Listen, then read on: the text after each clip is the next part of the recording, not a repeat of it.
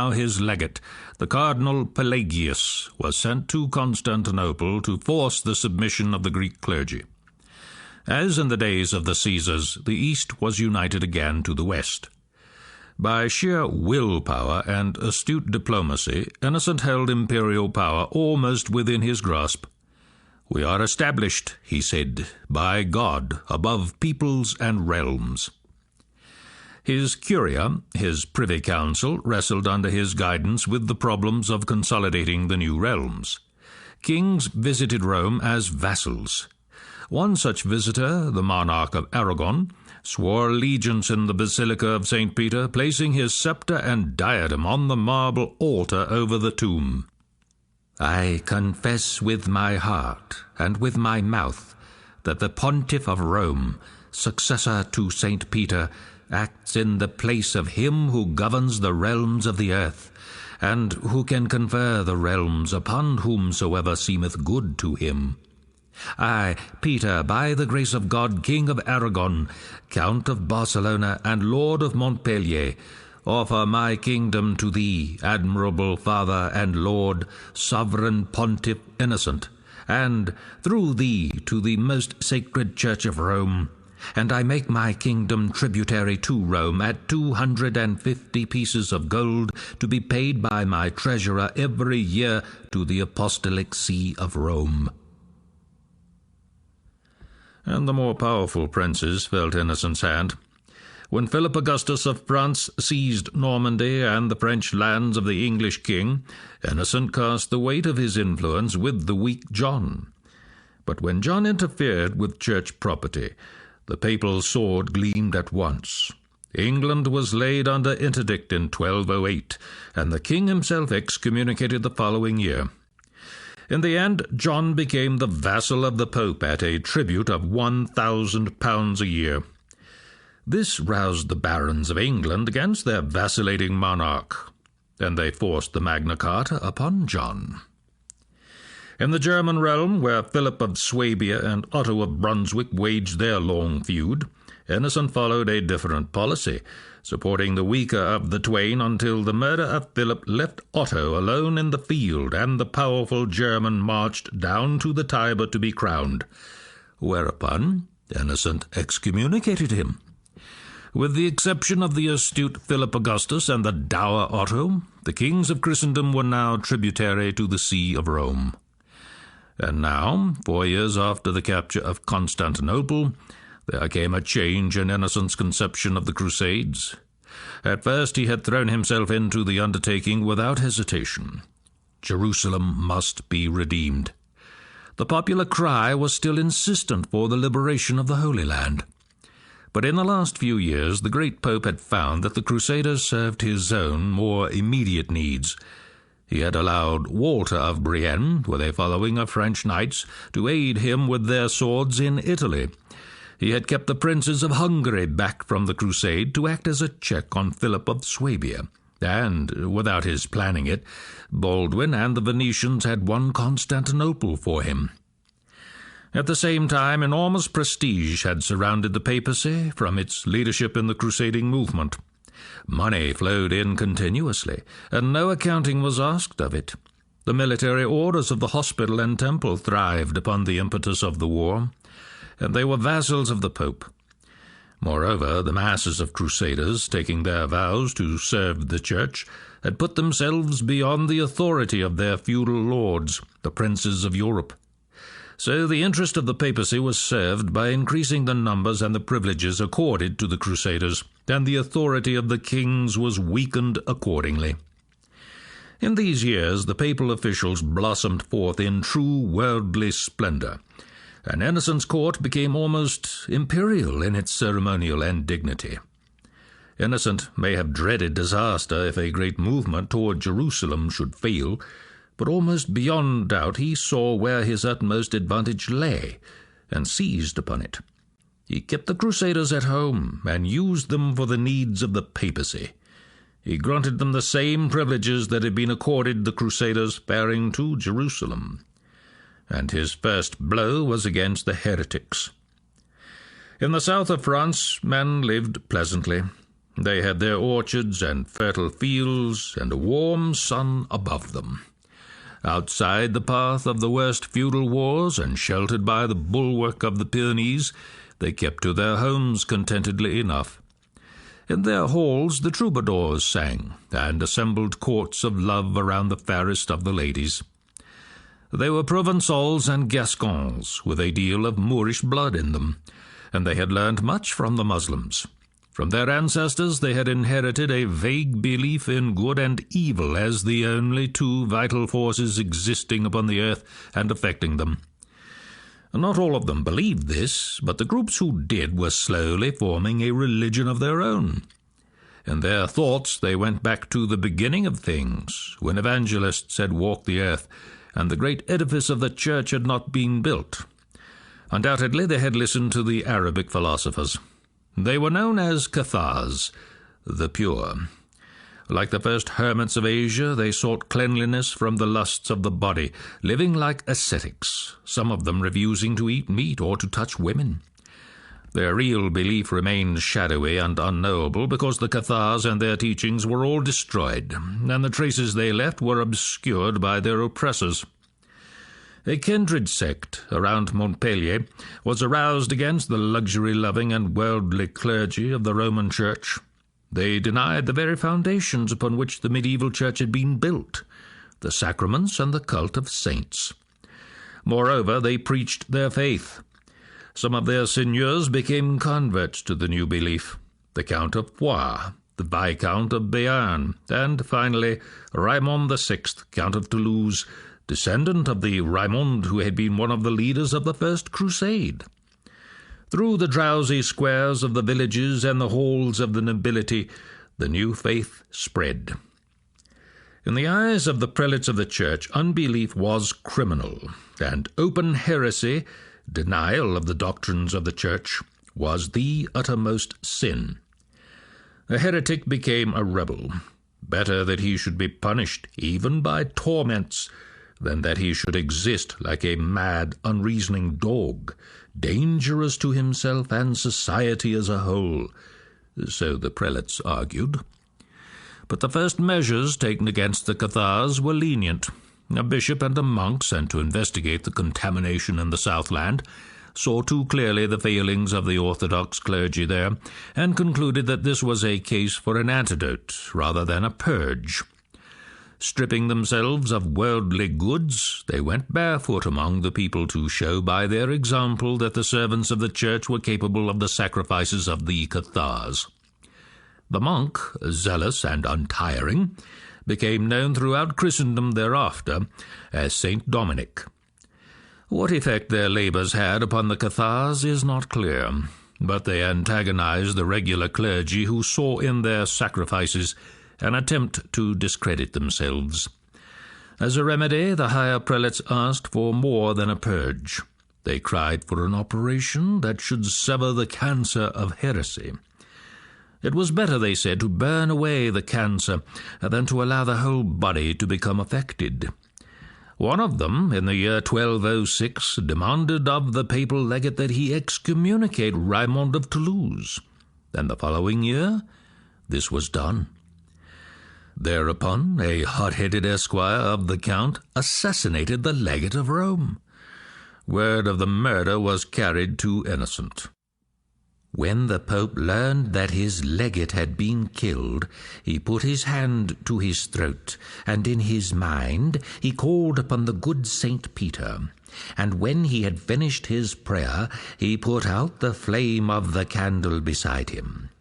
At that moment the abbot of the Citeaux was near him, with Master Milon and a dozen cardinals. They sat in a circle, and in that circle was taken the resolution by which so many men lost their lives, and so many women were stripped of their garments. Innocent called for a crusade against the heretics. They had rebelled against the authority of the Church. They should be suppressed by the soldiery of the Church. Indulgence from sin was offered those who volunteered, and even the merchants and moneylenders of the north hastened to donate funds, for which they were richly repaid with cloth and wine and grain gathered from the plundered fields of the south. The Crusaders were the French neighbours of the Languedoc, the affected region. They wore bands of cloth of silver about their chests, embroidered with gold crosses, and they embarked upon the enterprise as if it were a huge border raid, with unlimited liberty to plunder, and ecclesiastical sanction for their efforts. In vain Raymond of Toulouse protested that he had had no hand in the murder. The army of invasion was formed under such redoubtable and merciless spirits as Simon of Montfort, and it moved south with bands of clerics who sang Veni Creator. It made no distinction between Cathars and others. At Béziers it stormed the town, and in the church of the Madeleine, where women and children had taken refuge, 7,000 were slain. It divided, quartering over the countryside, at times fighting actual battles against the desperate knights of the south, and at times devastating everything with sword and fire. Captured knights were crucified on the olive trees, or dragged at horses' tails. The path of the army became marked by pyres of human bodies, smoking and blackened heaps, and wells were choked by corpses. Under the clashing of swords and the pounding of hoofs, the gay songs of the troubadours and the chanting of the poets were stifled into silence. Peter, King of Aragon, took the field against de Montfort's Crusaders with the lords of Languedoc, but he was defeated and routed and slain. This was in 1213. The war had lasted for 4 years, and the ravaging continued long afterward. Meanwhile, Innocent had sanctioned 2 other enterprises as crusades. In the far northeast, the Teutonic Knights were sent among the pagan Prussians to convert them sword in hand. And in Spain itself, knights were summoned to a crusade against the remaining Muslims, from which they emerged victorious after driving the men of Islam south to the Granada region by the sea. And to do away with the troublesome John Lackland in England, the Pope prepared for a crusade against the English, a move that Philip Augustus embraced with eagerness. He had taken no part in the ravaging of Languedoc, but he welcomed an excuse for the invasion of England. From the years 1206 to 1213, Innocent availed himself of the crusade power to further his own policy from Constantinople to Granada. For the first time in the south of France, he had drawn the papal sword to exterminate heretics. But it was not to be the last time. For more than 5 blood-stained centuries, other popes and monarchs would follow his example. So, for the first time, crusades were turned, by Innocent's will, against Europeans at home. The crusade power had been harnessed to papal ambition.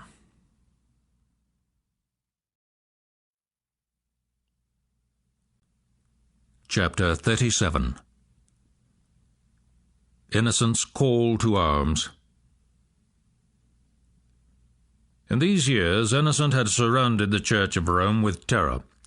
In such a short space of time, he had wrought miracles within the churches as well.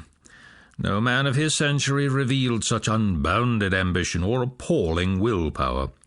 But he had not been able to put his own house in order. At his doorstep, the unruly mobs of Rome still carried on their feuds, the Orsini pausing now and then to gather together against the Pope, who had in him the blood of the antagonistic Conti. They fortified themselves anew in their castles, making the streets a battleground when it pleased them to do so, and when the Pope built a tower of his own, they forced him to flee the city. And north of the city, the Lombard communes, the sturdily independent town republics, formed a bulwark against the growing imperium of the papacy. Like the later Caesars of elder Rome, Innocent advanced his frontiers, but could not be master in his imperial city. He had to face as well a silent rebellion in the church itself, The growing worldliness of his prelates had estranged more ardent and youthful spirits. Monks began to appear in the countryside without the sanction of their superiors. Barefoot and clad in ragged habits, they begged their way and gave their strength to the harsh, hard work of relieving common suffering. They were high-spirited, ready to chant a psalm or wield a manure fork or walk with the vagabonds of the roads. They slept in ditches or haystacks and cared not a jot for an idle thing like dignity. One of their leaders was the man of Assisi, who laughed with the children and tended lepers and lived in reality with the birds and the beasts. He had not been dead 2 years before they called him St. Francis.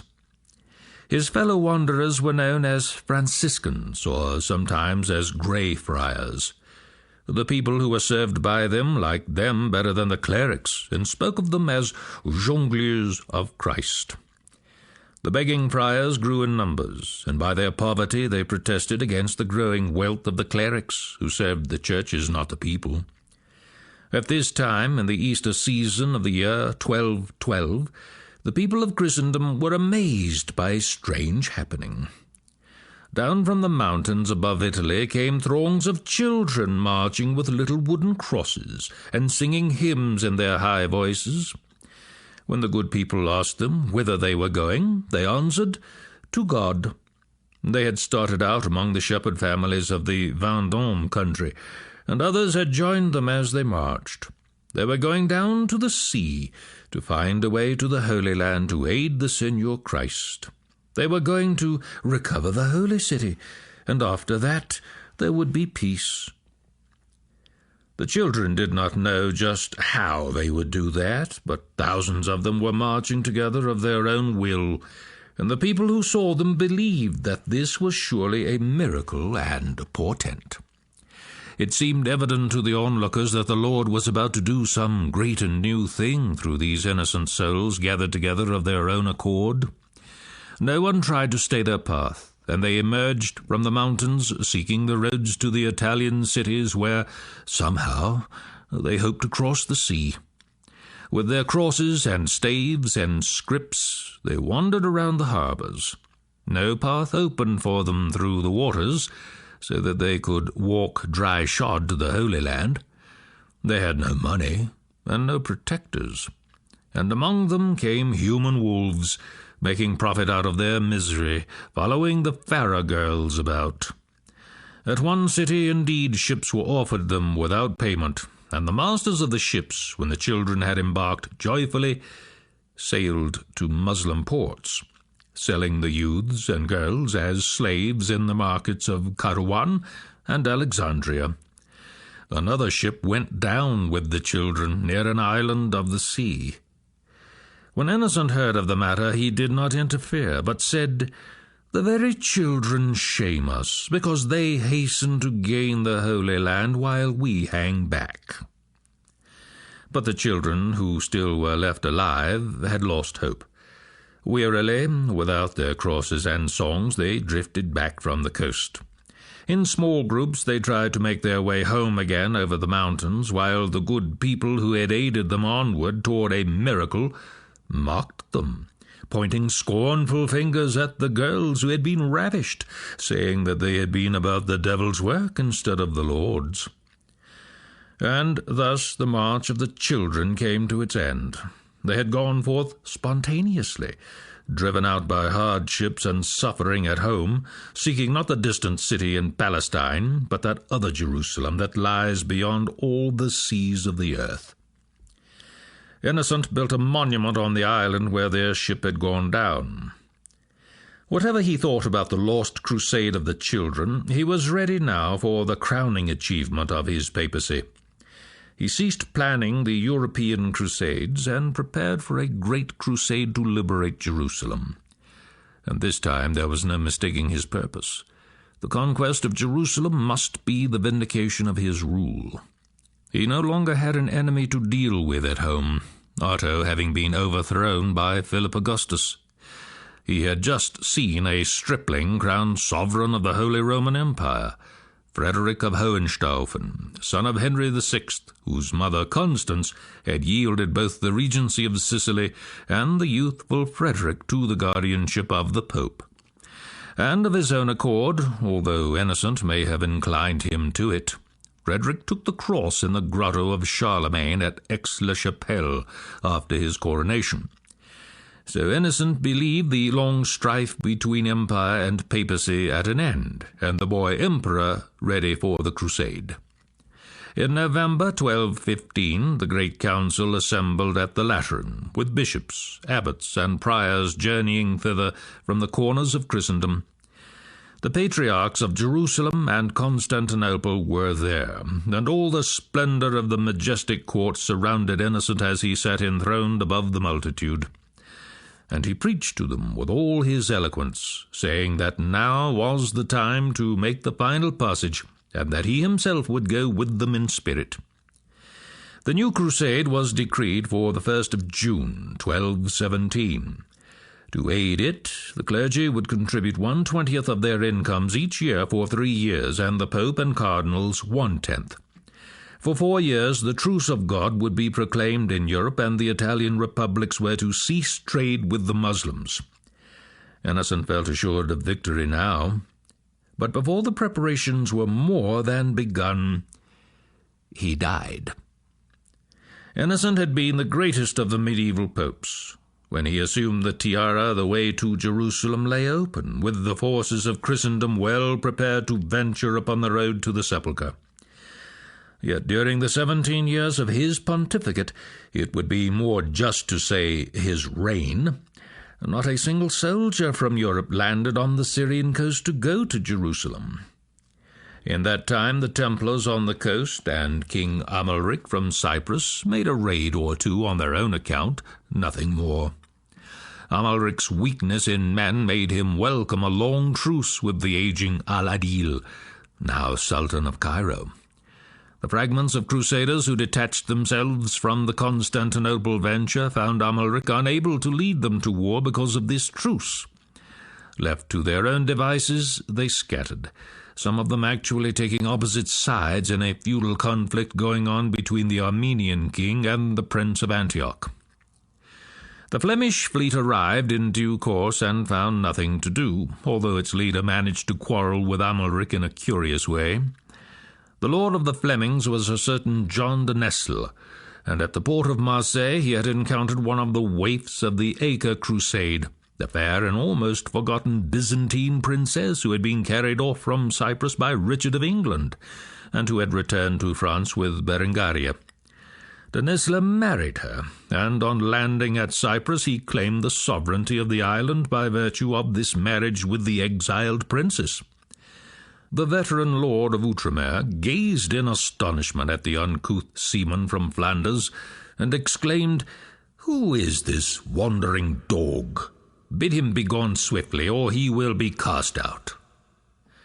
So these unhappy crusaders, in search of a crusade, had to find their way home again as best they could, even as the waifs of the Children's March had to retrace their steps without their songs and wooden crosses. But the Constantinople venture had another effect, quite natural and yet unexpected. When it was known along the Syrian frontier that the great Byzantine city had fallen to the French, the knights and adventurers began to turn their eyes longingly to the north. They heard that castles and whole provinces were being given away around Constantinople and in Greece. Uncounted riches lay there, waiting to be grasped, and the Pope had promised the same indulgence for Crusaders to Constantinople as to the Holy Land. Hundreds of the Crusaders left the Syrian coast to seek the golden rainbow hanging over the Queen City. Meanwhile, the Venetians had thrown off the mask of the Crusade. Spurred on by the rivalry of Genoa and Pisa, they were sweeping up the coasts of Greece, colonizing and fortifying Crete. Innocent might have fared better in his attempt to reconcile the Greek clergy to Latin rule if the Venetians had not been so greedy in despoiling the Greek churches. Not content with that, the Republic of the Lagoons was making treaties with the Seljuk sultans in Asia Minor, and with Al-Adil in Cairo. So vastly profitable was the Asia trade becoming that the interests of the Venetians now lay in preventing crusades, which disturbed their trade. In this they were directly opposed to the papacy, which needed the Crusades. In the tug-of-war that followed, the Venetians held their own. Innocent forbade all trade with the Muslims, but when the Venetians sent an embassy to protest, he limited his ban to materials of war: iron, oakum, pitch, rope, weapons, and ships. Innocent had changed the whole character of the Crusades by launching them against the enemies of the papacy at home. At the same time, he had so extended the temporal rule of the papacy that it leaned more and more upon the support of the crusading movement. During all his pontificate he had sounded the clarions of the Holy War, in spite of the resulting slaughter. 120 years ago, Urban II had welcomed the First Crusade, for the spiritual leadership it brought him. Innocent made use of it as a means to temporal dominion. He bequeathed it to the papacy as a fixed policy, and the results of this policy, slow in making themselves felt, were as inevitable as the darkness that follows a sunset. When he died, the papacy, deprived of his brilliant leadership, had greater need than ever of the prestige of the conflict. Already Innocent's far-flung imperium was cracking and crumbling in places. The Armenians were throwing off allegiance to Rome, the Byzantines were making head against the Latin invasion of Constantinople, and the French were still intent upon the graveyard of the Languedoc. So Innocent's successors, whatever their own convictions might be, were committed to preaching the crusade. They dared not refrain. In July 1216, the Cardinal Cencio Savelli, an old and peace-loving man, assumed the tiara as Innocent's successor. That same day he announced that he would carry on Innocent's plans, and sent out letters summoning the young German Emperor Frederick II to the war, with the King of Jerusalem and the French Emperor of Constantinople. Frederick asked for delay, saying that his own lands were too unsettled to leave. But Andrew II, King of Hungary, whose army had been held back until then by Innocent, was the first to take the cross. Aroused by the preachers of the crusade, men thronged from all the corners of Europe, Flemings, Scandinavians, and Austrians, to join the new army of the cross. This time they felt assured they would take Jerusalem, but the road led them to a different place. Chapter 38. The Road to Cairo. The path of the new crusade led to Cairo, and to the great test of strength of the years 1218 through 1221, when the armed power of the West was locked in a clench with the armies of the East. And for the first time in nearly 40 years the Crusaders held victory within their grasp. It is best to look at this battle, for it was an almost continuous battle, as a whole, rather than at the men who fought in it, or the machinations that went on behind the scenes. In this way we can see the battlefield more clearly, and the movements of each side, for strategy played its part here. The Crusade of Cairo, as it might be called, was the climax of the conflict begun by Saladin 36 years before. It was the ending of an old phase and the forerunner of a new. As Innocent's rule had foreshadowed a change in the character of the Crusades, this Battle of Cairo marked a change in the military conflict between Muslim and Christian.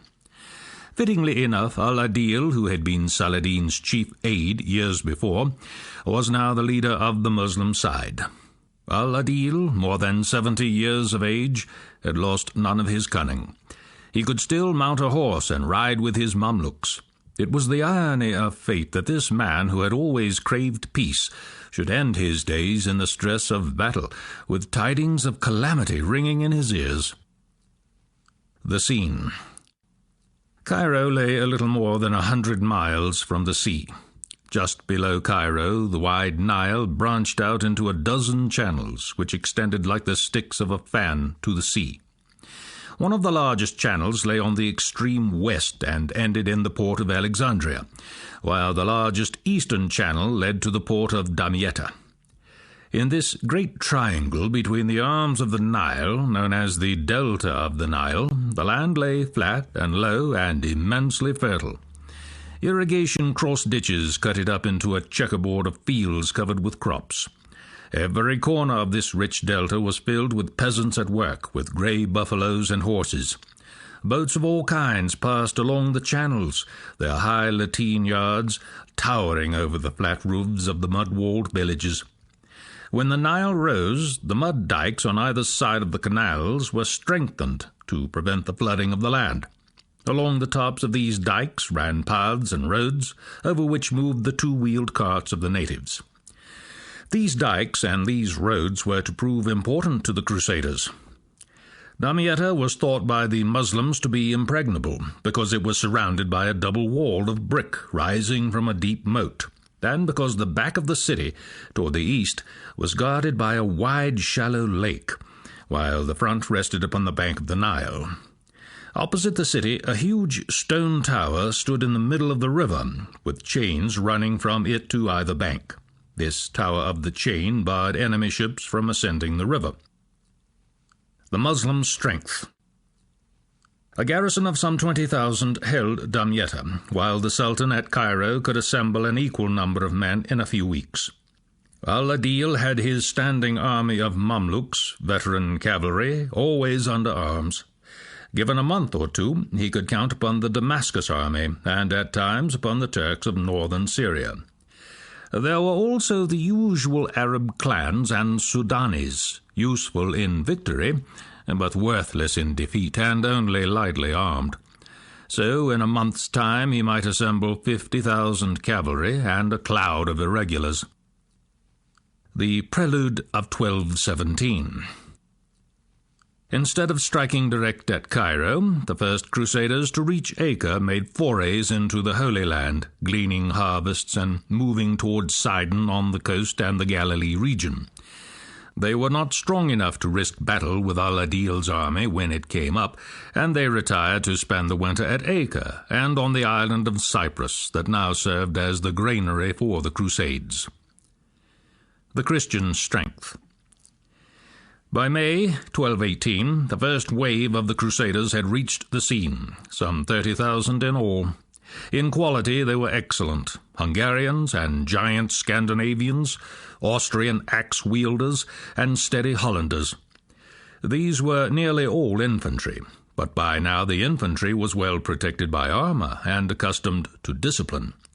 It had more crossbows than in the Acre Crusade, and was capable of standing against the charges of the Muslims. Moreover, it had new and more powerful siege engines.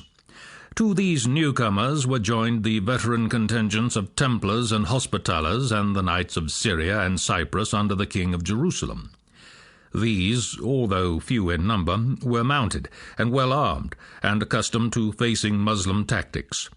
The fleets serving as transports were Genoese with some Pisan galleys, the crews adept at sea warfare.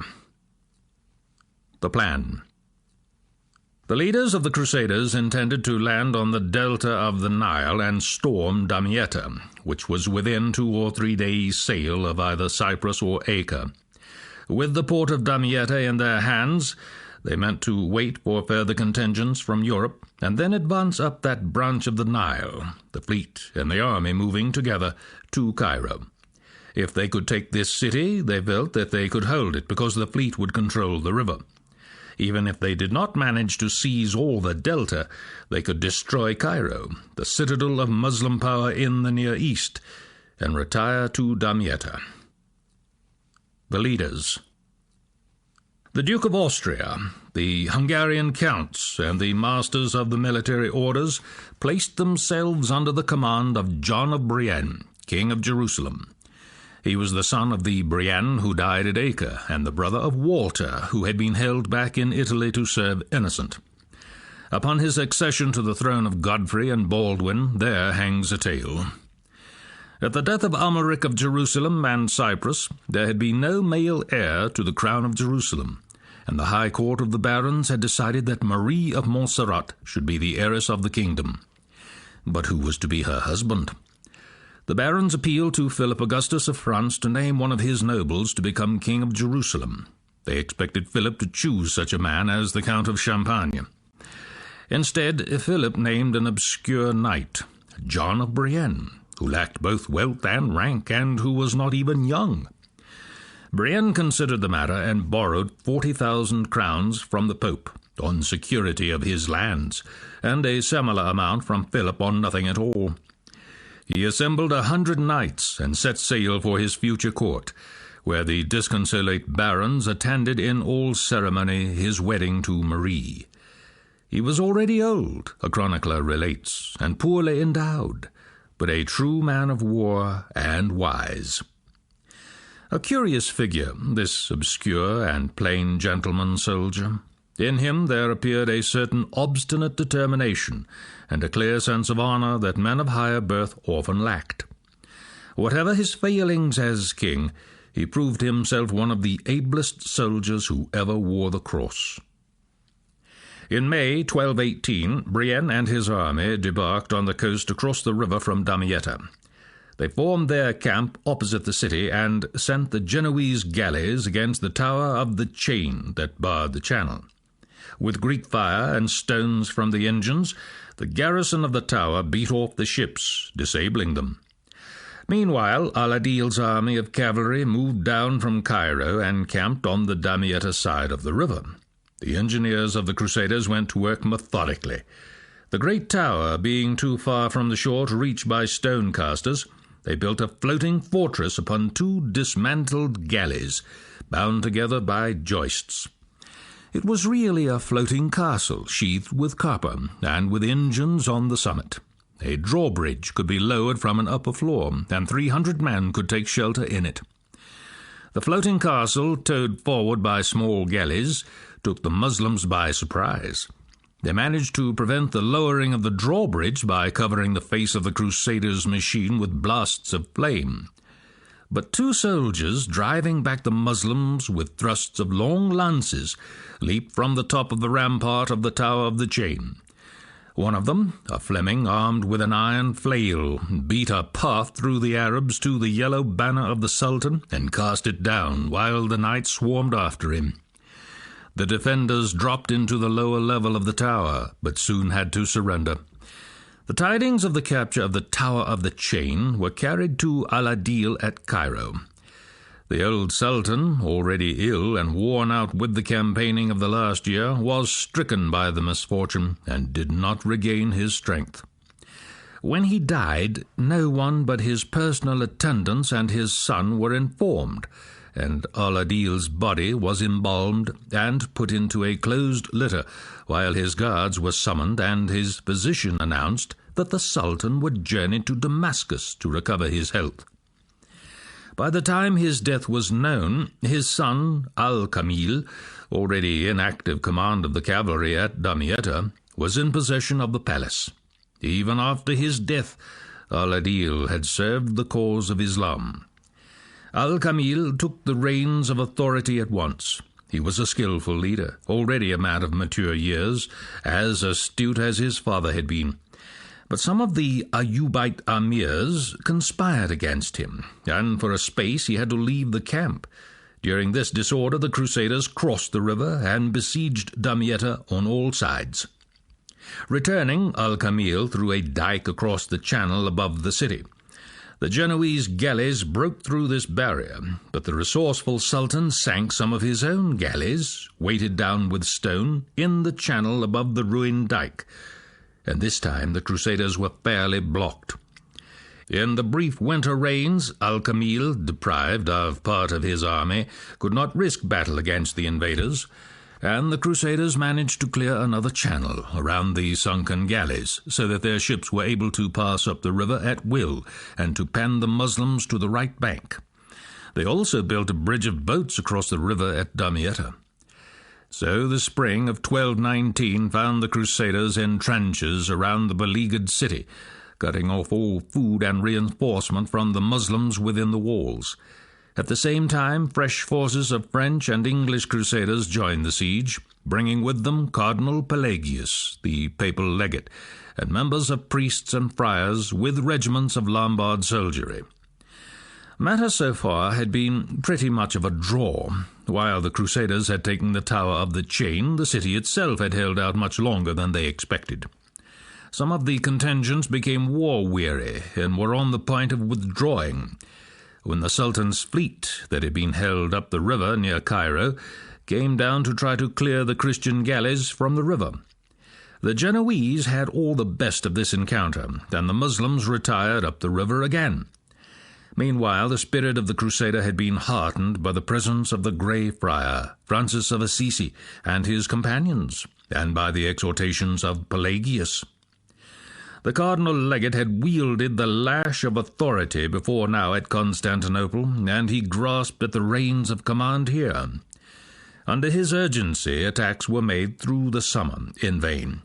While Pelagius dominated the council, the gentle Friar of Assisi went about among the tents, sharing the tasks of the soldiers and tending the sick. But by autumn the Moslem garrison was in the last throes of starvation. In a storm, during the night of November 4th, the Crusaders made a surprise attack. They swarmed up the ladders in silence and seized a tower. Some Templars fought their way down to a postern gate, broke it down with their axes, and let in their comrades who were waiting outside the wall. Al-Kamil, who was camped not far away, could do nothing to aid the city because the flooded canals, the Nile being then at its height, prevented him from moving forward. The next day, Damietta fell to the Crusaders, with all the wealth of its bazaars.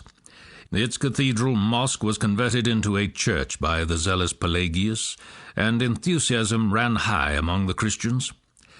The Muslims, who had thought Damietta impregnable, were thoroughly disheartened. Some of them fled back to Cairo, crying that the Crusaders were on the way to the city, and for a while Al-Kamil and his officers could do nothing with the panic-stricken multitudes. Pelagius urged an immediate advance on Cairo, on the heels of the retiring Muslims, an obvious move, tempting enough to a layman. It would have been a decisive move, without doubt, if the army could have been transported intact to the gates of Cairo at once. But the Crusaders had suffered during the siege, and more than 100 miles of bottomland crisscrossed by flooded ditches and canals lay between them and the city. John of Brienne and the experienced soldiers advised first putting Damietta in condition to defend, fortifying the outer camp, resting the men, and waiting until the flood subsided, when Frederick, the German emperor, had promised to appear in Egypt. Only after a battle of wills did he gain the cardinal's consent to this, and Pelagius did not forgive him the struggle.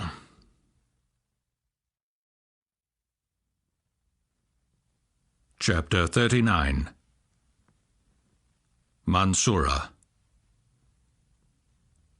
While they waited, the Crusaders stormed the fortress of Tanis in the center of the nearby lake. But Frederick did not appear, although his departure for Egypt was announced from time to time, and the Crusaders did not know that he had no intention of coming. After the summer of 1220, John and the Syrian barons withdrew for a time to Acre to attend to affairs there, leaving Pelagius in charge at Damietta. Meanwhile, two very different things had happened elsewhere. Al-Kamil's brother, the Sultan of Damascus, fearing that the Crusaders would turn against Jerusalem after taking Damietta, demolished the walls of the holy city, except for the Haram sanctuary and the Tower of David, so making Jerusalem an open city that could not be defended until it was walled in again. And far in the east began an upheaval that struck terror into the heart of Islam, and turned all eyes of the Muslims thither. For the present the Crusaders knew nothing about this. So the remainder of 1220 passed, with the Crusaders extending the Damietta lines and Al-Kamil rebuilding his army at Cairo. What the king of Jerusalem and the Sultan might have done next is uncertain, but Pelagius took the reins into his hand. Early in the summer of 1221, Louis, Duke of Bavaria, landed on the Delta with a strong force, and Hermann of Salza, Grand Master of the Teutonic Knights, appeared with 500 swords and tidings that his lord, the Emperor Frederick, would sail for Egypt immediately. Whereupon Pelagius ordered an advance upon Cairo on his own account. Brienne and the Syrian lords heard of the decision and hastened back to the Egyptian front. They opposed the advance until Frederick should arrive, knowing that Al-Kamil now had with him the armies of Damascus, Hamath, and Baalbek. The Muslims outnumbered the Christians 3-2. But the cardinal was supported by the Italian contingents and the newly arrived Germans. The march up the Damietta branch of the Nile was begun, and King John and his lords joined it with their men. In all, the army numbered about 1,000 knights, 5,000 cavalry, and 40,000 foot. Whereupon Al-Kamil did something quite unexpected. He offered terms of peace. He had the upheaval in the east to ward against, and the last thing he wanted now was a long siege of Cairo. Moreover, the Crusaders were so fortified in Damietta that it would be a tremendous task to get them out of there. So if they would retire from Egypt and give up Damietta, he offered them their ultimate objective, Jerusalem. With Jerusalem, he agreed to yield to them the surrounding country, with Bethlehem and Nazareth and the intervening shore as far south as Ascalon and the Galilee region, all the conquests of Saladin from the Jordan to the sea. The offer came after the Crusaders had gained a minor success and were approaching the camp of the Sultan's army at Mansoura, where the Nile branched again. It took them by surprise, and the leaders debated it anxiously. They soon divided into two parties, with King John, the French seigneurs, the barons of the Syrian coast, and the masters of the temple and the hospital urging acceptance of the Sultan's terms. By those terms they could restore the old kingdom of Outremer, as it had been before the Battle of Hattin, and the line of the Jordan and the northern mountains could easily be held. Above all, they would be masters of Jerusalem again. Strangely, while these soldiers were eager to exchange Damietta for Jerusalem, it was a churchman who opposed them. Pelagius would not hear of it. He demanded that the terms be refused, and the march to Cairo resumed. Why he took this stand there is no telling.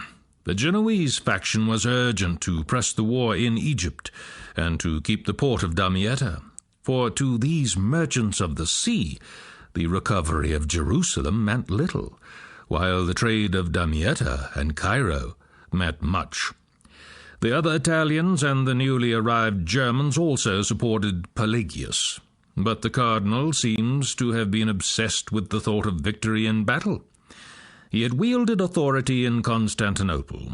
He had driven the soldiers to the assault of Damietta, and now he had set his mind upon Cairo. His word was final, because he was legate of the Holy See, and he spoke with the authority of the Pope himself. The Sultan's terms were rejected, and the army moved forward again. Unknown to the Crusaders, and days before its time, the Nile was also moving in flood down toward them. Against his will, Al-Kamil made ready to give battle at Mansoura, the victorious. For months he had been building galleys at Cairo and sending them down the other branch of the Nile to Alexandria, so that by now the Muslim fleet was the stronger, and going around by sea from Alexandria to Damietta had driven the Christian ships away from Damietta. On the 24th of July, the Crusaders' advance came to a stop. In front of them the river joined the Ashmun branch of the Nile, so that they were moving into a triangle of land with rivers on both sides, while across the water, on slightly higher ground, stood the Muslim fortified camp of Mansoura. All their efforts at forcing a crossing failed under the missiles from the Muslim engines, and they were beset in turn by clouds of Bedouin horse. Before long they were obliged to entrench their own camp. Meanwhile the Nile rose steadily, and the ships bringing their supplies ceased to come up the river. This was due to Al-Kamil's galleys, which had taken possession of the Damietta branch in the rear of the Christians, coming between them and the Damietta. Apparently, the galleys accompanying the army could do nothing with the new Muslim fleet, and with his ships in control of the waterways, Al-Kamil could move his forces about at will. The first the Christians realized of the flood was when the water appeared in their camp, ankle-deep. Al-Kamil then took the desperate measure of breaking down some of the river dikes, flooding the triangle in which the Crusaders were camped. Only one narrow mule path remained open in the rear of the Christians, and the Sultan, by throwing a bridge of boats across the Ashmun branch, was able to place his cavalry across this single road to Damietta. His archers raked the Crusaders' tents with arrows, and King John, faced with disaster, cast his knights through the flooded region in an attack upon the Muslims. The heavy chargers bogged down in the mud, and the Muslim archers swept the men from the saddles with their arrows from the dikes. Without food and almost without hope, the king burned his tents and, with all the army, tried to cut his way back to Damietta. But on the first day the retreat floundered in the flooded ditches, and, with his men helpless in the water, he sent to the Sultan to ask for terms of peace. While his men, separated from their remaining ships, beat off the Muslim attacks, King John was escorted under truce to Al-Kamil's tent, where he flung himself down, his head in his hands. "Why grievest thou?" the Sultan asked. "I grieve," John said, "for the men out yonder." The Crusaders, although unable to move, were still holding off the triumphant Muslims, and Al-Kamil had no inclination to press the attack upon desperate men, or to besiege Damietta, which was held by a strong garrison thereafter. So he granted liberal terms, the prisoners on both sides to be returned, Damietta to be given up and evacuated, and the surviving Crusaders to be allowed to depart in peace. A truce was agreed upon for 8 years, or until a new monarch should come on crusade from Europe. King John, still expecting the arrival of the Emperor Frederick, did not feel that he could bind the German monarch by his surrender. So in the grey mud of the Nile ended the first Egyptian crusade in September 1221. The disaster had a double effect. Ever since Saladin's capture of Jerusalem, the men of Europe had gone forth to continuous war. Until now they looked forward hopefully to the recovery of the Holy City, feeling that the burden of their sins had caused defeat in the past, but that victory lay ahead of them, a conviction impressed upon them by the preachers of the Church. After Mansoura, the soldiers began to lose this confidence. On the other hand, the Muslims, who had lost ground steadily, though not decisively, since Saladin's first sweep across the Holy Land, now regained confidence. Mansoura taught them that they could overthrow an army of the dreaded knights. Saladin had fought against odds, but Al-Kamil found himself on even terms with the Crusaders. Thenceforth, the Muslim power was to increase, although in a way they little suspected. The surrender at Mansoura had its interlude. A slender figure in a friar's habit, barefoot and hatless, appeared in the Muslim camp, heedless of the mocking and menaces of the warriors. St. Francis, the apostle of poverty and gentleness, made an appeal to the Sultan in his seat of war and luxury. To Al-Kamil, little understanding, it seemed to be an act of madness, but he saw that this first missionary of peace suffered no harm. Al-Kamil had broken and driven back a general crusade, but he still had to deal with Frederick of Hohenstaufen.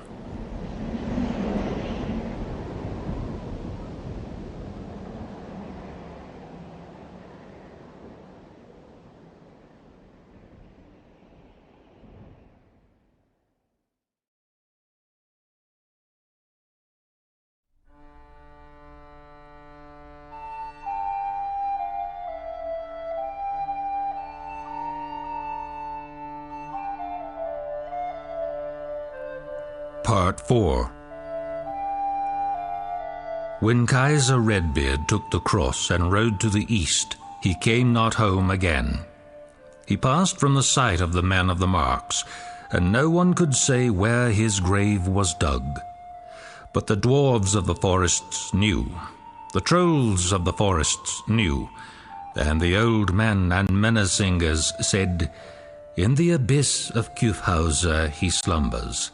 Aye, the Redbeard sleeps with his paladins until the trumpets of Armageddon shall sound, when he will ride again with his host.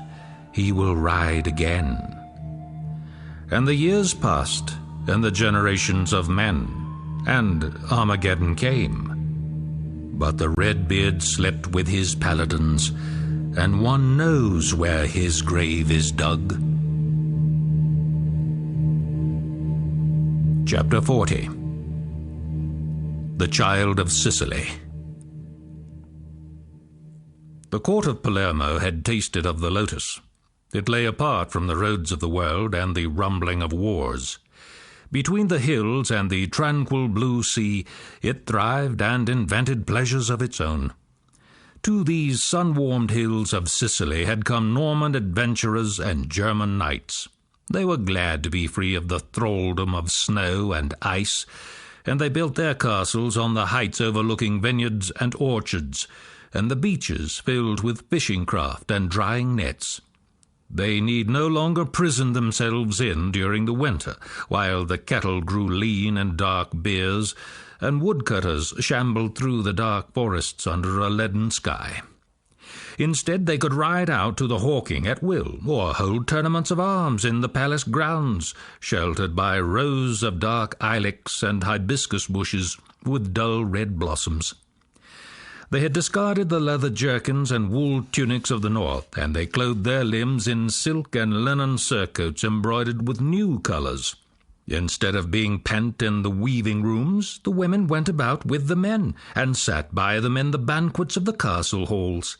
The nobles themselves no longer kept tally of cattle, and hides and mead stored up, or the farming of the summer fields.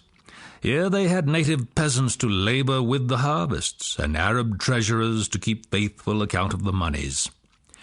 Palermo had grown fine and sightly since the Normans came.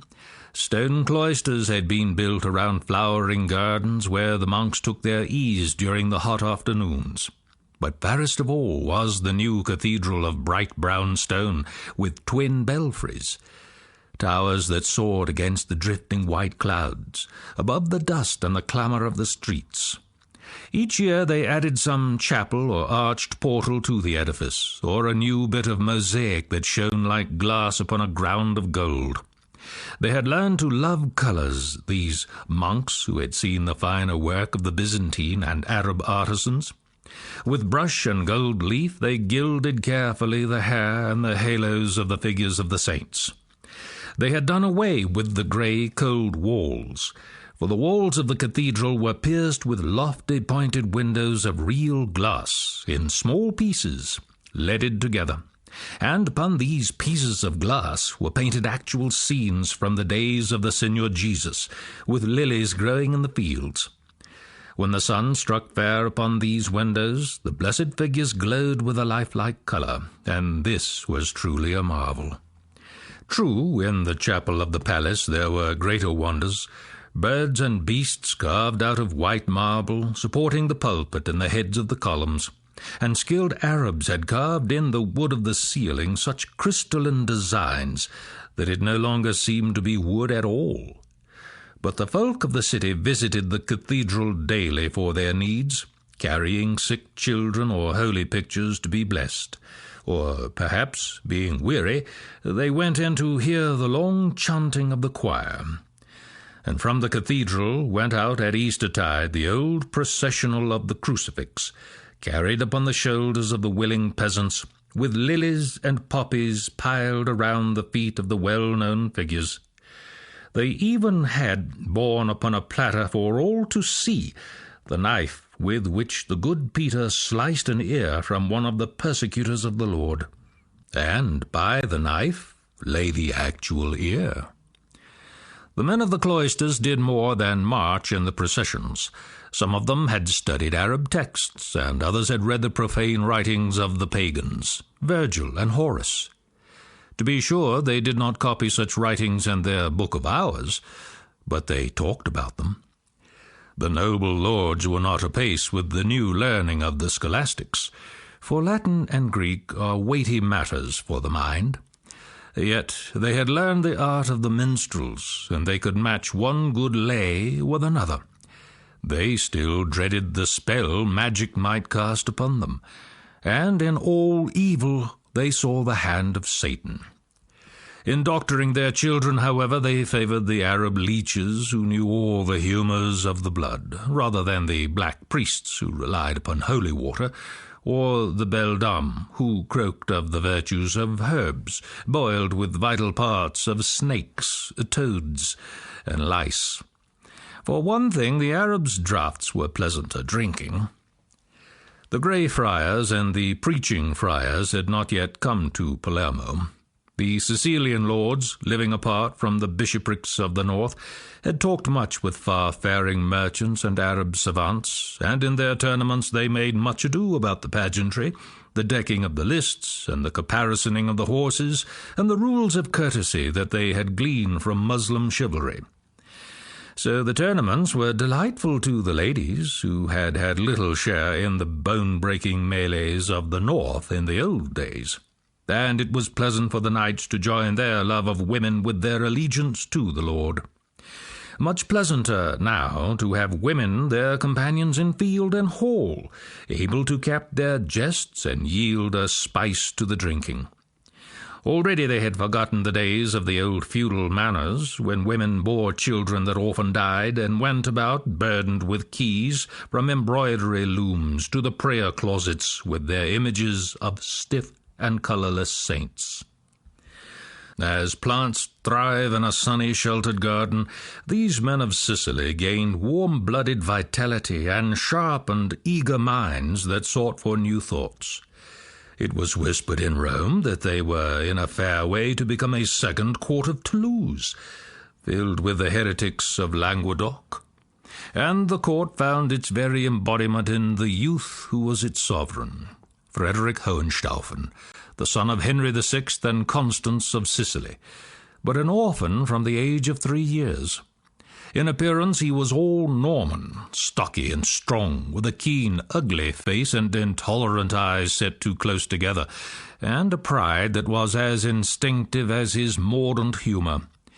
Was he not the heir of the Hohenstaufen, descendant of Frederick Redbeard, who had been a Teutonic Hannibal, and who had said, "By God's grace, I am Emperor of Rome"? Not that Frederick troubled his head about matters of empire.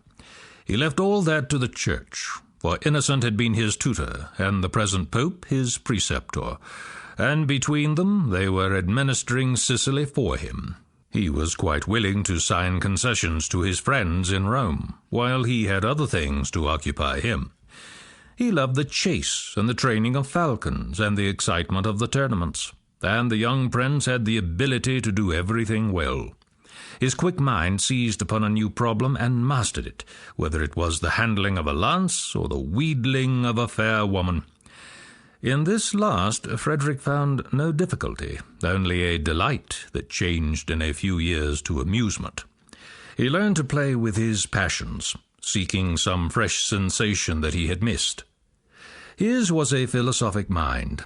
A brilliant conversationalist and a stubborn arguer, he found food for interest in the debates of his prelates with the Arabs and Greeks of the court. Straightway his thoughts overleaped such dogmatic problems and played with stranger concepts. Something in him was akin to the Justinian of other ages, who had never been content, even with pagan dreams. Frederick once said that he would only believe what could be demonstrated before him, but in reality he believed whatever appealed to his fancy. His philosophy never overcame his curiosity, and, for better or worse, Frederick was launched upon a world that, in spite of the new learning of the scholastics, was bound in all things by the rigid dogma of the Church. While Innocent lived, Frederick remained on most affable terms with Rome. If he was not devout, he was indifferent, while he had his falcons and the fair Greek girls. And then, with a sudden flash of decision, he rode north almost unattended to claim the German throne that his father had held. On the way he presented himself before Innocent, and a bargain was confirmed between them. The Lateran would support his candidacy upon two conditions: that Frederick take the Crusaders' cross, and that never under any condition should the crowns of Sicily and Germany be united in one person. No matter how friendly the emperor, Rome would not allow him to hold, as Henry had tried to hold, the empire on the north and the kingdom on the south. Rome itself held the regency of Sicily and southern Italy, now known as the Two Sicilies. Frederick pledged himself to this in all sincerity. He had grown up amid neglect and conspiracy as the ward of the church, and all that was chivalrous in him drew him toward the crusade. It is significant of Innocent's knowledge of men that he had misgivings after his meeting with Frederick, and the bargain proved disastrous to the papacy. This happened in 1215. For a while the disorders in the German lands occupied all Frederick's attention, and he dealt deftly with the problems here, although at first he could hardly speak German. The lion cub was gaining both strength and cunning, and he became aware of many things, among them that the papal curia was setting aside German rights in Italy. This drew his eyes to the south, for the greatest of the Hohenstaufen was not the man to let others tread upon his privileges. Moreover, he was never at ease in the sombre burghs of the north, and his love of Sicily never waned. The papal court began to think that it had lost a good friend to make a bad neighbor, and the robed men of Rome decided that Frederick must carry out his vow to go on crusade. But Frederick would not be drawn out of his new stronghold, and on one pretense or another he put off his departure, finally requesting that before he went he should be crowned in public at Rome, and this was done with all ceremony. Then the news of the failure of the Egyptian crusade and the loss of Damietta reached Rome. It was decided to call a conference of the various leaders to discuss the next crusade, and to this assemblage at Ferentino in the year 1223 the Pope himself came, and Frederick, with Hermann of Salza, Grand Master of the Teutonic Order, recently escaped from Egypt. Thither also journeyed the Grand Masters of the Temple and Hospital, with John, King of Jerusalem, and other princes. It was the stalwart Hermann of Salza, and no one knows who inspired him to do so, who rose and suggested that Frederick marry Yolanda, the younger daughter of John and sole heiress to the kingdom of Jerusalem. This naturally pleased John, the elderly gentleman adventurer who had hardly dreamed of having a Hohenstaufen for son-in-law. The Pope, Honorius, assented, seeing in this marriage a means of interesting Frederick in the Holy Land, and Frederick himself agreed readily, seeing a new gateway of conquest open to the east, the very dream of his father. The matter was discussed by everyone save Yolanda, who was only 11 years of age. At least a year must pass before she would be able to marry. And Hermann of Salza agreed that, of course, John would continue to hold the kingship of Jerusalem so long as he lived. On his part, Frederick, intrigued by the new project, swore that he would sail upon his crusade in 1225. But when the time of the wedding drew near, Frederick did not sail to claim his bride in the Holy Land. Yolanda must needs come to the Cathedral of Brindisi instead, with her small entourage, and her bridal chests, and her girlish pride in this great dignity, and her unspoken fears.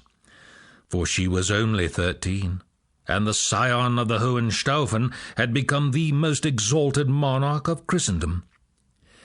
No chronicler relates her story. She knelt beside the German lord, her master, in all the splendor of the imperial court. She went forth into oblivion. Not a week had passed before John found his daughter unattended and weeping in the Brindisi castle.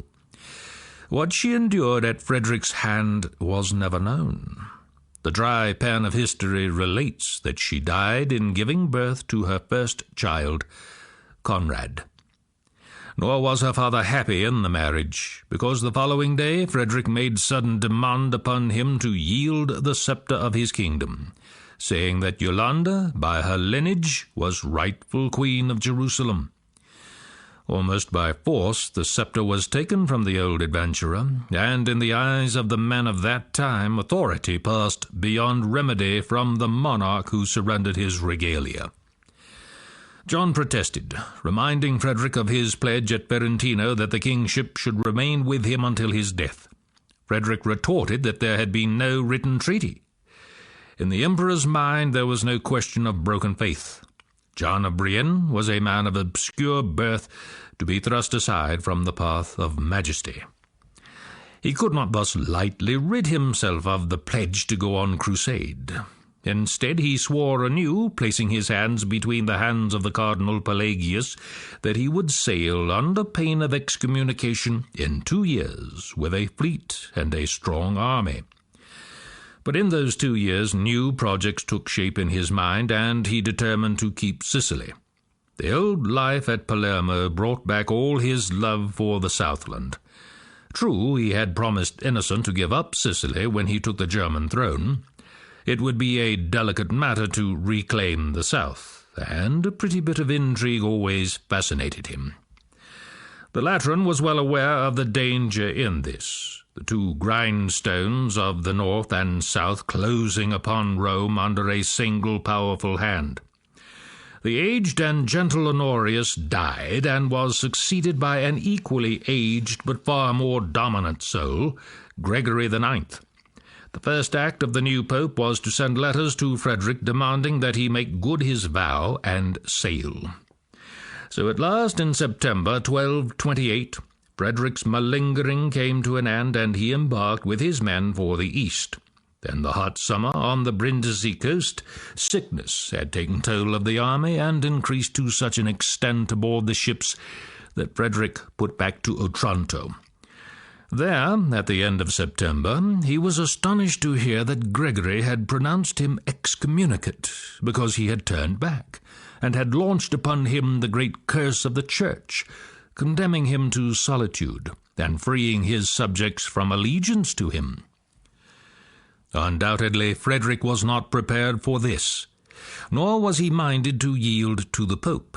And when everyone looked for him to hasten back to Germany to rally his forces, he sailed instead to Jerusalem. It must have stirred the dark humor in him to set out at last as a crusader under excommunication.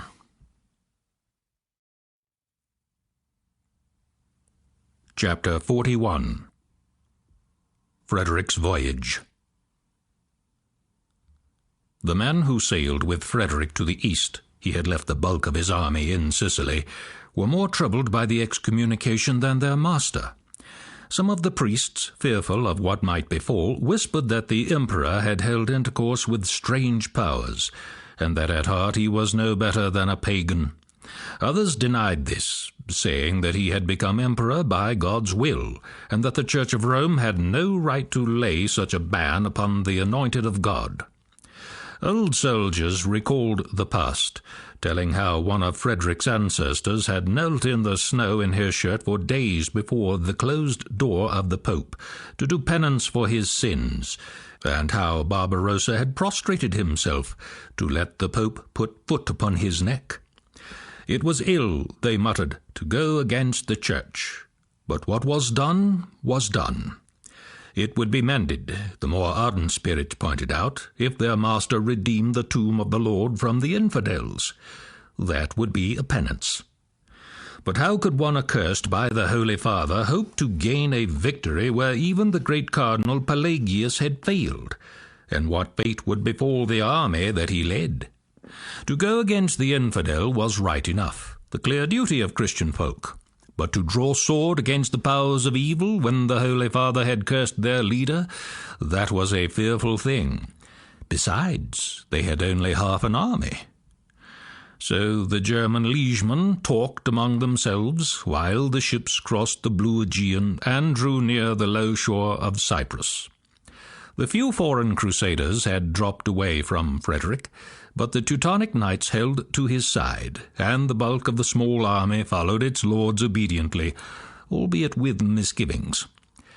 When they landed on the sands of Limassol, the Templars held aloof in the neighbouring castle of Colossi, and the nobles of Cyprus greeted the emperor with constraint, although the duty of hospitality lay upon them to welcome him.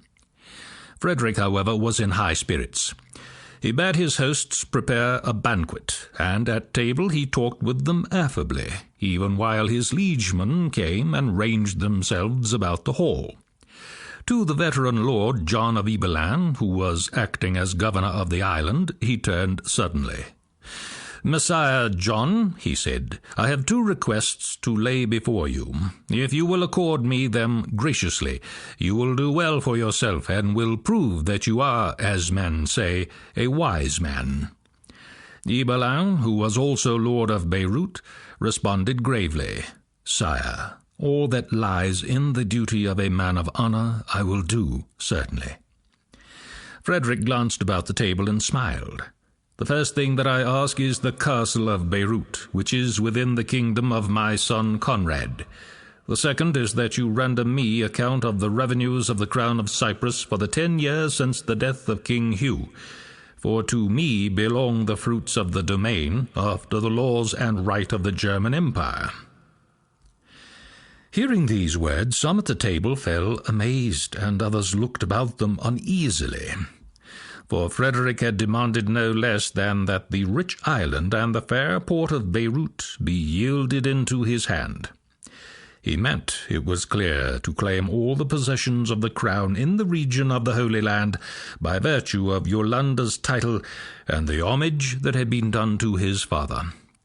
Yet at the very outset he found before him a man who would not submit to blandishment or to a show of force. "Sire," said John d'Ibelin, when he had considered his response, "as to the city of Beirut, it is mine by right, as I took it from the Saracens." He stood up before his distinguished guest. "As for the revenues of Cyprus, I will submit them to the high court of the barons. And now do I ask for trial and judgment upon this matter that you have brought up between us." And, storm and laugh and threaten as he would, Frederick could not shake the decision of the soldier. He had hoped to sweep away opposition, and he was not minded to submit his claim to court, but he left his bailiffs in Cyprus when he crossed to the Holy Land, and he had not relinquished his plan of drawing all of the Near East into his empire. He had need just then of all his nimble wit. Many Syrian barons had taken warning from the case of Ibelin, and would not join him. The Hospitallers kept to their castles. Frederick had no more than 3,500 horse and 10,000 foot with him, and the voyage had emptied his treasury. Even while he landed with all his court at Acre, he borrowed 40,000 pieces from Syrian nobles.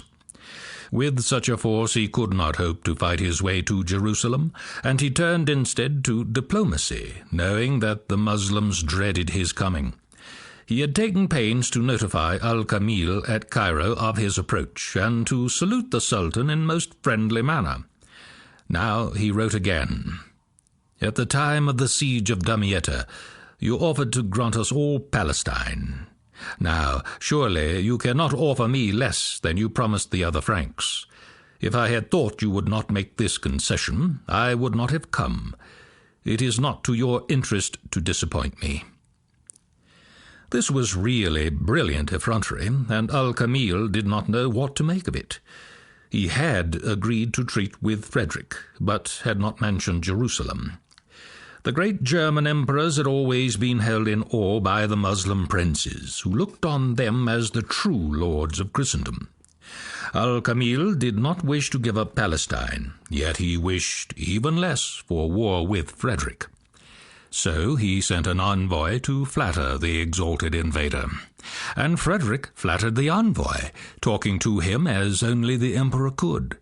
He hinted at his liking for the Muslim customs and religion, mentioned his Arab subjects in Sicily, debated the philosophy of Averroes, and promised to prevent any other crusade being launched against Al-Kamil. He moved down to Jaffa and fortified it to be nearer the negotiations, and gave the Muslims no time to ponder the matter. Banquet followed banquet, and his German barons hunted over the foothills toward Jerusalem. "I am thy friend," he wrote again to Al-Kamil, "and soon wilt thou know how high I am above all the other princes of the West."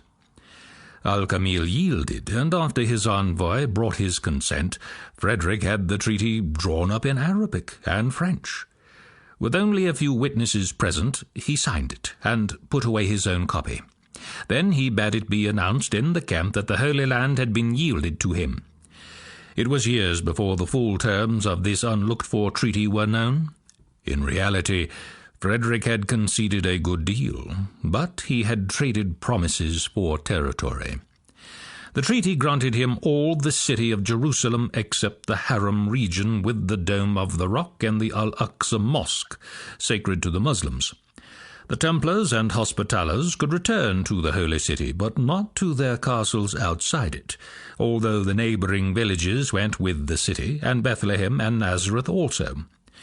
A kind of corridor down to Acre, with the castles of Torun and Montfort, was ceded so that the Christians could come and go to the sea.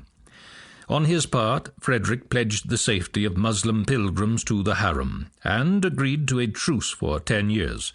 In this time he would give no aid to the Christian lords of North Syria, and he would not allow a crusade to be formed in Europe against Egypt. He also agreed not to rebuild the walls of Jerusalem. For a man harassed by the papal power, and with only the nucleus of an army, this was a brilliant piece of diplomacy, and Frederick made more effort to keep his pledges to the Muslims than he had done with the Christians. But it was a halfway measure, leaving Jerusalem divided between Muslim and Christian, and defenseless. It roused instant protest from the Templars and Hospitallers, who had not been consulted, although they were bound by the terms of the truce. And the Muslims railed against Al-Kamil, who had given away Al-Quds, the Holy, for some promises from the Franks. In vain the Sultan said to them, "I have yielded nothing to the Franks but churches and houses in ruins, while the mosque remains as it is, and all the ritual of Islam will be observed there as before." But Cadies and readers who were forced to leave the abandoned places journeyed to Cairo with their Korans and prayer rugs, and posted themselves outside the Sultan's gate to wail and to scold him when he appeared. The common folk among the Christians, who had hoped for the recapture of the Holy Land, felt that the treaty was ominous of evil to come, and they spoke of it among themselves as the Bad Peace. Meanwhile, in the beginning of Lent of this year, 1229, the emperor made ready to enter Jerusalem. It was to be his triumph in the Holy Land, and no doubt he bethought him of the triumphs of the Caesars of elder Rome. He rode gaily through the twisting valleys where Coeur de Lion had struggled, and at his heels came a glittering cortege of nobles. Although the sun was mild and the hillsides green after the rains, a shadow lay over the German monarch and his men. From Rome the Pope's legates had followed his journey, warning the people against this antagonist of the Church. The sacraments could not be administered to Frederick, nor would any bishop bless his undertaking. Wherever he halted for the night, the papal envoy came and laid the interdict of the Church upon the spot. No holy offices could be held where Frederick had set his foot. Without heeding, the emperor passed through the dismantled gate of Jerusalem and took up his quarters in a palace abandoned by the Muslims. A strange throng stood in the alleys to stare at him. Bearded Greek priests and swarthy Maronites, Jews in their shubas and palmas leaning upon their staffs. Beside them crowded Muslim Cadies and silent men wearing the white turbans of the Hajj. Except for these, Jerusalem lay deserted. No bells tolled joyfully, and no choir sang as Frederick dismounted at the courtyard of the sepulchre, looking up at the leaning belfry and the arched portals marred by weather and neglect. No one advanced to greet him, so that when his courtiers had assembled, the emperor had to lead the way into the dark church, and to the white marble tomb under the cracked dome, where the Greek priests followed, anxious and uncertain, like mothers who watch some stranger approach their child. The Germans all held tapers in their hands, and when they had knelt before the closed tomb, Frederick rose and went to the altar opposite. On the altar a gold crown had been placed, and since there was no bishop to do the office for him, Frederick crowned himself. Lifting the gold circlet with his own hand, he placed it on his head. In the name of the Holy Trinity, I, Frederick II, by divine mercy, Emperor of the Romans, forever Augustus and King of Sicily, announce that I am henceforth King of Jerusalem. He took his seat upon the raised chair, and a stalwart figure in armour uprose, bearing his helmet upon his arm. It was Hermann of Salza, and he spoke to the listening knights and priests, first in German, then in French. Seigneurs, my lord the emperor hath made sacrifice to journey hither, and now he hath redeemed for us this holy city and this blessed sepulchre. My lord the emperor is ready to devote his strength and his revenues to maintain and guard what he hath won for us. And on your part, you must e'en give what you can from your revenues. Leaving the church, Frederick made his way to the palace, and held open court there. A banquet was prepared, and he urged the Muslim emirs to attend, taking great satisfaction in talking with them. This day, he told them, was the beginning of peace between Muslim and Christian, and he trusted in the Holy Land their friendship would be as lasting as in Sicily. When the feasting was at an end, Frederick led the way to the dismantled city wall, and with the Muslims at his side began with his own hand the trench that was to hold the foundation of a new wall. This done, he confessed to a desire to visit the sanctuaries of the Muslims. Whereupon the Cadi, sent by Al-Kamil to attend upon the distinguished guest, conducted him past the Via Dolorosa to the great wall of the temple enclosure, over which towered the gilt dome of the rock. Frederick admired this very much, and exclaimed over the beauty of the wide Al-Aqsa portico, where the delicate columns erected by the first Crusaders still stood in place. He even climbed upon a marble minbar beside the fountain, and as he did so his quick eye caught sight of a Christian priest who had followed his knights, and was now hastening toward the entrance of the mosque that had once held the chapel of the Templars. In his hand the priest carried the Scriptures. Frederick stormed at him angrily. "Knowest not that here even we are only the vassals of the Sultan Al-Kamil? Not one of you is to pass the limits fixed about your churches." At sunset that evening he went to the roof of his palace to listen to the muezzin's call to prayer. When he heard nothing, he summoned the Cadi to him the next day. "Why," he asked, "do not the muezzins call the faithful to prayer from the minarets?" The Cadi had been careful to forbid the call, for fear of angering his illustrious and temperamental visitor. "Your slave forbade them," he explained, "out of respect for the emperor." "You were wrong to do that," Frederick responded, "for my chief purpose in coming to Jerusalem was to hear the Muslim summons to prayer and their praise to Allah during the night." While the emperor remained in Jerusalem, the Christian patriarch would not enter, and when he left, the black form of the papal legate appeared in the Via Dolorosa, treading where Frederick had trod, with the robed priests following after. Upon the very stones he proclaimed the interdict of the church, and so proclaiming, he passed into the courtyard of the sepulchre. Even hardened men-at-arms, whose souls were past all shriving, stared aghast and crossed themselves as they listened to the measured chant of the papal messenger. The words were whispered from hospice to hall, and men grew pale at the whispers. "Sancta Maria, what has come upon us? He has laid the ban upon the tomb." Then they feared that indeed evil would come of this, although many, travelling unhindered to Jerusalem, praised Frederick as a victor and as a very Michael in armour prevailing over the forces of Satan. Frederick put to sea at once, because tidings had reached him that the papal forces had taken up arms against his bailiffs in Italy. He called together the high court of the barons before sailing, and informed them that he appointed Balian of Ibelin as his bailiff in Palestine, to administer the lands until he could send out other officers. He embarked with his army, taking on one of the galleasses, the White Elephant, that Al-Kamil had sent him as a gift. And some people said he took fair Saracen girls upon his own galley. When he pushed off from the quay at Acre, men standing in front of the butcher's quarter threw entrails and refuse upon his courtiers. Thus the Emperor Frederick made use of a crusade to build an empire. With him the politics of the West invaded the East.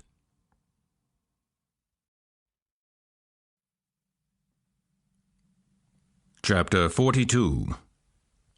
Vae Caesar.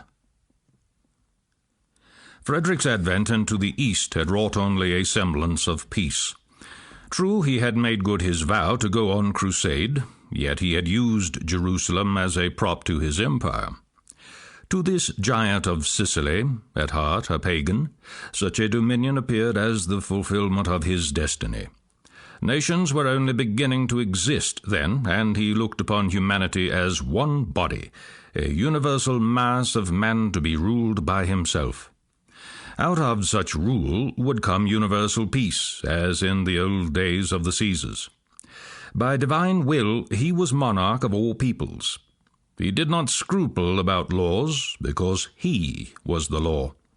But he could not sail to the East again, and no second miracle could be wrought there by his genius. Instead, for a decade, he tried to establish his rule through his governors, bailiffs, and in the end he failed.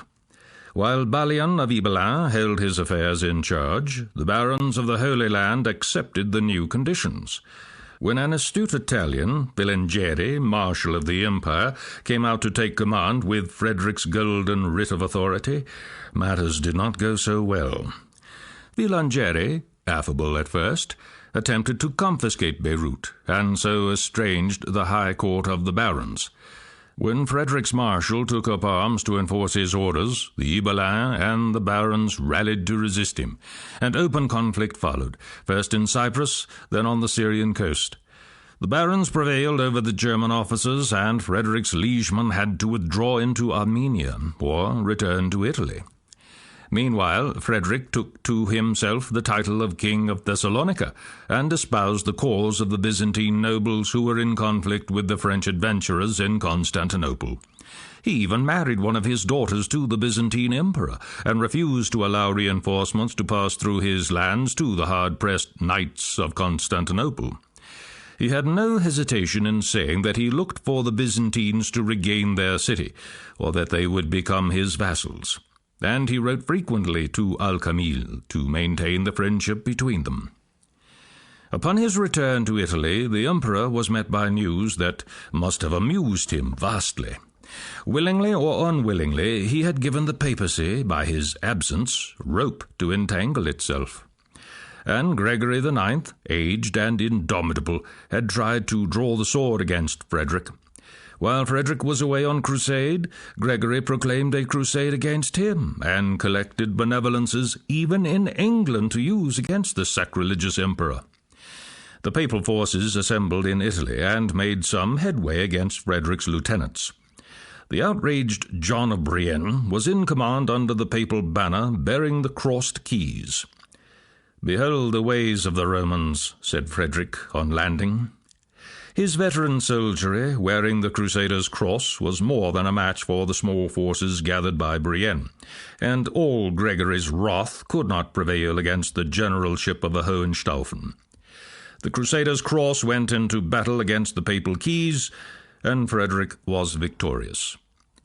Gregory was forced to lift the ban of excommunication and grant a truce favourable to his adversary, the emperor. And so, in 1230, ended the first phase of their conflict, during which a little good and much harm had been done to the cause of the Crusades. Frederick had made the Holy Land no better than a pawn upon his gaming board of empire, and Gregory had invoked a crusade against the greatest monarch of Christendom. The mills of fate were grinding slow, but they were grinding small and sure. The truce of the year 1230, during which the Pope and the Emperor met in amicable and jovial talk, while they measured and appreciated each other, was only a makeshift, and it ended as makeshifts do. And when it ended, something titanic happened. The struggle that had been going on between the Church and the Empire for 200 years became actual war again, but this time without mercy or respite. Not a war of ordered armies and marches and sieges. It changed into a worse thing, a war of extermination. And into it were drawn men and resources from all the byways of Christendom. It brought on again the murk of the Dark Ages, plunging the lands into a twilight of the earthly gods. The emperor, who had the affairs of men and property in his hands, was at death grips with the church that ministered to the souls of men. Not yet had nations emerged out of the welter, and not yet had individuals found voices or convictions. Men still thought of themselves as members of one universal family. Hemmed in by the masses of their fellows, they looked for guidance to their two resplendent overlords, the Emperor anointed of God, and the Pope, the Father of the Church. Now, these overlords were striking each other down. The struggle centered around Rome. St. Augustine had dreamed of a universal city that should bring ultimate peace, and now others dreamed of emperors to be who would restore the lost peace of the older Roman Empire. In their thoughts, the actual city of Rome played its part. Here the Caesars had ruled and had been entombed. Here, without doubt, was the seat of universal empire. Pilgrims visited the half-ruined city of the Tiber not only to pray at St. Peter's, but to behold with their eyes the forum that had seen the triumphs of Augustus and Trajan. To be sure, they found thieves quartered in the cellars of the forum, and the mausoleums made into fortresses by the nobles of Rome, but they still looked to see Rome restored to its former grandeur. Nearly 100 years later, the exiled Dante would still call upon the emperor of his day to enter upon the imperial heritage. And still later, Cola di Rienzi would cry to his master, Charles, to rebuild the empire from the wreckage of Rome. To the men of Frederick's day, Rome was the eternal city, the fitting abode of the two masters of the world, and the faubourg of the eternal city that lay beyond life itself.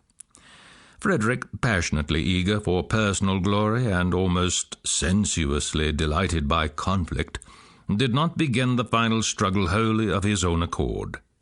In his memory lingered the trumpet blasts of Barbarossa and the challenge of his father, Henry VI. Even less did Gregory seek the final decision.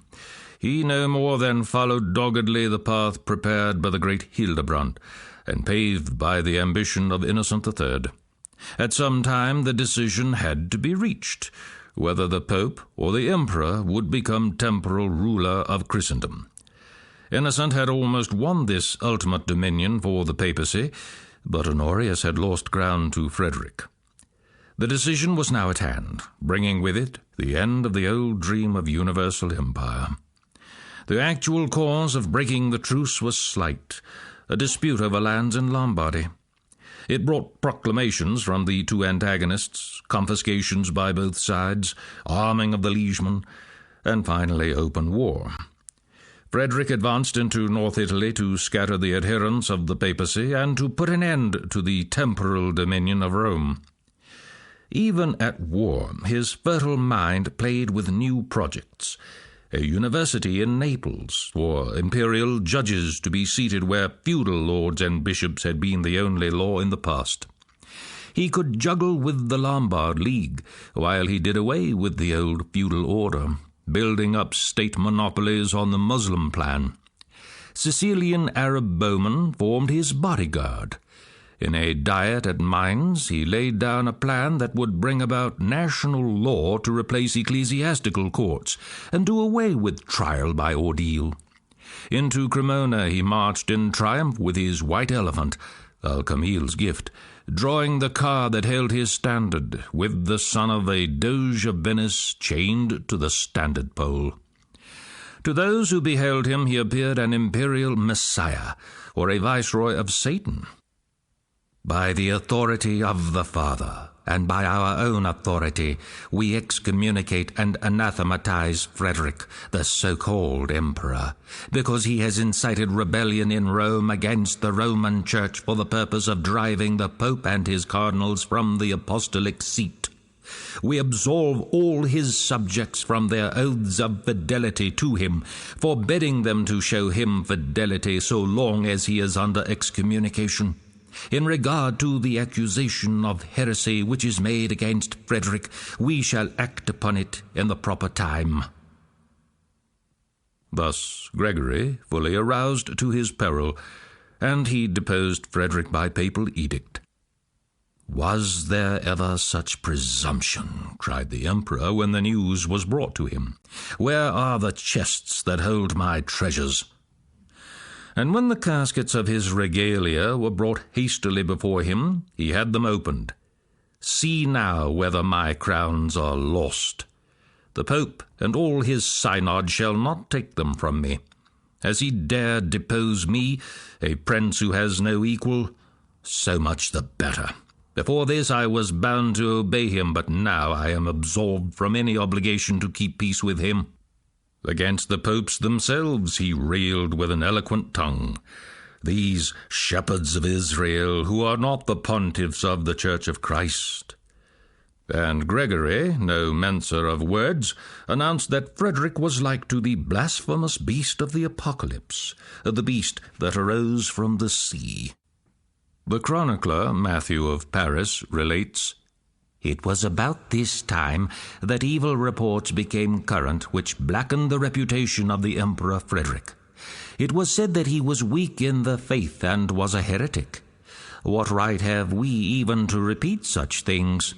His enemies said that he believed more in Muhammad than in Jesus Christ, and that he had Saracen women as concubines.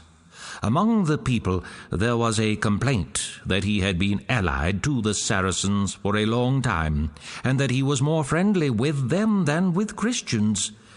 As to the truth of this, only he knows who knows all things." Through the murk of conspiracy and the tumult of combat, Frederick moved steadily toward Rome, as Barbarossa had done. Through impalpable but destructive forces he cut his way with the sword. The chronicler Matthew declares, "A priest of Paris was ordered to pronounce the ban of excommunication against the emperor, although he was unwilling. He said, 'Listen, all of ye, I have been ordered to pronounce against the Emperor Frederick, in the light of candles and with the sounding of bells, a solemn sentence. I do not know the cause of it, but I do know the gravity of it, and the inexorable hate which divides the two adversaries. I know also that one has wronged the other, but I do not know which it is. As much as lies in my power, I excommunicate that one, I say, who did wrong to the other, and I absolve the one who endured this injury, so harmful to Christianity." All Italy was under arms, while Frederick marched on Rome with his train bands. Gregory prepared to defend his citadel. In solemn procession he bore the relics of the cross, brought hither from Jerusalem, and the heads of the apostles that had been carried hither from Constantinople. The procession wound from the Lateran Hill to the Basilica of St. Peter. Within the church, Gregory laid the relics upon the papal altar and placed his tiara beside them. When he had prayed, he turned to the assembled people and gave out with his own hand Crusaders' crosses for them to wear in the combat against the emperor. Even tidings of fresh calamity in the east could not turn his thoughts from the struggle with his antagonist. He preached a crusade against Frederick, while the din of fighting echoed in the streets beneath him, where adherents of the emperor had fortified themselves in the great baths of Constantine and the mausoleum of Augustus. Frederick advanced to the hills of Tivoli, where, through the malarial mists of the plain, he could see the brown ramparts of Rome. He was preparing for his final triumph when victory was snatched from his hand. The aged Gregory, worn out by the conflict, had died. So the papal throne, in August 1241, was vacant. No enemy in human form confronted Frederick, and he marched away from Rome. For months the cardinals dared not elect another pope. Frederick could not make war upon a papacy that lacked a pope. He could not overthrow a deserted throne. Frustrated and angered, he retired into his own lands. And even he, the arch-jester, could not smile at the irony of the fate that had rendered him helpless in the hour of success. But he was occupied just then with a fresh peril that had come out of the far east. The storm that had brushed past 20 years ago and had struck fear into the Sultan of Cairo now broke with all its force upon Eastern Europe. It swept over the steppes of Russia, ravaged the fields of Poland, crossed the heights of the Carpathians, and penetrated Silesia to the edge of Frederick's lands. It came in silence, with smoke rising above it. It was made up of dark masses of horsemen, and it was the Mongol horde. A generation ago it had followed Genghis Khan out of the Gobi Desert, out of the limbo of things, to sniff at the borders of Christendom and draw back into its barren lands. It moved with the swiftness of a storm wreck driven before the wind, and it crumpled armies in its path as wind blows chaff from the threshing field. Beholding the clouds of horsemen clad in leather and gold and black lacquer, good people cried out that here were the legions of Antichrist come to reap the last harvests. The Duke of Silesia went down before the horde with his Bavarians and Teutonic knights, and Pons d'Arbon, master of the Templars, who had volunteered to go against the pagans, wrote to his young lord, St. Louis, in France, "Know, sire, that the barons of Germany and those in Hungary have taken the cross to go against the Tartars, and if they be vanquished, these Tartars will not find anyone to stand against them as far as your land." But before this letter reached the hand of St. Louis, the Hungarian host had been vanquished, and Pons d'Arbon lay lifeless on the field of battle with all of his Templars. In Frederick's lands the tocsins rang, and the people prayed to be delivered from the fury of the Mongols. The horde had been seen at Neustadt. Frederick, who was then, in 1241, marching toward Rome, offered a truce to the Pope Gregory so that their armies could unite against the Mongols, but Gregory would not hear of it. Frederick then wrote to Henry III of England, urging an alliance against the horde, without result. He was soon summoned by the horde to yield himself and his people, and to journey to the Gobi to become a subject of the great Khan, and fill whatever post might be offered him at the court of Karakorum. To this Frederick answered good-naturedly that he knew enough about birds of prey to qualify as the Khan's falconer. While he awaited the approach of the storm, he observed philosophically to Henry, "These same Tartars must be no less than the punishment of God visited upon Christendom for its sins." Friar Roger Bacon wrote that they were verily soldiers of Antichrist, marching toward Armageddon. Matthew of Paris related in his chronicle that they were eaters of human flesh who put women to death with strange ravishments. But Western Europe was spared such a fate. Tidings from the Gobi recalled the horde to its homeland. The great Khan was dead, and the Mongol armies vanished for the second time into the steppes. A new power, unapproachable and irresistible, had appeared in the Western world, dwarfing even the Sultan of Cairo and the Emperor Frederick and the popes of Rome. Over the Holy Land, this power cast its shadow. Chapter 43. At the Table of the Hospital. Fair was the coast of the Holy Land. Never had it been more fair than in the years that followed 1240. Pilgrims coming in the spring and autumn fleets found here the peace that was not known at home.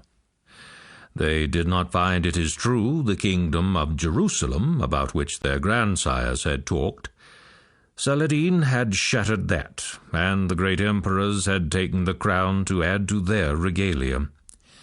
The parts of the kingdom now had lords of their own. The beautiful island of Cyprus had its king and court, and in the northern coast Antioch had become a city of the Greek and Armenian lords. The coast of the Holy Land was held by the strong hands of the hospital and the temple, although the old Crusader families clung to their fiefs. Pilgrim galleasses now sailed often into the stone-walled harbour of Chateau Pèlerin. This was the stronghold of the Templars that the Arabs called Athlit.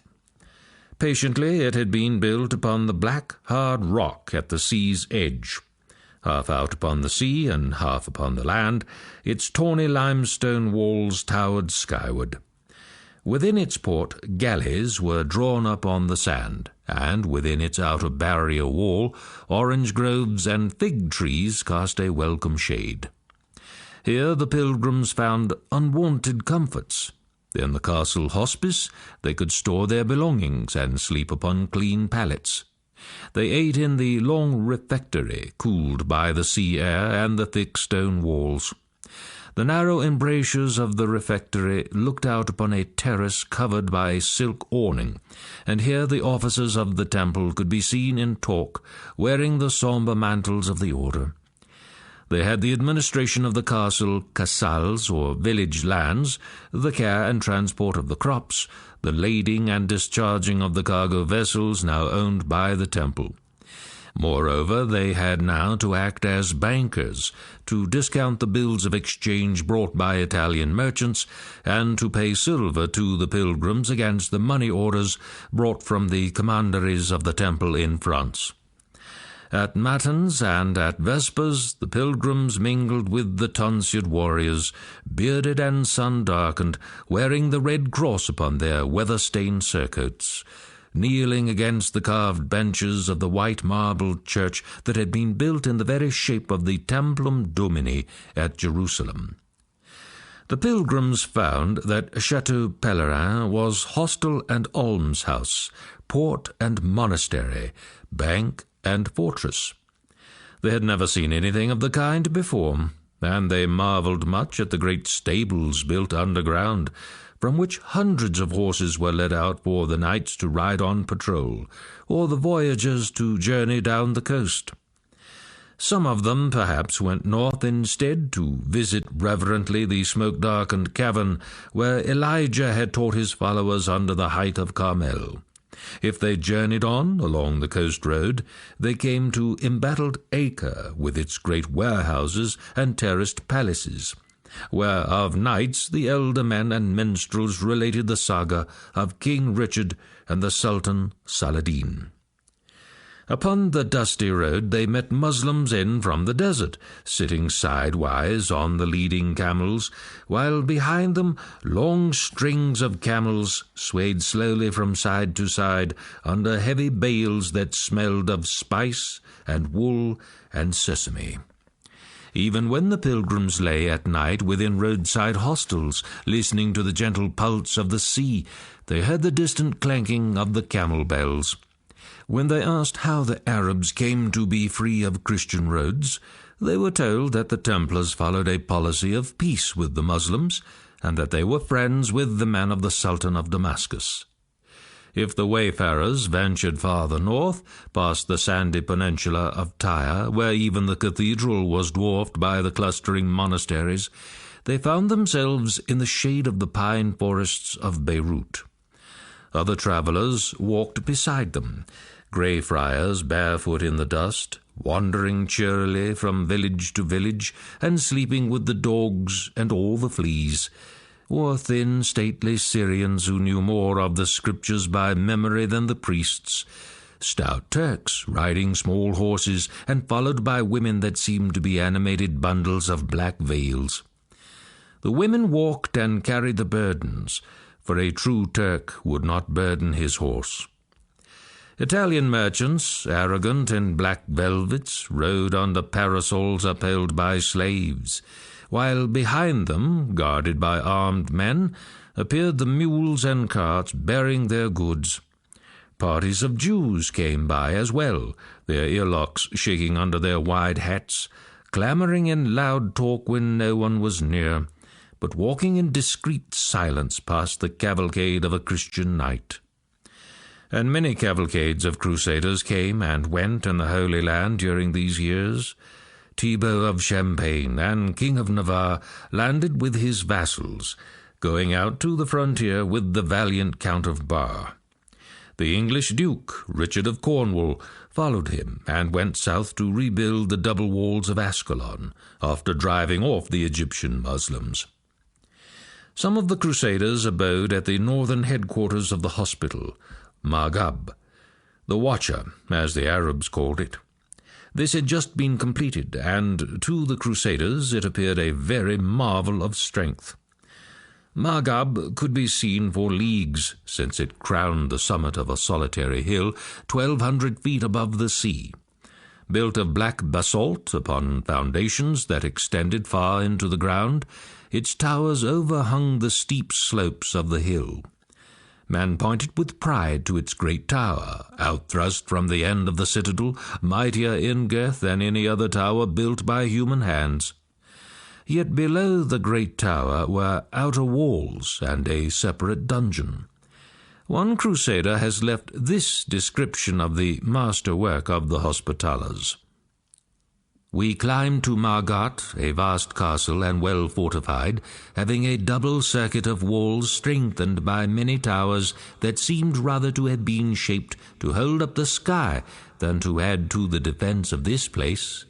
For the mountain on which the castle stands is most high, and appears like Atlas to sustain the firmament. The slopes of the mountain are well cultivated, and the crops of its lands amount to 500 loads each year. Often the enemy attempted to plunder these rich harvests, but always in vain.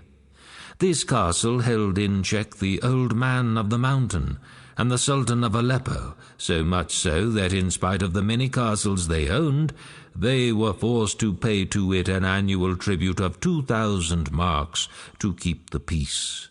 Every night, to prepare for any eventuality, and to guard against treachery, 4 knights and 28 soldiers mounted guard. In time of peace, besides the ordinary habitués of the place, the Hospitallers keep there a garrison of 1,000 men, and the citadel is provisioned with all needful things for 5 years.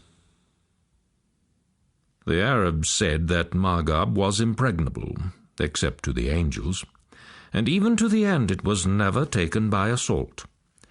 There the Hospitallers kept open house. In the evenings, after vespers, a varied company gathered about the supper tables, where the knights sat in the black habit of the order, and the youths served them with meat and wine and fruit.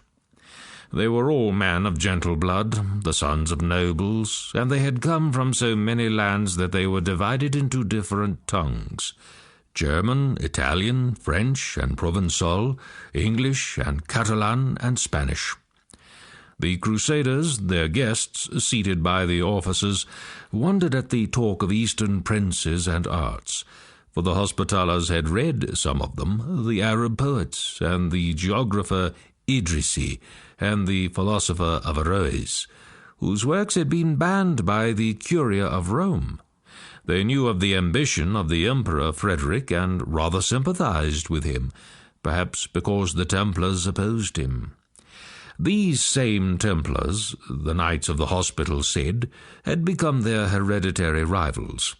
For one thing, the Templars were mostly French and mostly monks, while at the tables of the hospital sat the younger sons of all Europe's nobility. For another thing, circumstances had made the two orders rival landlords. In the troubles of the last generation, the old families of Outremer had disposed of the castles and villages they could no longer maintain or guard to the rich military orders. So the Hospitallers collected a road toll from the bands of Templars who rode past Margob's hills, and in their turn the Templars charged the White Cross man a high price for the salt that was mined near Chateau Pellerin. Then, too, the Templars were strict and stubborn and obedient to the bulls of Rome. The nobility of the hospital and the barons of Syria had grown weary of the exactions of Rome. They were tolerant and curious and friendly to the new knowledge. They discussed openly the new silver map of the world that Idrisi was etching at the court of Palermo. They had libraries of Arabic works, forbidden by Rome. They mentioned Mohammed lightly, without crossing themselves, and they argued deftly with the priests who came out as pilgrims, the priests who still said that the Arabs were servants of Mahmud, to be hunted down and slain.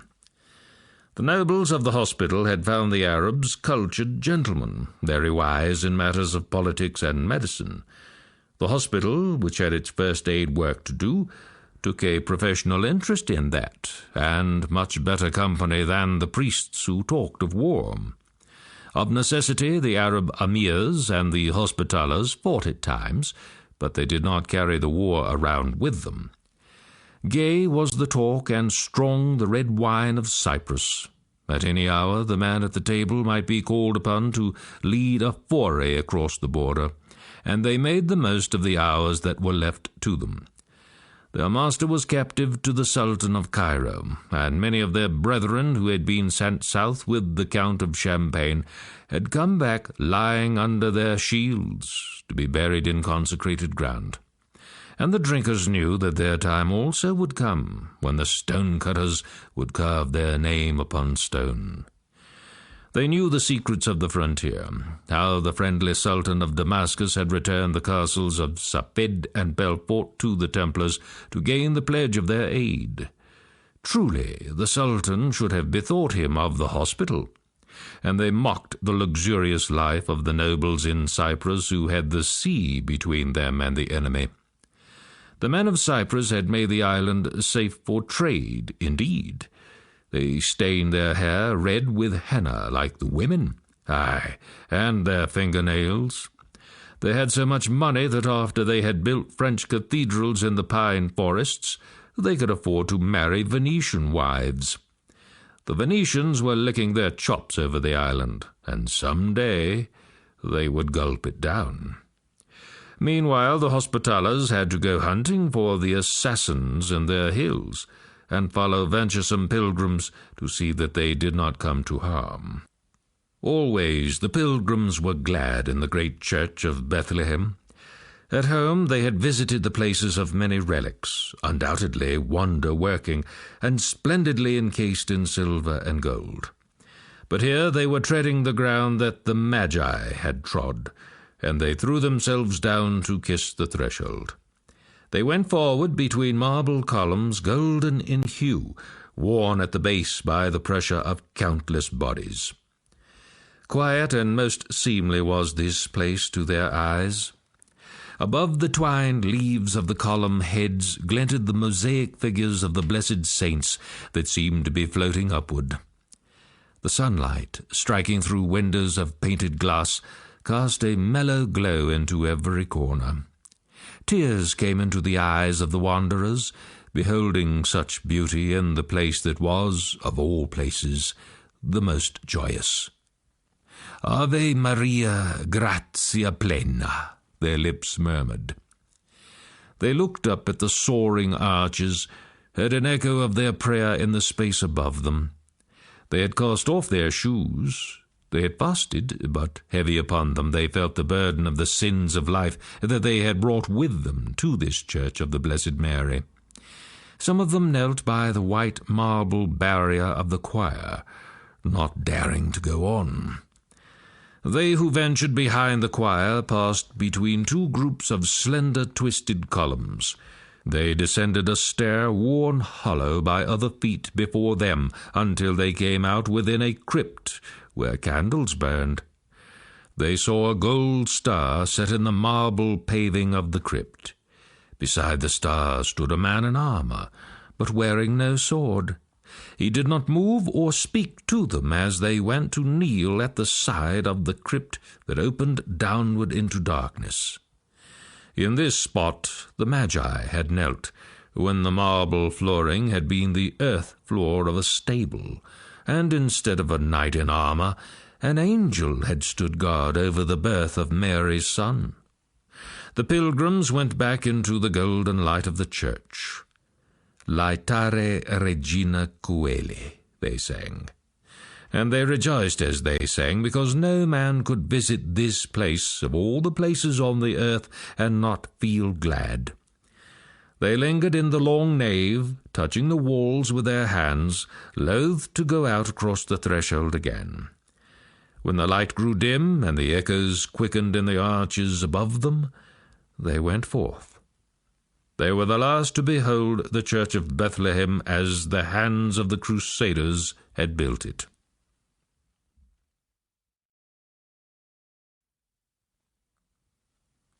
Chapter 44.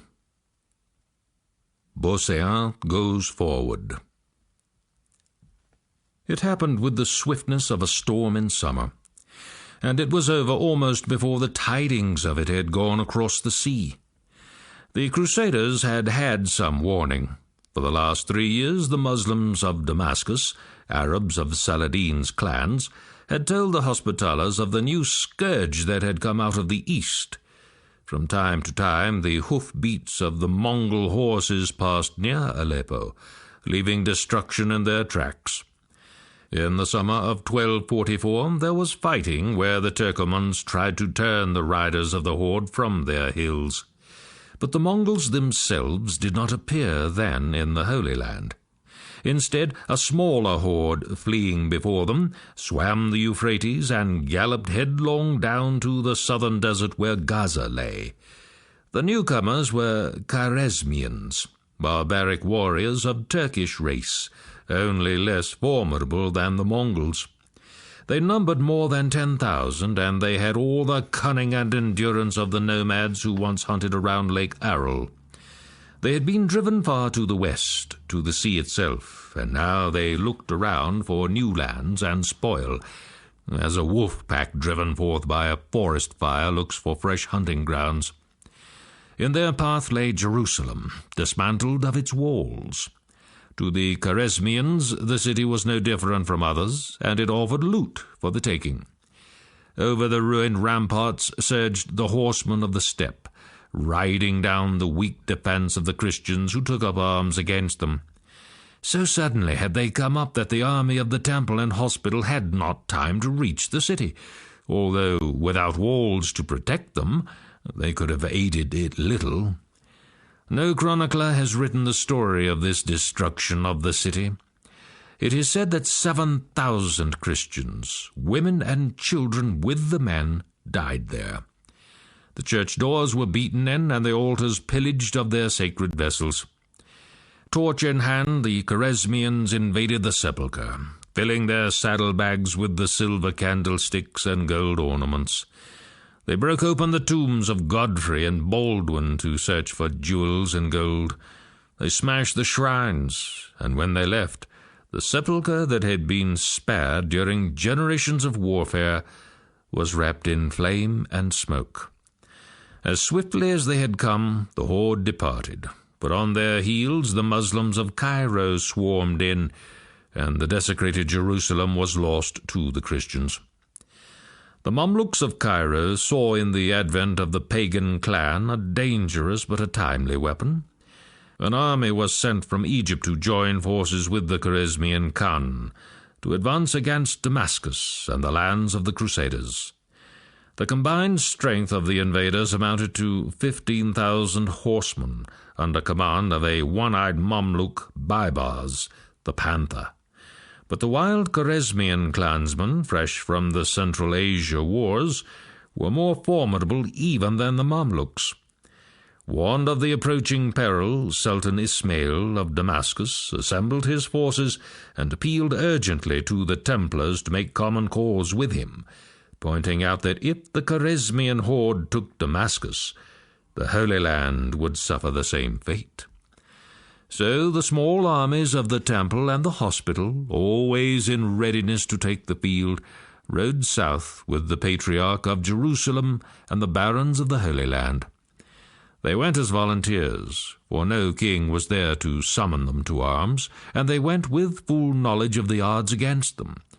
They numbered some 500 knights of the Temple and 200 Hospitallers, with perhaps 10 times as many men-at-arms of the two orders, and the liegemen of the barons. They found awaiting them, under command of Al-Mansur of Hamah, the Muslim cavalry of Damascus, the army of the Emir of Karak. For the first time, the black and white banner, Beauseant of the Temple, and the cross of the Patriarch were ranged beside the black banners of Damascus. The Crusaders had joined forces with the great-grandsons of Saladin. By mutual consent they rode south to give battle before the Khwarezmians and Mamluks could invade their lands. They descended from the hills into the dry brown plain that led to the sandy waste and the salt marshes of Gaza, and soon their scouts were in touch with the outposts of the Mamluks. A last camp, a grooming and saddling of the chargers, and a moment of prayer in the half-light before dawn, and they got to horse, seeking their ranks. The Crusaders formed on the right of the allied army. In their array, the Templars held the centre with the Hospitallers and the barons under Volta of Brienne on either side. In this order they advanced at a foot-pace without sound, while the drums and cymbals of Al-Mansur resounded on their left. But it was the one-eyed Panther who struck the first blow, swift as a wolf to leap at an opening. He launched the dark mass of Khwarezmian horsemen against Al-Mansur and the centre of the allies. So devastating was the onset of the warriors of the steppes, who plied their bows with deadly effect as they came on before using their heavy curved swords, that the Damascus cavalry broke and gave way before them, and the Emir of Karak, cut off on the far flank, could hold his ground little longer. In their first rush, the Khwarezmians had swept away 2/3 of the allied army, and now they advanced with the Mamluks with a thunder of hoofs and a thrumming of kettle-drums against the men of the cross. Outnumbered and nearly cut off, the Crusaders stood fast. The mailed horsemen of the Temple heard their master's horn resound. Beauseant was carried forward, and the knights charged with the deep-throated chant, "Lord, grant us victory, not to us, but to the glory of thy holy name." Closing their ranks and casting away their spears to use their swords, the others followed the familiar black and white banner into the mass of surging horses and exulting warriors that pressed about them. For hours they fought at bay, a hopeless fight. Beauseant went down, not to be lifted again. Slain was the master of the Temple. Around the lifted cross, a desperate ring of men, ahorse and afoot, with broken mail and blooded weapons fought, until silence fell over the battlefield, and the riders of the steppes flung themselves from the saddles to snatch spoil from the dead. Walter of Brienne was captive, with the master of the hospital. From the plain of Gaza, only 33 Templars and 26 Hospitallers and 3 Teutonic knights escaped that night, and of the nobles, only the Patriarch and the Seigneur of Tyre got away.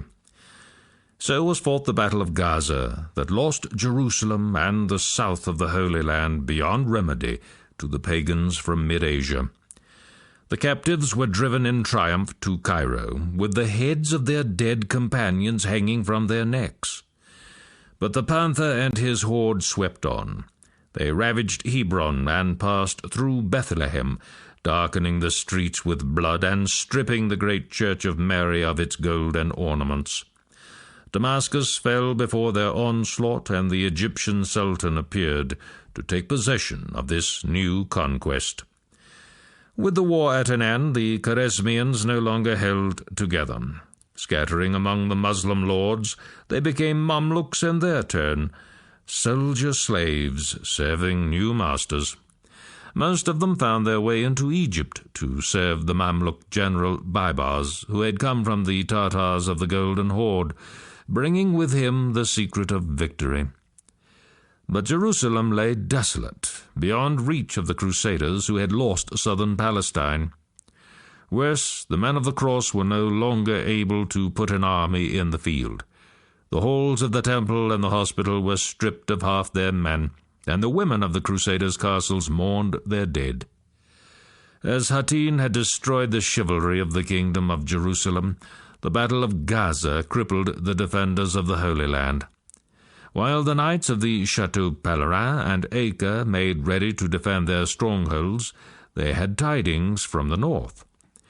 There the Mongols had appeared, after conquering the Aleppo region, and Bohemond V, Prince of Antioch and Count of Tripoli, knowing that resistance was useless, yielded to them, agreeing to hold his lands as the vassal of the great Khan, and to pay a yearly ransom.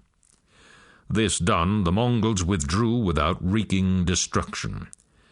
And the Crusaders, clinging to the remaining strip of coast between Maghreb and Chateau Pèlerin, sent appeal to Europe for aid while they prepared to defend their castles. In these years, from 1244 to 1247, the situation in the Holy Land had changed as completely as when Saladin had swept over it 60 years before. The military power of the Crusaders had been shattered, but more than that, the power of the Mamluks had grown, and the Mongol conquerors had appeared to remain this time close at hand in the east. The Crusaders waited in suspense while two mighty foemen marched and countermarched across the hills of the Holy Land. Without the support of a great crusade from Europe, the Christians could not move from their castles.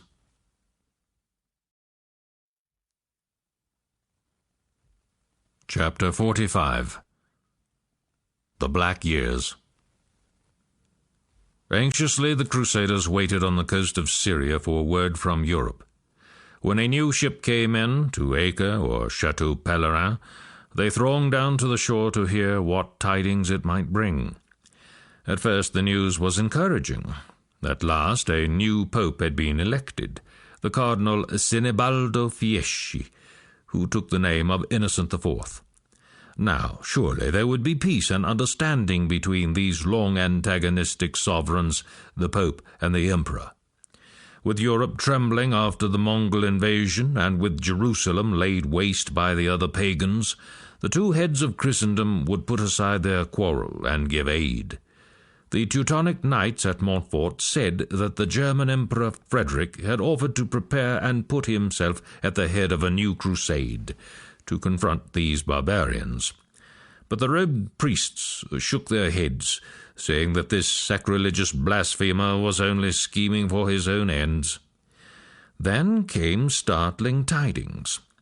Innocent IV had had to flee from Rome in the garb of a knight to pass through Frederick's lines.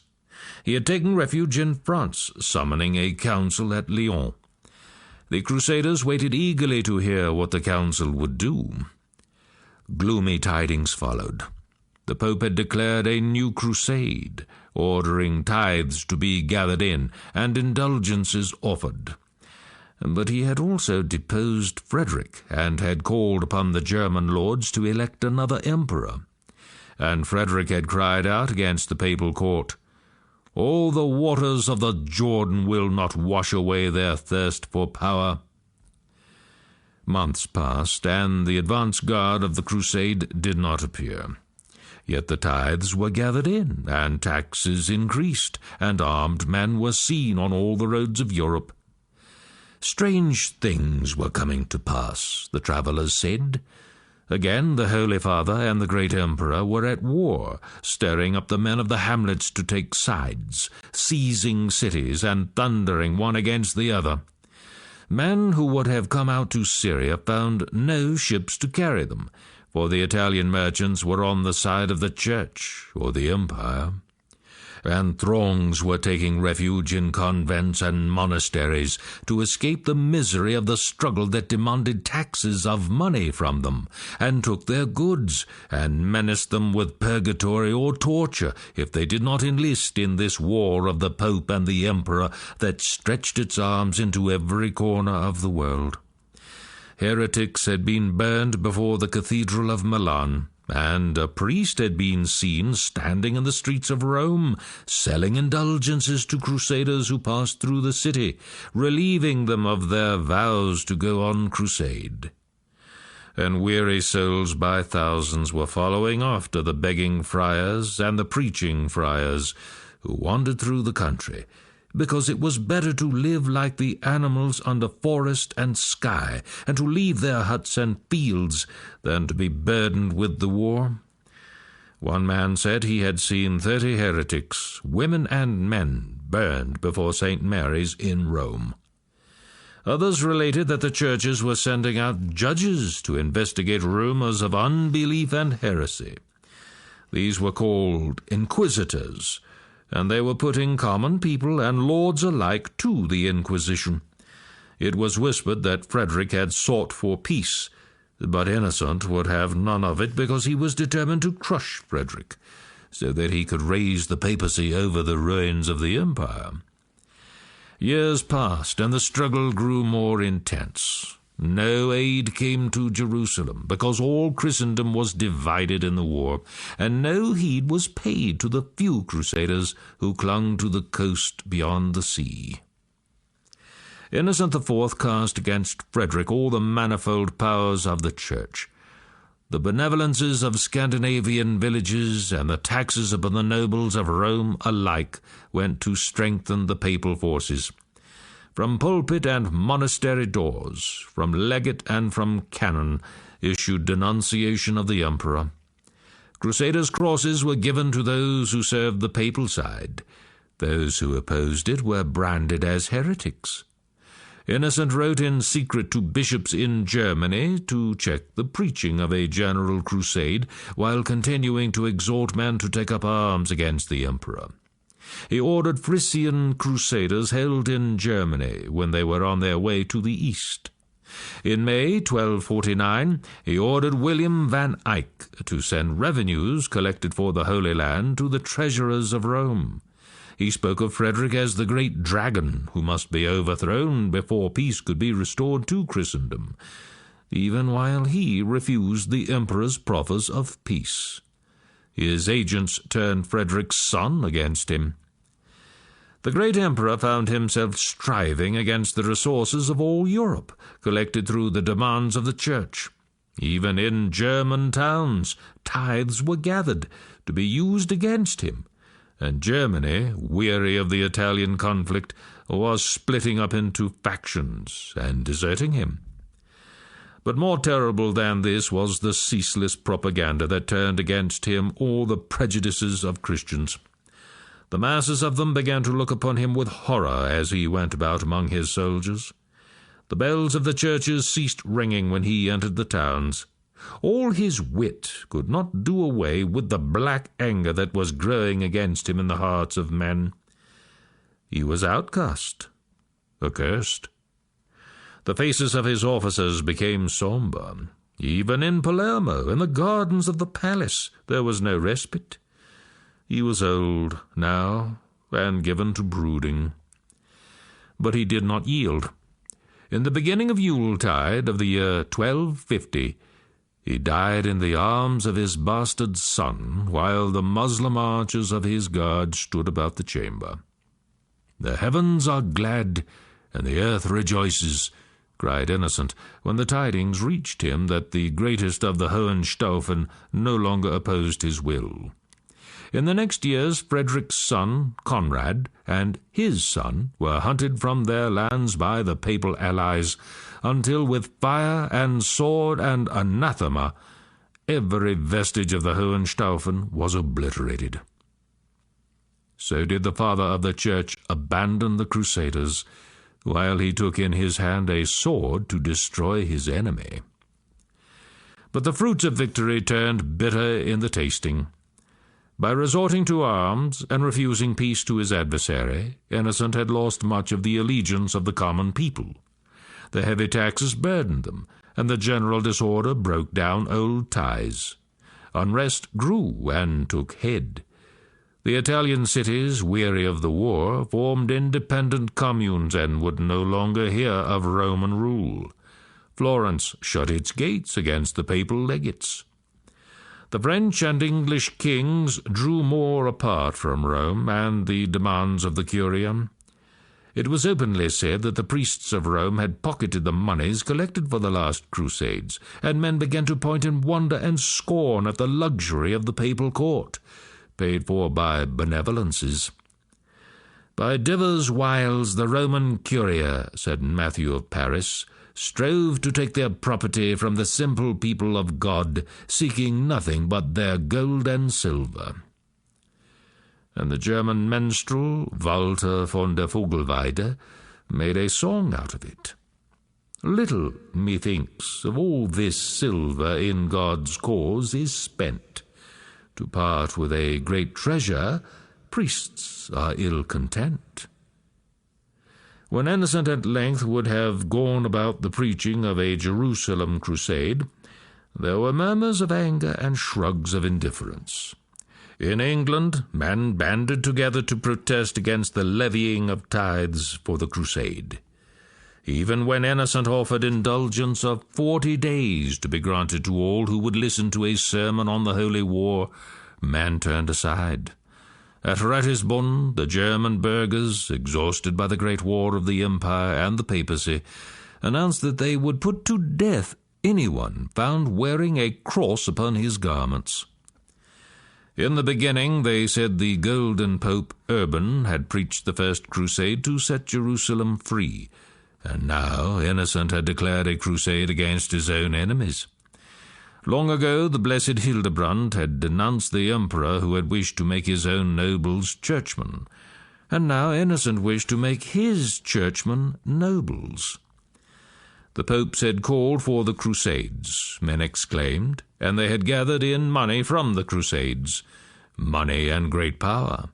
But who had given an accounting of the money, and who had answered for the defeats?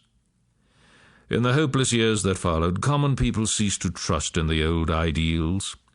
Instead of looking to Rome as the seat of imperial power, they beheld the miasma of it, the fetid courtyards of the feudal nobles, the assassinations, the soul sickness, the ceaseless wrangling over money that made the once proud city a spot of contamination for the church within it.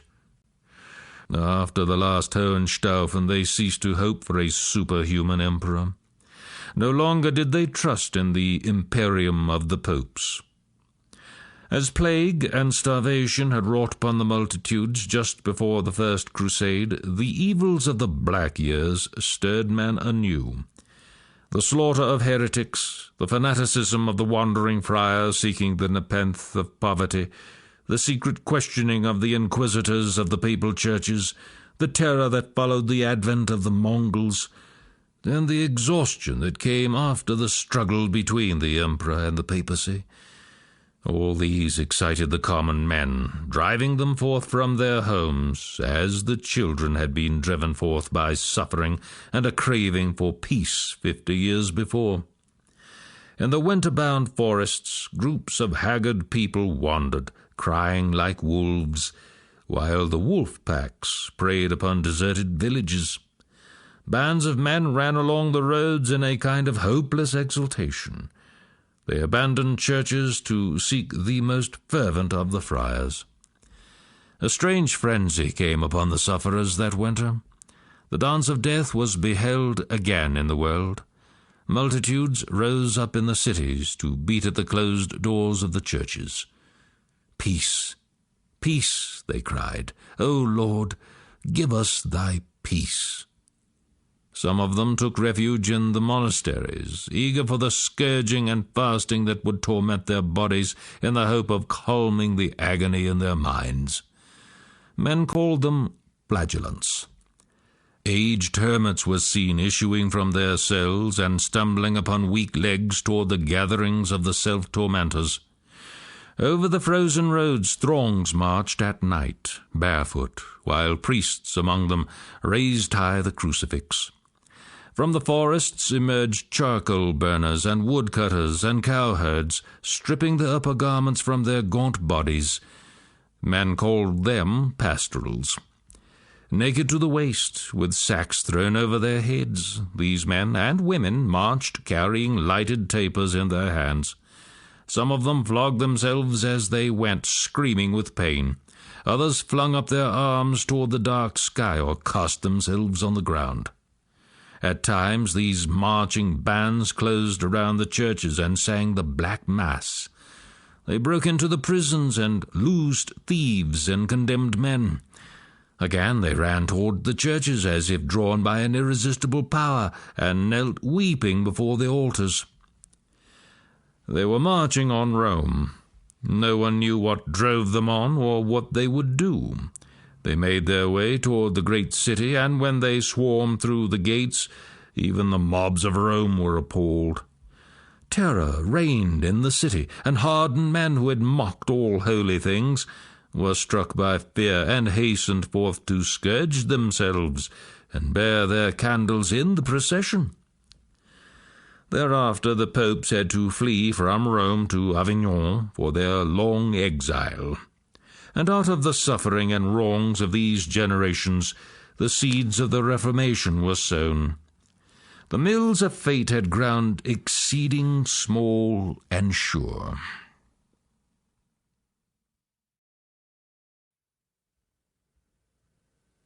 Chapter 46. The King's Ship. One man had come to the rescue of the Holy Land during these dark years. He was Louis, King of France, that stubborn and debonair prince better known to history as Saint Louis. The first day of June, 1249, when Frederick was making his last stand against the papal power, and the flagellants and pastorals and the friars of Christendom were forming their processions carrying black crosses, a great ship bearing the crimson oriflamme ploughed through a tranquil sea, heading south from Cyprus toward the flat shore of Egypt. The ship, a galleass, bore within it a large and varied company. Louis and his queen, Marguerite of Provence, occupied the cabin of the after-castle, a space filled with wooden chests and a sleeping pallet.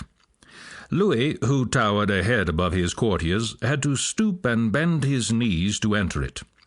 Below this state cabin were cubicles filled with the chests of the king's treasure and gear, with guardsmen and Marguerite's ladies. On deck, rugs and canopies afforded the voyagers shade and freedom of movement. By the mainmast an altar had been erected, and the seamen had seen to it that a carved figure of St. Nicholas, patron of wayfarers, hung upon the mast. From the after hatch smoke drifted up from the kitchens, and the people on deck heard the clatter of pot lids mingled with the clamour of the chickens and the pigs waiting their turn for the pot. Around the butt of the foremast clustered the passengers who had marketing to do. Here the inevitable Armenians had stacked their baskets of fruit with jars of olive oil and piles of hard biscuit, rhubarb, and vinegar and salt. They had choicer things as well, bits of oriental glass, rolls of silk, and peacock feathers to catch the eyes of the women pilgrims. Beneath their feet on the main deck were the stables of the war horses and the cattle that provided both milk and meat for the voyagers. Below the livestock, in semi-darkness, the naked bodies of slaves moved back and forth monotonously upon the long benches, swinging the heavy oars of the galleass, their hides smarting with salt cuts and maggots. But each man guarded, under his bench, some small stock in trade to be bartered at Damietta when he should be allowed on shore. In the stench of sweat and bilge they breathed and laboured, their feet braced against timbers above the sand that served as ballast, and, being cooled by the bilge water, cellar for the wine kegs of the great ship. The weather held fair, and this was well. A storm or even a heavy swell meant suffering for the men and beasts alike. At such times the marketplace was deserted, the kitchens became an inferno, and the passengers knelt in prayer to St. Nicholas. But now the square sails, painted with a crimson cross, flapped against the mast, or snapped out in a puff of wind. Gulls screamed round the mastheads, and flying fish glittered bleatingly above the surface of the sea. The galleass forged ahead with its king and its shrine and its throngs of expectant souls peering into the haze of the horizon for a sight of Egypt's shore. On either hand, as far as the eye could see, other sails bore it company. A pleasant sight, observed the young lord of Joinville, for it seemed as if the whole sea were covered with cloth from the great quantity of sails. John, lord of Joinville and high seneschal of Champagne, had an eager interest in everything that went on in the fleet. He shared one of the great ships with a knight of the Brienne family. He admired very much a long galley painted with shields of arms belonging to John of Ibelin, Count of Jaffa. Joinville himself was young and light of purse, and had not been able to pay the travel expenses of his 9 knights until Louis took him into the royal pay and favour. Like the other nobles, and all the chivalry of France was here upon the fleet with the king, Joinville had entered upon the crusade at the express wish of his sovereign. Like Louis, he had donned the pilgrim's mantle, had paid all his debts at home, and borrowed what he could for the venture. Unlike the king, the young knight had grieved frankly when he lost sight of his lands and his wife.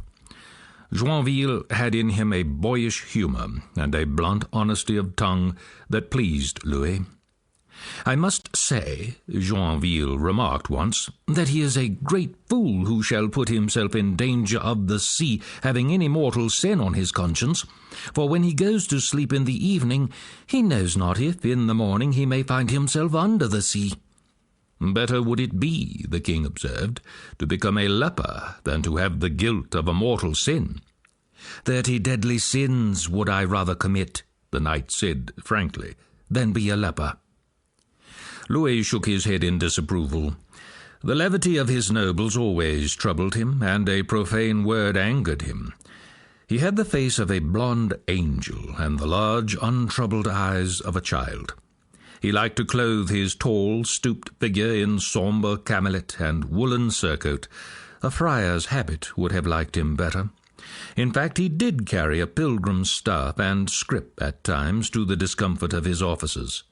At table he ate patiently whatever was set before him, and turned the talk upon the teachings of the fathers, when Joinville and the other courtiers would fain have jested of lighter matters.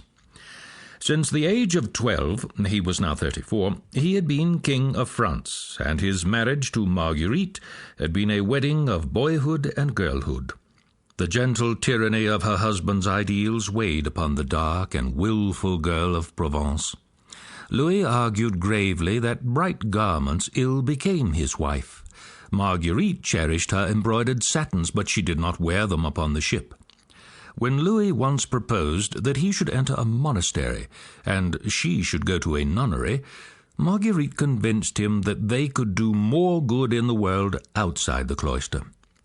She had to contend as well with the jealousy of the Queen Mother, the Queen Blanche, who was so watchful of Louis. Joinville wrote, "For the Queen Dowager would not suffer her son to accompany his lady, and prevented it as much as lay in her power. When the king travelled through his lands with the twain, Queen Blanche had him separated from his queen, and they were never lodged in the same house. It happened one day, while the court lingered at Pontoise, that the king was lodged in the story above the apartments of his queen. He had given orders to the ushers of his chamber that whenever he should go to lie with his queen, and his mother was seen coming to his chambers or the queen's, to beat the dogs until they cried out, and thus gave warning. Now one day Queen Blanche went to the queen's chamber, whither her son had gone to comfort his lady, for she was in danger of death from a bad delivery. His mother, perceiving him, took him by the hand, and said, "Come along, you will do no good here." Queen Margaret, seeing that she was to be separated from her husband, cried aloud, "Alas, will you not allow me to be with my lord, neither when I am alive, nor if I am dying?" Not until they fared forth on this ship did Marguerite feel that she had her husband to herself, although both she and Blanche had dreaded the crusade. Louis had called for the cross once when the strange illness, the fits of weakness that came and went, was upon him. He had taken oath to do battle for Jerusalem, and all the pleading of the women could not turn him from his purpose. To his devout and straightforward mind, the duty to journey to the east and redeem Jerusalem was clear. He had tried vainly to make peace between Pope and Emperor at the Council of Lyons, and he had embarked, finally, in spite of the opposition of both of them, Frederick's open ridicule and Innocent's secret intrigue. While the Pope restrained Crusaders in Italy from joining Louis, the Emperor wrote to the Egyptian Sultan of his coming, and urged the Podesta of Genoa to delay outfitting the fleet, while he prophesied the failure of the crusade. But Louis of France had all the persistence of a friar, and all the ardour of the chivalry that was bred in the bones and blood of him. And the proof of it was this fleet of 1,800 sails moving over the quiet sea. He had the utter faith of a Godfrey of Bouillon, the faith that sometimes works miracles. And for once a great crusade was under a single command, because even the legate of the papal court could not swerve Louis from his course.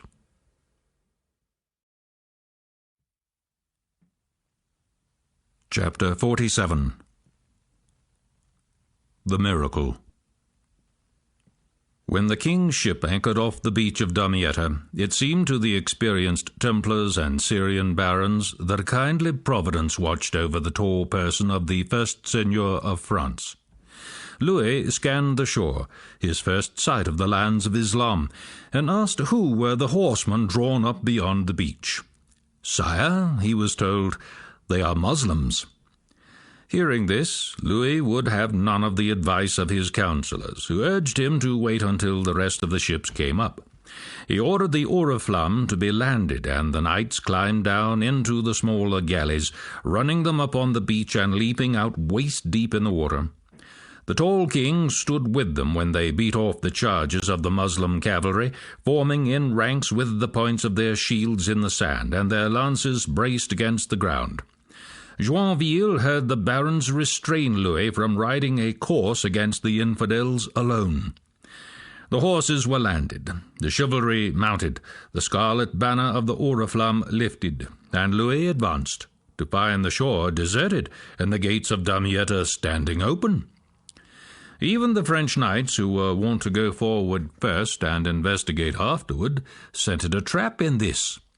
Scouts rode into the gates and returned presently to report the houses of Damietta empty, the streets littered, and only fugitives to be seen, while the storehouses of the bazaars were burning. The Moslem army and the garrison of Damietta had disappeared. The bridges of boats leading inland over the canals were intact. Louis commanded the prelates to sing a Te Deum, and carried the oriflamme into the city that had withstood a previous crusade for a year. It seemed to him that this was no less than a manifestation of divine favour, but he was troubled when the nobles plunged into looting and seized palaces for their quarters. "You could not throw a stone," he assured Joinville, "from my house without striking a brothel kept by my attendants." With Damietta thus miraculously placed in his hands, Louis curbed the revelry of his vassals and waited until the season of floods had passed. Then he called a council to discuss what should next be done. Louis placed his trust altogether in Providence, but he had passed many years in the camp of war, and he relied upon the advice of his captains. They were all at the council, his three mighty brothers, Alphonse of Poitiers, and the reckless Robert, Count of Artois, and the silent Charles of Anjou, who had a giant strength in his limbs, who brooded over ambitions of his own, and slept hardly at all. Daring soldiers sat beside them. De Beaujeu, Constable of France, de Sonnac, Master of the Temple, and William Longsword, Earl of Salisbury, leader of the English swords. They were men of proved courage, victors in tournament and battlefield, the very paladins of French chivalry. The Count of Artois would hear of nothing but an advance on Cairo, where the Moslem army waited. "If you would slay the snake," he cried, "strike first at the head." Other warrior spirits argued for possession of the coast and the capture of Alexandria. The Sonnac and Longsword, who were experienced in the warfare of the East, held their peace. The opportunity was fair indeed. They had 20,000 horse and 40,000 foot, fit and well armed, and the French fought best in attack. Moreover, rumours had reached them of the death of the Sultan in Cairo and the disorder of the Moslem army. In fact, it seemed to them as if fate had placed them in the exact position of the first Egyptian crusade, when Brienne and Pelagius had moved upon the city 30 years before. But this time they had been careful to wait until Father Nile had subsided. Louis meditated and agreed with the opinion of his brother, Robert, Count of Artois. So, leaving a strong garrison in Damietta, and placing Queen Marguerite and the French noblewomen upon the ships in the river, so that they could be secure from harm, the army of France followed the Oriflamme up the Nile. They took the road of the other crusade, and the Moslems again awaited the invaders at the fortified camp of Mansoura, above the branch of the Nile. Again the Crusaders' tents were pitched at the barrier of grey water, the slender barrier that must be bridged before Mansoura, within sight of the barracks of the Mamluks across the river. The conditions, however, were not the same as before. Louis had the greater strength in men. His armoured knights had been victorious in the skirmishing upon the road. If he could throw his army across the river in good array, the disordered Mamluks could not stand against him. He had only 3 obstacles to contend with: the superior battlecraft of the professional Muslim soldiery and their war engines and the river itself. For weeks these 3 obstacles held back the Oriflamme. The French set to work to build a mole out into the river to effect a crossing. By wooden sheds and mighty stone casters that they called chat-castel, they protected the men at work upon the mole. But the Moslems, while they dug away the bank on their side opposite the mole, wrought havoc among the French engines with their fire-casters. It was Joinville's first sight of the Greek fire, and he dreaded it mightily. He wrote, "This Greek fire was like a great keg with a tail as long as a spear. The noise it made was like thunder, and it resembled a dragon of fire flying through the air. At night it gave so great a light that we could see objects in our camp as clearly as in the day." Joinville had reason to dread the flying fire that could not be put out, even when it ran like an angry serpent along the ground. He was on guard over the French engines in the night, and if the knights of the guard withdrew from the engines, they would be disgraced, while if they remained at their posts within the great wooden machines, they might well be burned alive. Every time the Moslem shot a projectile over the river, he trembled. The French piled earth around the engines and placed crossbowmen on the end of the mole behind a barricade to harass the Moslems. But in spite of their efforts, the Mamluk engineers destroyed the king's machines by volley of projectiles launched at the same instant. It happened during the day, when Joinville was off duty. He writes, The Count of Anjou was almost mad at seeing this, for the engines were under his guard. He wanted to throw himself into the fire, while I and my knights gave thanks to God, for if this attack had come in the night, we must all have been burned.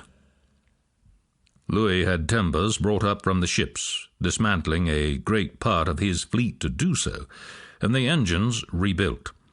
To show that no blame attached to the Count of Anjou, he placed them again under his brother's command during the day, and again the Moslems destroyed them, first clearing away the French soldiers by a barrage of missiles and arrows.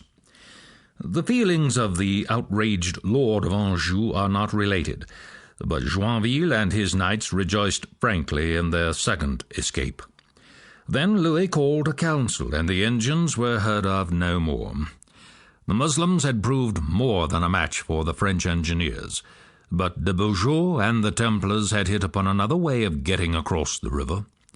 They had found an Arab who swore that he would lead them to a ford below the town of Mansoura, where mounted men could safely gain the other bank. It was decided to make the attempt. Meanwhile, in Cairo, there was whispering and fear. Sultan Ayyub, the grim and solitary, was no longer to be seen. He had been the friend of the Frankish Emperor Frederick. He had tamed the Caresmians. He had held the white slaves of the river reined in. For long he had been ailing, and now his hour had come, and he no longer appeared in divan or garden court. The whispers said that he had died, but what proof was to be had? The Mamluk lords still dismounted in his courtyards to go into the presence and receive their orders. Petitions were still sent in, and official papers came forth, signed. The great palace held fast to its secret in this time of stress. The lords of the Mamluks knew, and the black eunuchs of the Sultan's chambers knew, and the master of the household knew. But the mobs of Cairo did not. That the Sultan lay in his tomb, and a young slave girl sat in his sitting place. She was Sajja ad-Dar, Pearl Spray, and she gave the orders to the veteran Mamluks, to Aybeg the Kurd, and to One-Eyed Baibars the Panther. She signed the official acts, which were sealed with Ayyub's seal. She smiled at the whispering, and cajoled the officers, and filled the slaves of the palace with dread of her anger. She played at being a king, hearkening to all the currents of intrigue that filled the bazaars of Cairo, and by her wit and daring she kept the palace quiet while the war went on against the Franks. Aybeg wooed her, and she promised to wed him. Baibars watched her intently with his one good eye, but she would not reveal to the Panther what she had said to the Kurd. She gathered taxes and sold jewels secretly to buy grain for the Mamluks. She matched treachery with deeper guile, and before long the whispers greeted her Queen of the Muslims. In spite of the prophet who had cried that a land ruled by a woman was accursed, Pearl Spray ruled Cairo. No woman since the prophet's wife had ever held dominion over Muslims, but Pearl Spray ruled. She could not go forth into the public gaze, of course, and the French knights at Mansoura dreamed of nothing less than that they were making war upon a girl. Behind the screen of the harem, Pearl Spray sat with smooth brow, her henna-stained fingers playing with documents of state, and her brown eyes meditative. Should the Mamluks gain a victory over the Nazarene knights, she might become indeed Queen of Egypt. Should her Mamluks be overthrown, she would be cast aside, like a girl's slave who has lost her beauty. So she waited until the day in February when a messenger pigeon was caught at the Nasser gate, and the message cried at the palace doors, "Woe to Islam! The Franks are across the river. They have slain Fakir ad-Din and have raised their standards in the Muslim camp."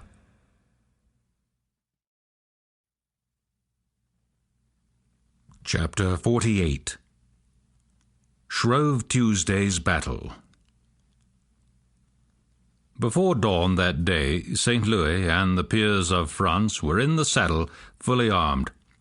They left the dark camp under command of the Duke of Burgundy and the Syrian knights, and with de Beaujeu and the Arab guide leading the Templars of the van, they trotted off into the mist to seek the ford.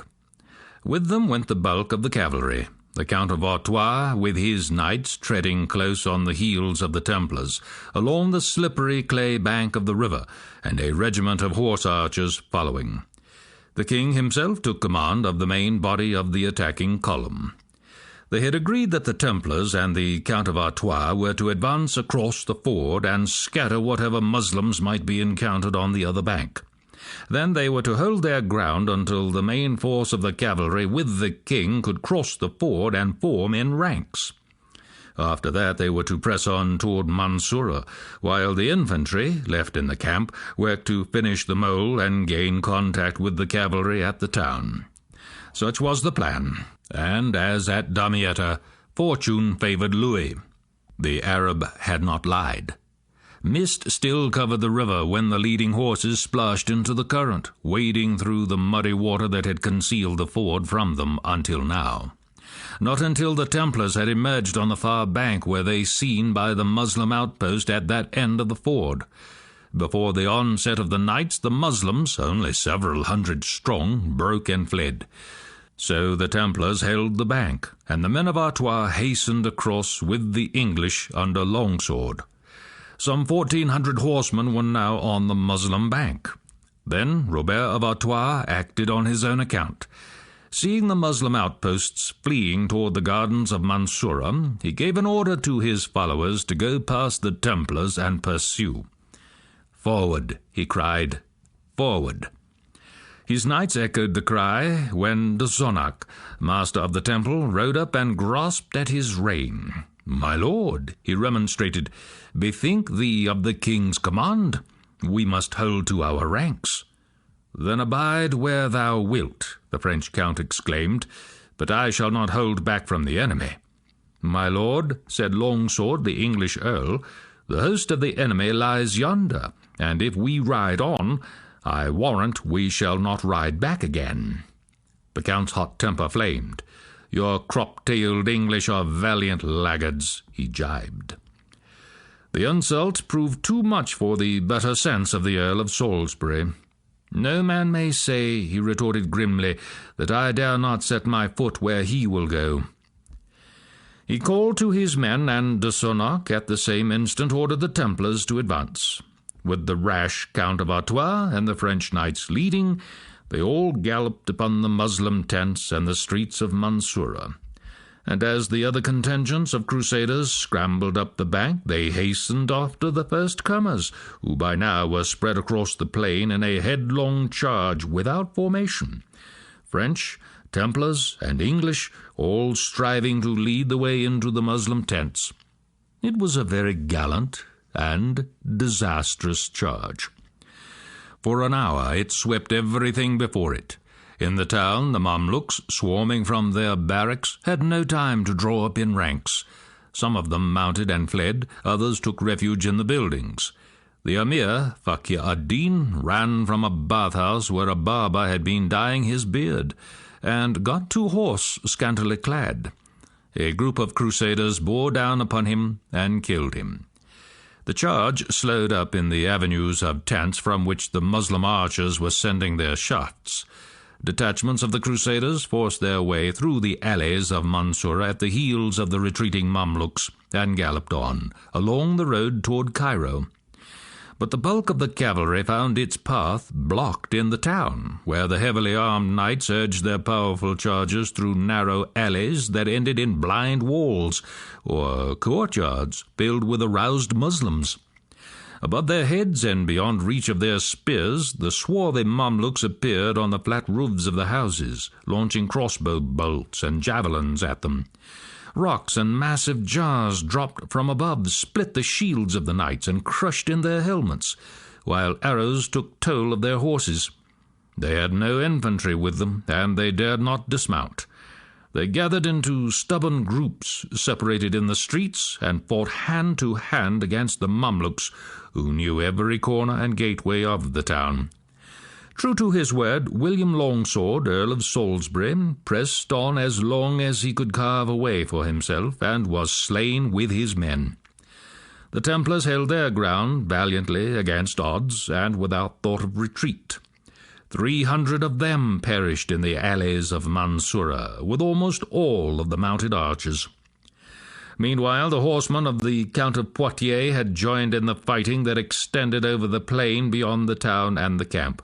The battle became a kaleidoscope of individual conflicts, one group hurling itself against another, with men separated from their standards. Into this melee the one-eyed panther hurled himself, coming up with his Mamluks, who were known as the White Slaves of the River. His counter-attack was in time to cut off the French knights, who were riding back from their pursuit up the Cairo road. Some of them managed to reach Mansoura again, but could not pass through the town. Surrounded by Muslims, the Count of Artois was slain, with the Lord of Coucy. Joinville, it seems, had followed the first wave of the attack. What befell him and the King of France, he relates in his own words. It chanced that my knights and I had passed quite through the army of the Saracens, and saw here and there parties of them, about 6,000 in all, who had abandoned their quarters and had advanced into the plain. On seeing that we were separated from the main body, they attacked us boldly, and slew Sir Hugh de Trichetal, who bore the banner of my company. They also made prisoner of Sir Raoul de Wanon, whom they struck to the ground. As they were carrying him off, we recognized him, and spurred our horses to hasten to his assistance. The Turks gave me such heavy blows that my horse could not stand up under them, and fell to his knees, throwing me over his head. I quickly pulled my shield over my breast, and picked up my sword, while the Lord Herat Desmarais, whose soul may God receive in mercy, came toward me. He also had been struck from his horse by the enemy. We went off together toward an old ruined house to await the coming of the king, and as we did so I managed to recover my horse. As we were going toward the house, a large band of Turks came upon us at the gallop, but they turned aside to a party of our men close by. In passing, they struck me to the ground and snatched my shield over my neck and galloped over me, thinking that I was dead. And indeed I was very nearly so. When they had gone, my companion, Sir Erhard, raised me up, and we reached the walls of the ruined house. There we found Sir Hugh d'Escosset, Sir Ferry de Lopy, Sir Reginald de Menoncourt, and several others, and there also the Turks came from all sides to attack us. Some of them forced their way into the walls and thrust at us with their spears, while my knights gave me my horse, which I took by the rein, lest he run away again. Sir Hugh d'Escosset was desperately hurt, having 3 lance wounds in the face and body. Sir Raoul and Sir Ferret were also badly wounded in their shoulders, so that the blood spouted from them like wine from a tun that is tapped. Sir Erhard had been struck in the face by a sword which had cut off his nose, so that it hung down over his mouth. "Sir," he said to me, "if I did not think you might believe that I did it to save myself, I would go to my Lord of Anjou, whom I see in the plain, and beg him to hasten to your aid." "You will honor and pleasure me, Sir Erhard," I replied, "if you go and seek aid for our lives, for your own is also in great peril." And I said sooth, since he died a little later of the wound he had. All agreed that he should seek assistance, and he galloped toward the Count of Anjou. There was a great lord with the Count who wished to hold him back from us, but the good Charles would not listen. With his men following, he galloped toward us, and the Saracens drew off when they saw him. A little after this I saw the king. He came up with all his attendants in a clamour of trumpets. He halted on a rise of ground to say something to his men-at-arms, and I assure you I never beheld so handsome a man under arms. He towered shoulder high above his company, and his gilded helm was crested with 2 fleurs-de-lis, and in his hand he bore a long German sword. At the sight of him my knights and I, all wounded as we were, became impatient to join the battle again with him. An esquire brought up one of my Flemish war horses, and I was soon mounted, and at the side of the king, whom I found attended by that experienced man, Sir John de Valery. Sir John advised him, seeing that the king desired to enter the midst of the fighting, to make for the river on the right, where he might be supported by the Duke of Burgundy and the army that had been left at the camp, and where his men might have water to drink, for the heat was very great. As we were doing this, Sir Humbert de Beaujeu, Constable of France, came up and told the king that his brother, the Count d'Artois, was hard pressed in a house at Mansoura, and entreated the king to go to his aid. "Spur forward, Constable," cried the king, "and I will follow you close." All of us now galloped straight to Mansoura, into the midst of the Turkish army, where we were separated from each other at once by the greater numbers of the enemy. I kept with the constable, and soon a sergeant came to him, saying that the king was surrounded by Turks and in great danger. Amazed and fearful for the king, we looked around and beheld hundreds of the Turks between us and him, and we were only 6 in all. I said to the constable that we could never make our way through them. We must circle round them. This we did, taking to a deep ditch by the road, so the Saracens who were occupied with the king's followers did not see us. Perhaps they took us for some of their men. We came out of the ditch at the river, and saw that the king had retired hither, the Saracens pressing after him. Here the Saracens were striking with mace and sword, until our plight became miserable indeed, since some of our men tried to swim their horses over the river toward the Duke of Burgundy. But the horses were worn out, and we saw shields, horses, and men go down into the water. You must believe me when I say that the good king performed that day the most gallant deeds that I ever saw in any battle. Wherever he saw his men distressed, he forced himself in, and gave such blows with battle-axe and sword. It was wonderful to behold. A small bridge was close at hand, and I said to the constable that we would guard it, so that the king might not be attacked from this side, and we did so. After some little time, the Count Peter of Brittany came to us as we were guarding this bridge. The Count was mounted on a short but strong horse, and the reins had been cut through and destroyed, so that he was forced to hold himself by his 2 hands round the pommel of his saddle, so that he should not fall off in the path of the Turks, who were close behind him. He had been wounded in the face, and the blood came out of his mouth like water. He did not, however, seem much afraid, for he turned his head frequently and mocked the Turks. "Oh," he cried to us, "by God, have you seen these attendants of mine?" The constable told me to defend this bridge, and not on any account to quit it, while he went to seek for succour. I was sitting quietly there on my horse, having my cousin Sir Jean de Soissons on my right, and Sir Pierre de Neuilly on my left hand, when a Turk galloped up from where the king was, and struck Sir Pierre so heavy a blow upon the back with his battle-axe that it flung him across the neck of his horse.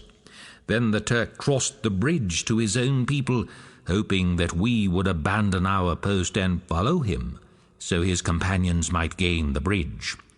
But we would not quit our post. In front of us were 2 of the king's heralds, Guillaume de Bron and Jean de Guimarche. Against them the Turks led a rabble on foot, who pelted the twain with large stones. At last they brought up a villainous Turk, who thrice flung Greek fire at them, setting the tabard of Guillaume de Bron on fire. Once Guillaume de Bron caught the port of Greek fire on his shield, and good need had he, for if the flames had caught his clothing, he must have been burned. The stones and arrows of the Turks, which missed the sergeants, hit us. Luckily, I found on the ground near me a quilted coat of coarse cloth that had belonged to a Saracen, and by turning the opening inward, I made of it a kind of shield, which was of great service to me. For I was only wounded in 5 places, while my horse was hurt in 15. Soon after, one of my vassals of Joinville brought me a banner with my arms on it, and a lance head of which I was in need. Then, when the Turkish villains pressed upon the 2 heralds, we charged them, bearing the banner, and put them to flight. When we were returning to our post at the bridge, the good Count de Soissons rallied me about chasing such peasants. "Seneschal, let the rabble brawl and bray," he said, "but by the Crest-Dieu, you and I shall yet talk over this day's adventures in the chambers of our ladies." Toward sunset the constable returned, bringing with him some of the king's crossbowmen on foot. They drew up in front of us, while we horsemen dismounted behind them, and the Saracens went away when they saw the crossbows. The constable then said to me, "Seneschal, it is well enough here. Go off to the king, and do not leave him until he dismounts in his pavilion." So I went to the king. At the same moment Sir Jean de Valery came up. The king then took the road to return to his pavilion, and raised the helm from his head. So I gave him my round iron cap, which was much lighter than his helm, and cooler. We were riding together across the river when the Provost Henri came to him and kissed his mailed hand. Then the king asked if he had tidings of his brother, the Count of Artois. "Yes, certainly," answered the provost. "I have heard that he is now in paradise." The provost thought to comfort him for the death of his brother, and said, "Sire, no king of France has gained such honor as you have gained this day. We should praise God for what hath come to us." So said the king, and heavy tears began to run down his cheeks, which many persons noticed. When we arrived at our quarters, we found our pavilions half up. Numbers of Saracens on foot had seized some of the cords, and were pulling with all their might, while our servants pulled the other way. De Sonnac, master of the temple, and I charged this rabble and drove them off from the tent. So ended this battle, in which many men of grand manners had fled over the river, leaving us few to fight alone. I could mention their names, but I will not, because they are dead now. These Saracens, a powerful people called Bedouins, were running about the abandoned camp of the Turks, seizing and carrying off whatever they could find. The Bedouins were subject of the Turks, but they always pillaged the side that was worsted in battle. These Bedouins reside not in any town, but live in the deserts and mountains. They lie in the fields, making themselves habitations by sticking in the ground poles joined to hoops, like to what women use in drying clothes, and over the hoops they throw tanned sheepskins. They wear cloaks of hair, and when it is cold or they wish to sleep, they wrap themselves up in the cloaks. In the morning they spread their cloaks in the sun to dry. Those of them who follow the wars always keep their horses near them at night. Otherwise they do not arm themselves differently, for they say that no one will die except in the hour appointed. In battle they wield a sword curved after the Turkish manner, and clothe themselves in white linen-like surplices. They are hideous to look at, for their beards and hair are long and black. They live on the milk from their herds, and their numbers are not to be counted, for they dwell throughout all the lands of the Saracens. That evening my people brought me from the main army a tent which the master of the Templars had given me. I had it pitched in front of the engines we had won from the enemy, and after the king had posted a guard of sergeants by the engines, we sought repose, of which, indeed, we had great need, by reason of the wounds and fatigue we had endured in the battle. Before daybreak, however, we were aroused by cries of, "To arms! To arms!" and I made my chamberlain, who lay by my side, rise and go out to see what was the matter. He returned at once, much frightened, and cried out, "My lord, up instantly! The Saracens have defeated the guard and have entered the camp." "By St. Nicholas," I cried, "they will not stay here long." I rose at once, threw a quilted jacket on my back, and thrust my iron cap on my head, and rousing my people, wounded as they were, we drove the Saracens from the engines they were seeking to recover. The king, seeing that scarcely any of us had proper armour on, sent Walter of Chastillon, who posted himself between us and the Turks. 8 of the Turks, armed from head to foot, dismounted and built themselves a rampart of large stones to shelter them from our crossbows, and from this rampart they shot arrows that often wounded our men. I took counsel with my men-at-arms as to how we might destroy this rampart. Now I had a priest called Jean de Waissy, who overheard our talk, and did not wait for us to act. Alone, in quilted jacket and iron cap, with his sword under his arm, the point dragging so the Saracens would not notice it, he set out toward the Saracens. He came near to them because they took no thought of one man walking out alone. Then he rushed at them furiously, and gave such blows to these 8 captains that they could not defend themselves, and took to flight. This astonished all the other Saracens.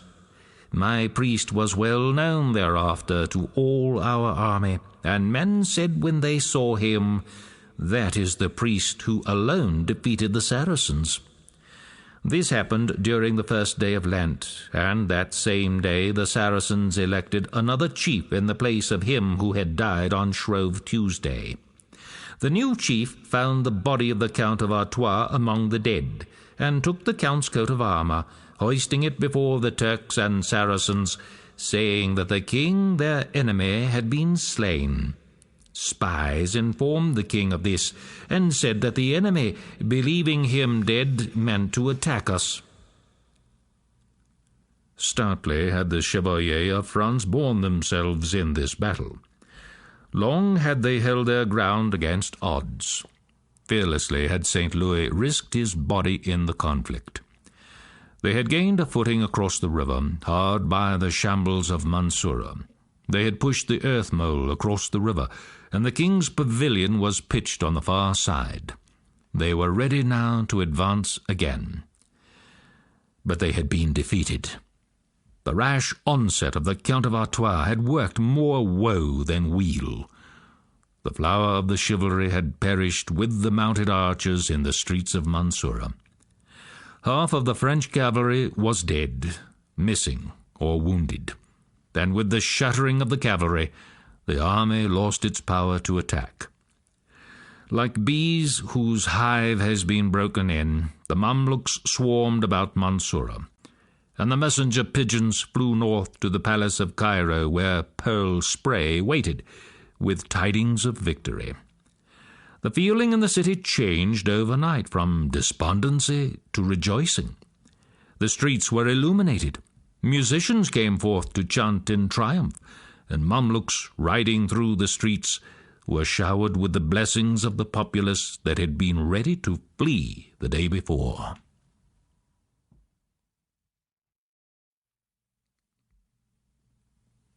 Chapter 49. St. Louis at Bay. In the evening before the Battle of Shrove Tuesday, Turan Shah, the son of the late Sultan, had arrived at the Mansoura camp after riding from the far side of Syria to take command against the Crusaders. Turan Shah, more cruel than the Mamluks, and even at the age of 25 a prey to his vices, still had the instinct of leadership in war, and although he was practically a stranger to the Mamluks, his orders were obeyed in the crisis. During the battle, the Crusaders, unknowing, had almost taken him captive in one of the Mansoura palaces, but as soon as order was restored, the Sultan's son, who was the new chieftain mentioned by Joinville, prepared to move against the Christians. While he mustered his cavalry, he dismantled a fleet of galleys at Cairo and had the timbers transported on camelback down the river to a point below the 2 camps of the Crusaders, between them and Damietta. But he did not wait for the galleys to be rebuilt before he struck at the French king to drive him from the Mansoura side of the river. For this blow he found the veteran soldiers under the Panther more than ready. Joinville, who had ample opportunity to make their acquaintance thereafter, explains the character of these soldier-slaves, recruited from every people and trained to lifelong service in arms, a kind of foreign legion that was, with the Mongol army, perhaps the only professional soldiery of the time. He wrote, "It is needful to tell you how the Sultan gained his men-at-arms, and how his army was made up. It is true that the greater part of his chivalry was formed by foreigners whom the merchants of the sea had bought when young, and whom the Egyptians purchased. They came mostly from the east. The children born from these captives the Sultan supported and educated, and taught the use of weapons and bows, often watching them display their skill before him. As they gained strength, their small weapons were exchanged for full-sized arms, and when their beards grew, they became knights. These youths bore the arms of the Sultan and were called Bakharis. Their emblazonments were like his of pure gold, save that, to distinguish one from another, they added red bars with roses, birds, griffins, or other devices. They were called the Khalkha, or King's Guard. When the Sultan wanted anything, he summoned the commander of the Khalkha, who mustered the guard by sounding clarions, trumpets, and drums, and told to them the pleasure of the Sultan, which they instantly obeyed.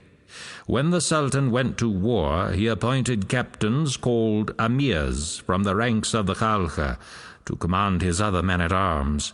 And as they displayed merit, the Sultan rewarded them more, so that every one tried to surpass the other. On Friday of that week, Baibars and his white slaves of the river, the Khalkha, the regiments of Cairo, and the Arab clans assailed the lines of the Christians across the river. The roar of Allahu Akbar and the Mamluk drums drowned the battle shout of Montjoie Saint-Denis. Through the stress of the battle moved the tall figure of the French king, the fleur-de-lis gleaming on his helmet. Tranquil and confident, he went among his knights, looking eagerly for signs of the victory that would open the road to Cairo. He watched the Mamluks advance in separate squares with infantry thrown before them to cast liquid fire at the line of the Crusaders. He saved the battalion of the Count of Anjou from rout, although the hide and tail of his own horse were scorched by the flames. He saw the Muslims burn the wooden barrier before the line of the Master of the Temple and go through the fire to rout the Templars after de Sonnac, who had lost the sight of one eye on Tuesday, was slain. He watched de Malvoisin escape the fire projectiles and drive back the Muslims.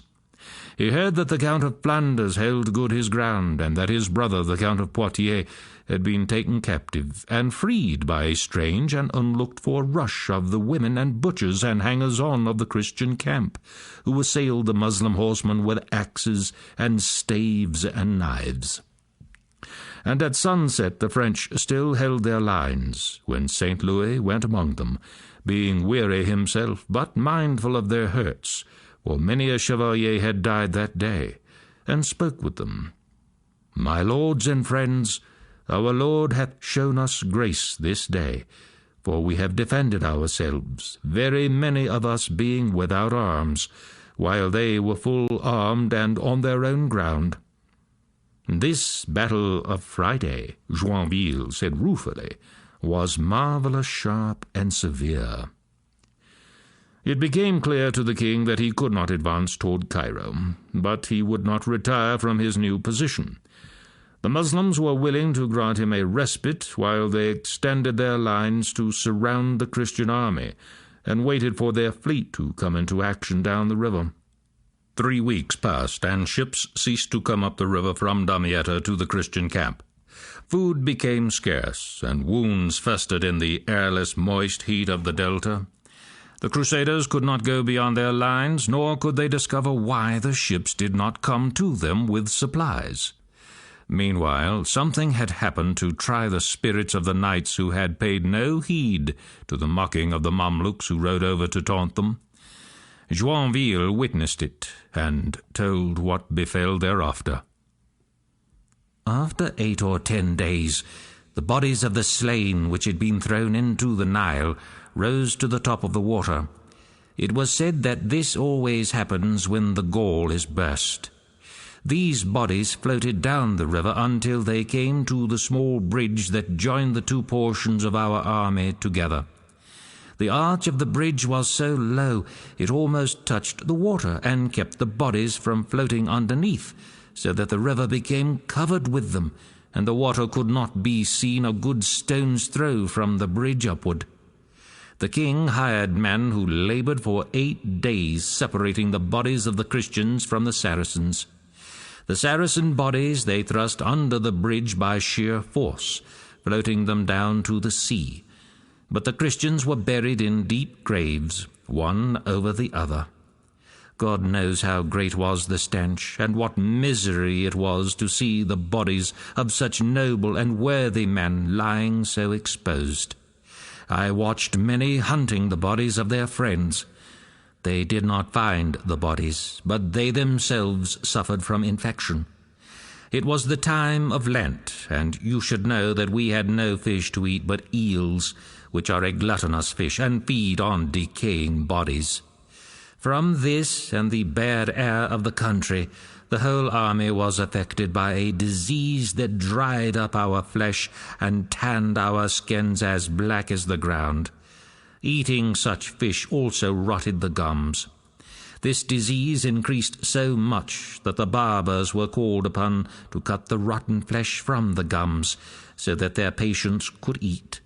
It was pitiful to hear the cries of those on whom the operation was being performed. They seemed like to the cries of women in labor. Some of the afflicted men began bleeding at the nose, and when that happened, they died. The Turks, who knew our plight, made shift to cure us by starvation, and I shall tell you how they did it. They had drawn their galleys overland and launched them again a good league below our army, so that those of us who had gone down to Damietta for provisions never returned, to our great astonishment. We knew nothing of this until a small galley of the Earl of Flanders, having forced a passage through to us, related how the Turks had their galleys below us, and had already captured 80 of ours and killed the crews. Because of this, all provision was exceeding dear in the army, and when Easter arrived, a beef was sold for 80 liras, a sheep or hog for 30 liras, a mewed of wine for 10 liras, and an egg for 12 pennies.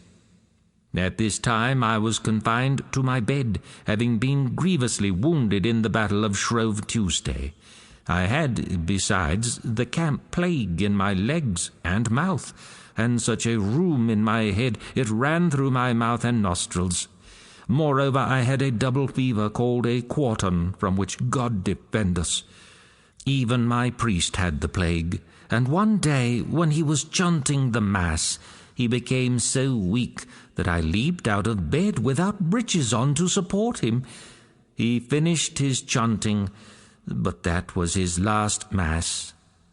When the king and his barons saw that there was no remedy for these ills, they withdrew the army from the Cairo side of the river to the camp of the Duke of Burgundy.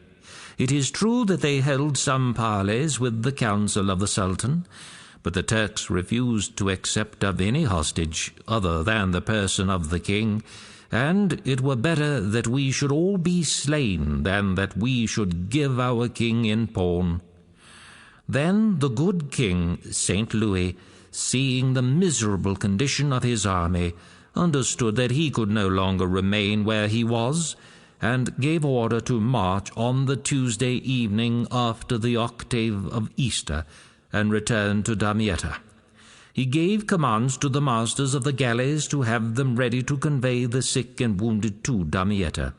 He likewise ordered Jocelyn de Covent and the other engineers to cut the cords that held the bridges between us and the Saracens. but they neglected to do so, which was the cause of much evil befalling us. Seeing that everyone was making ready to go to Damietta, I went on board my vessel in the afternoon with 2 of my knights, all that remained to me, and the survivors of my household. When it began to grow dark, I ordered my seamen to raise the anchor, that we might float down the current. But they replied that they dared not, for the galleys of the Sultan were between us and Damietta. The king's seamen had made great fires on board their vessels to care for the unfortunate sick. Many of the disabled were waiting on the bank to be taken on the vessels. As I was urging my sailors to make some little way, I saw, by the light of these fires, the Saracens enter our camp and murder the sick. The sailors of the king's ships were drawing into the bank when they saw the Saracens killing the sick who were waiting to be taken off, and they rowed back to the larger galleys, cut the cables, and drifted down upon my small bark. My men drew up the anchor, and we began to move downward.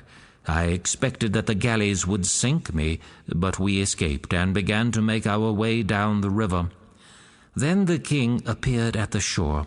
He had the same illness as the rest of us, with dysentery as well, which he might have prevented if he had been willing to live on his large galleys. That evening he fainted more than once because of this dysentery he had, and so often did he go off to perform his needs that they had to cut away the bottom of his drawers. But he said if it pleased God he would never leave his people. Now, observing us make off, his men began to shout to us to remain, and likewise shot bolts at us to stop our course. I will now tell you in what manner the king was made prisoner, as he told me himself hereafter. He said that he had quitted his own battalion, and with Sir Geoffrey de Sergine had joined the battalion of de Chastillon, who commanded the rear. The king was mounted on a small courser with only a housing of silk. De Sergine alone attended him as far as a village, where the Turks beset them.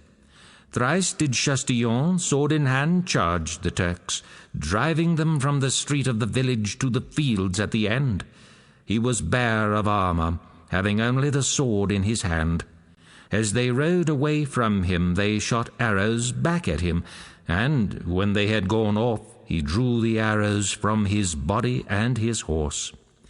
Then he came to the king, sitting on his horse, who extended his sword arm, crying, "Chastillon, Sir Knights, where are my valiant men?" But Chastillon, turning about, saw the Turks again and ran at them.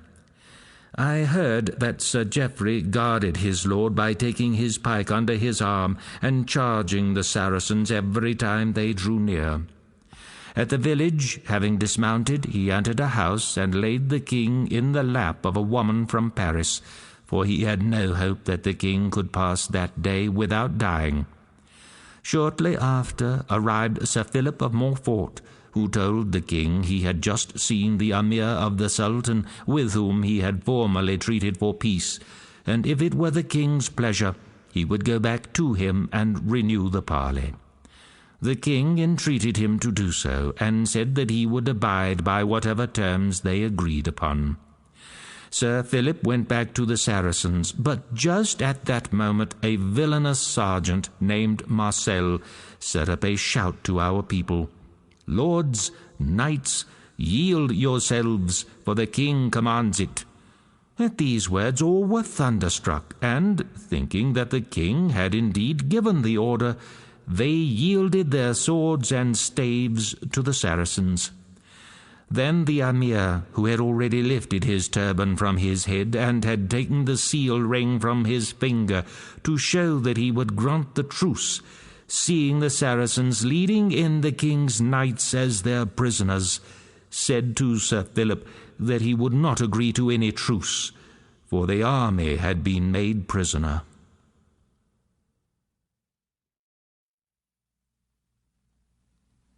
Chapter 50. Joinville's Tale. We who had embarked on our vessels, thinking to escape to Damietta, were not more fortunate than those who had kept to the land, for we were also taken, as you shall hear. It is true that a wind rose up behind us, driving us down upon the Saracens, and the knights fled who had been left by the king in light boats to guard the sick. Toward daybreak we reached the place in the river where the Sultan's galleys lay. When they perceived us, they set up a great noise, and shot at us large bolts covered with Greek fire, so that it seemed as if the stars were falling from the heavens. The wind blew more than ever, and drove us toward the bank of the river, where we found the light boats of the knights who had been ordered to guard the sick. On the opposite shore were great numbers of our vessels that the Saracens had taken. We could see them plainly murdering the crews, and throwing the dead bodies into the water, and carrying away the chests and arms. And mounted Saracens shot arrows at us from the bank of the river. I put on my armor to keep the bolts from hurting me. Some of my people called to me from the stern, my lord, your sailors mean to run us on shore, because the Saracens threatened them." I was then very ill, but I rose at once, and drawing my sword, I swore that I would kill the first person who tried to run us on the Saracen shore.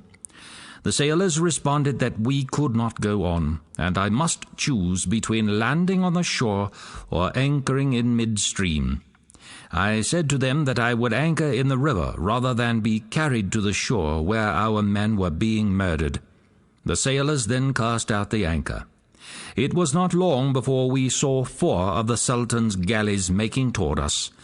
I called to my knights to advise me whether to surrender to the galleys of the Sultan or those along the shore, and we agreed that it would be better to surrender to the galleys that were coming, for then we might be able to keep together.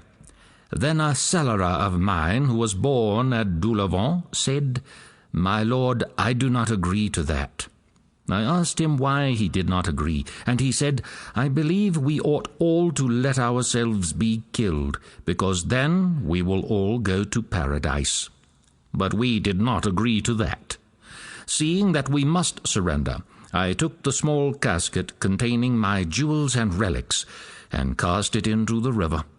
One of my sailors said to me, "My lord, if you do not let me say that you are the king's cousin, they will kill you and us with you."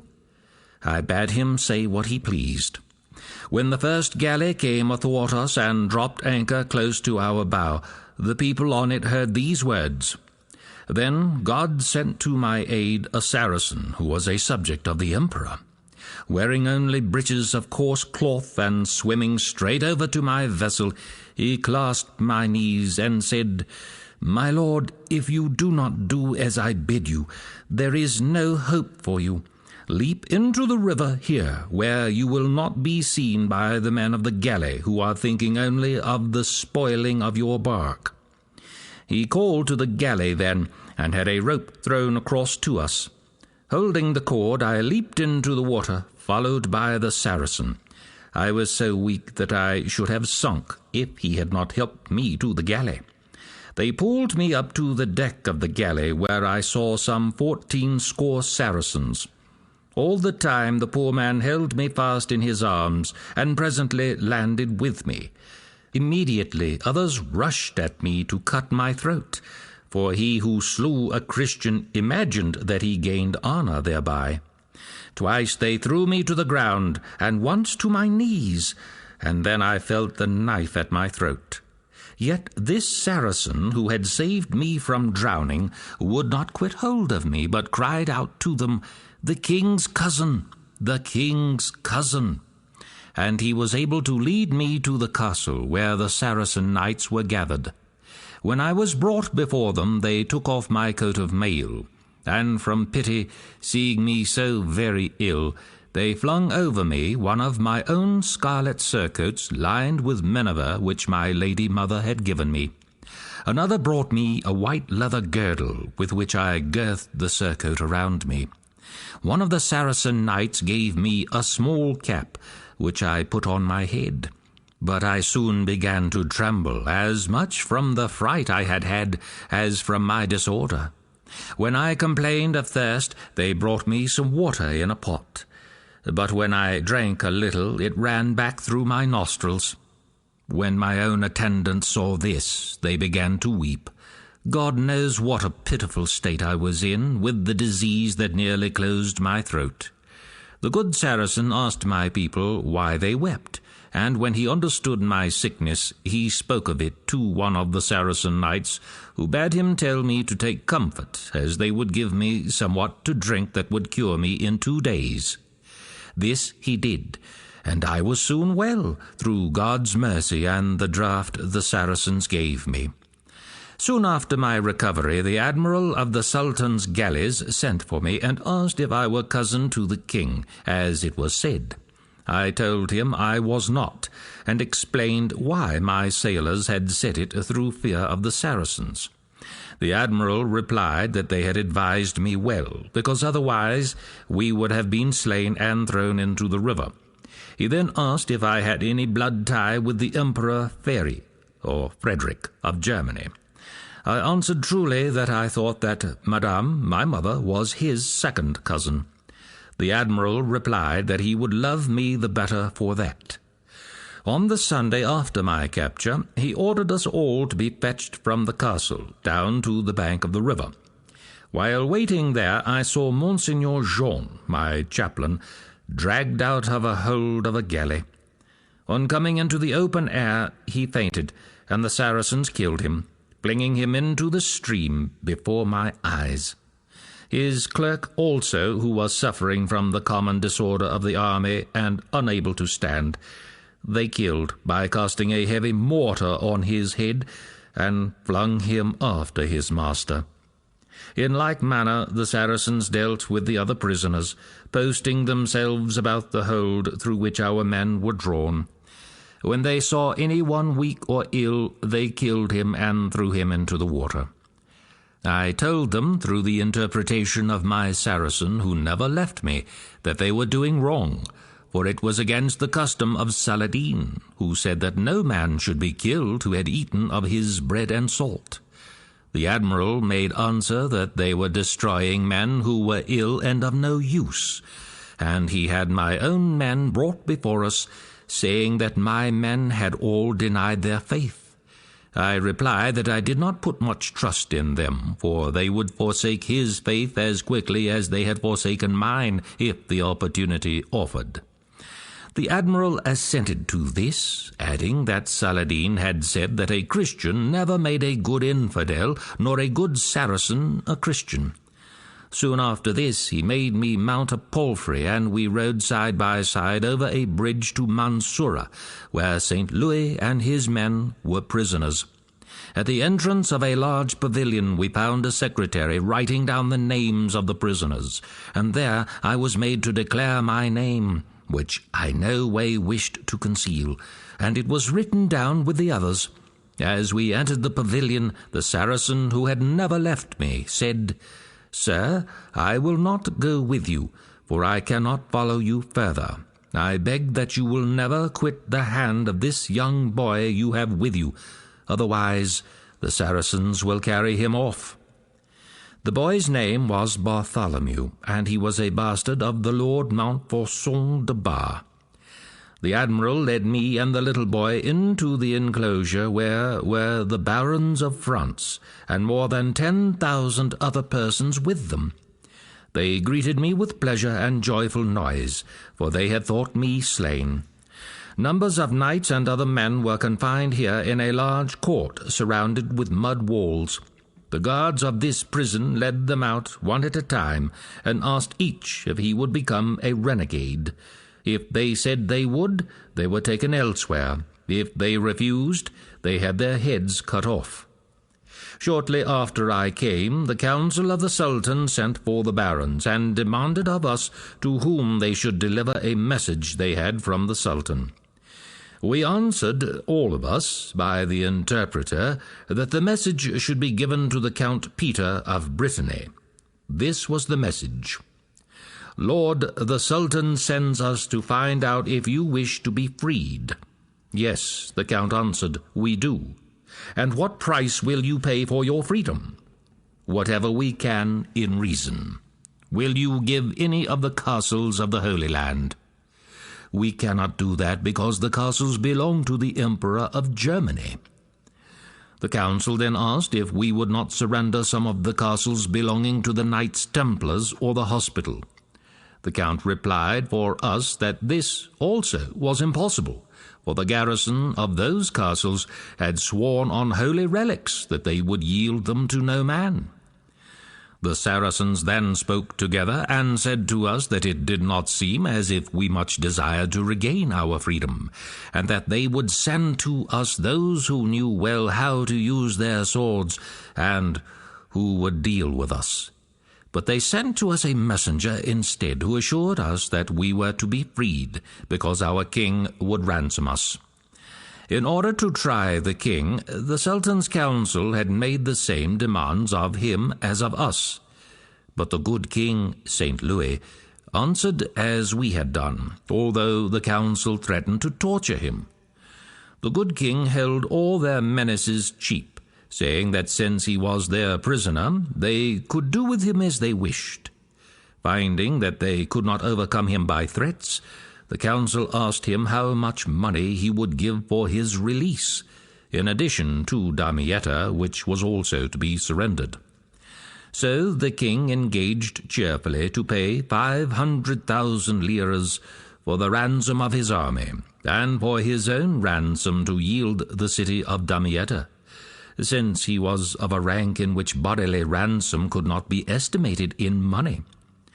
When the Sultan heard the good disposition of the king, he said, "By my faith, the Frenchman is generous not to bargain about so great a sum of money. He has agreed to the first demand.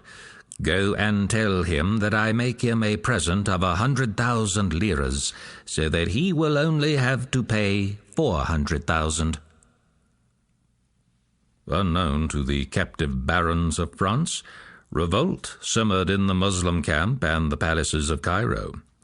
The man who was sultan in name, Turan Shah, who had granted terms to the Nazarenes, had also deprived of their rank several powerful Mamluks, confiscating their wealth for his own officers, and turning against him the triumvirate that had carried on the war against the Crusaders, that strange triumvirate of Pearl Spray and the Turkoman and the Panther.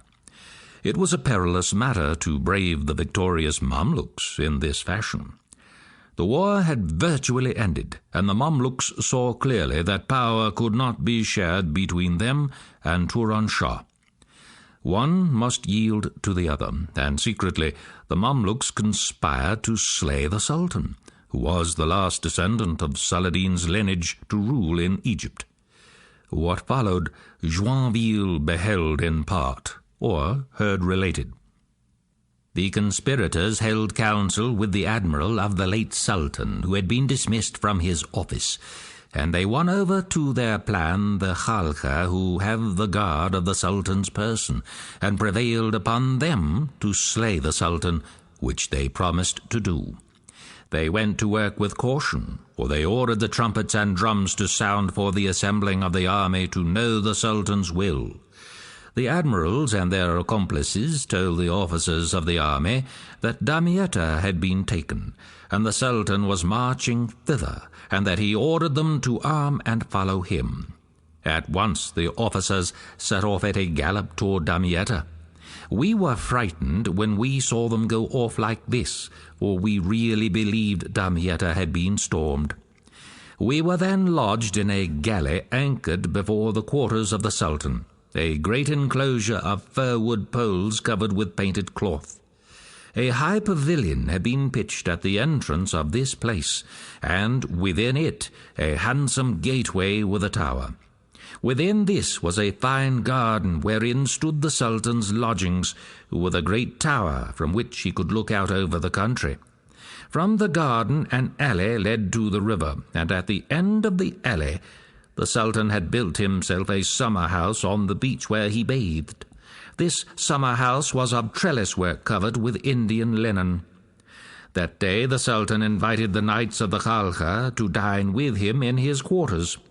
After the dinner he had taken leave of his admirals, and was about to retire to his own chamber, when one of these knights, his sword-bearer, struck him with a sword. The blow fell upon his hand, splitting it between the 4 fingers. The Sultan cried to his admirals, who had really been the instigators of the attack, "Witness ye that my men of the Khalkha have attacked me. Look at my hand." "We see," they responded, "and now surely you will slay us, so it is better that you should die." Then the Sultan, in spite of his wound, understood that they had conspired against him. He fled to the high watchtower that I have mentioned, near his chambers. Already the men of the Khalkha were destroying his other pavilions and surrounding his quarters. Within the tower where he had hidden himself were 3 of his priests who had just dined with him. They bade him descend, and he replied that he would do so willingly if they would answer for his safety. But the men outside cried to him that they would fetch him out by force. They cast some Greek fire into the tower, which, being made only of fur and cotton cloth, as I have said, began to blaze all over. Never have I beheld a bonfire so fine, nor so sudden. When the Sultan saw the fire gaining ground on all sides, he went down into the garden of which I have spoken, and ran down the alley toward the river. But as he fled, one of the Khalkha struck him a fierce blow in the ribs with a sword. Then he flung himself, with the sword hanging from him, into the Nile. 9 other men pursued him in a boat and killed him beside our galley. One of these knights, whose name was Farakatai, seeing the Sultan dead, cut him in twain and tore the heart from his vitals. Then he entered our galley and came before the king with his hands all blooded, saying, "What wilt thou give me, who hath slain thine enemy, who, if he had lived, would have put thee to death?" But the good King St. Louis made no answer whatever. After this, about 30 of them climbed into our galley with their swords drawn and their battle-axes on their necks. I asked Sir Baldwin de Belin, who understood Saracenic, what they were saying. He replied that they said they were come to cut off our heads. Soon after, I saw a large group of our people confessing themselves to a monk of La Trinité, who was of the company of the Count of Flanders. But I could not think of any sin or evil I had done, only that I was about to receive my death. So I fell on my knees, making the sign of the cross. Sir Guy de Belin, Constable of Cyprus, knelt beside me and confessed himself to me, and I gave him such absolution as God may have granted me the power of bestowing. But of all the things he said to me when I rose up, I could not remember one of them. We were led down into the hold of the galley and laid hands and heels together. We thought this was so that they could make away with us one at a time. For the whole night we lay bound in this manner. I had my feet right in the face of the Count Peter of Brittany, whose feet, in turn, were beside my face. On the morrow we were taken out of the hold, and the admirals sent to us to say that we might renew with them the treaty we had made with the Sultan. The king was to swear to give over to them 200,000 liras before he quitted the river, and the other 200,000 he should pay in Acre. The oath to be taken by the king and the admirals was drawn up in writing. On their part, they swore that if they failed in their word, they would hold themselves as dishonored, as if they had gone bareheaded on pilgrimage to Mecca, or had divorced their wives and taken them back again, or had eaten pork. For according to the law of Mahomet, no one could divorce his wife and take her back again without first looking on while another man enjoyed her, after which he could take her back. The king accepted this oath of theirs, because Master Nicole of Acre, who knew their customs well, assured him they could not have sworn a greater oath. After the admirals had sworn, they sent to the king a written oath drawn up by advice of some Christian renegades they had with them. The king swore first that if he failed to keep his word, he would hold himself outcast from the presence of God. Then they bade him swear that if he broke his word, he should be perjured as a Christian who had denied God, and that in despite of God he would spit on the cross and trample it underfoot. But when the king heard this oath read, he said that he would never take it. Hearing the king had refused, the admirals were greatly discontented, for that they had sworn, and he had refused to do so. Master Nicole told the king that he was certain that unless he took the full oath, the Saracens would behead him and his people. The king replied that they might do as they pleased. At that time the Patriarch of Jerusalem was with the king. He was 80 years old or thereabout, and had persuaded the Saracens to give him a safe conduct to join the king. Now the admirals said that it was the Patriarch who had influenced the king. They seized the good Patriarch and tied him to a post before the king, and bound his hands behind his back so tight that they swelled as big as his head, and the blood spouted out. "Ah, sire," he cried out from the sufferings he endured, "swear boldly, for I will take the whole sin of it on my conscience."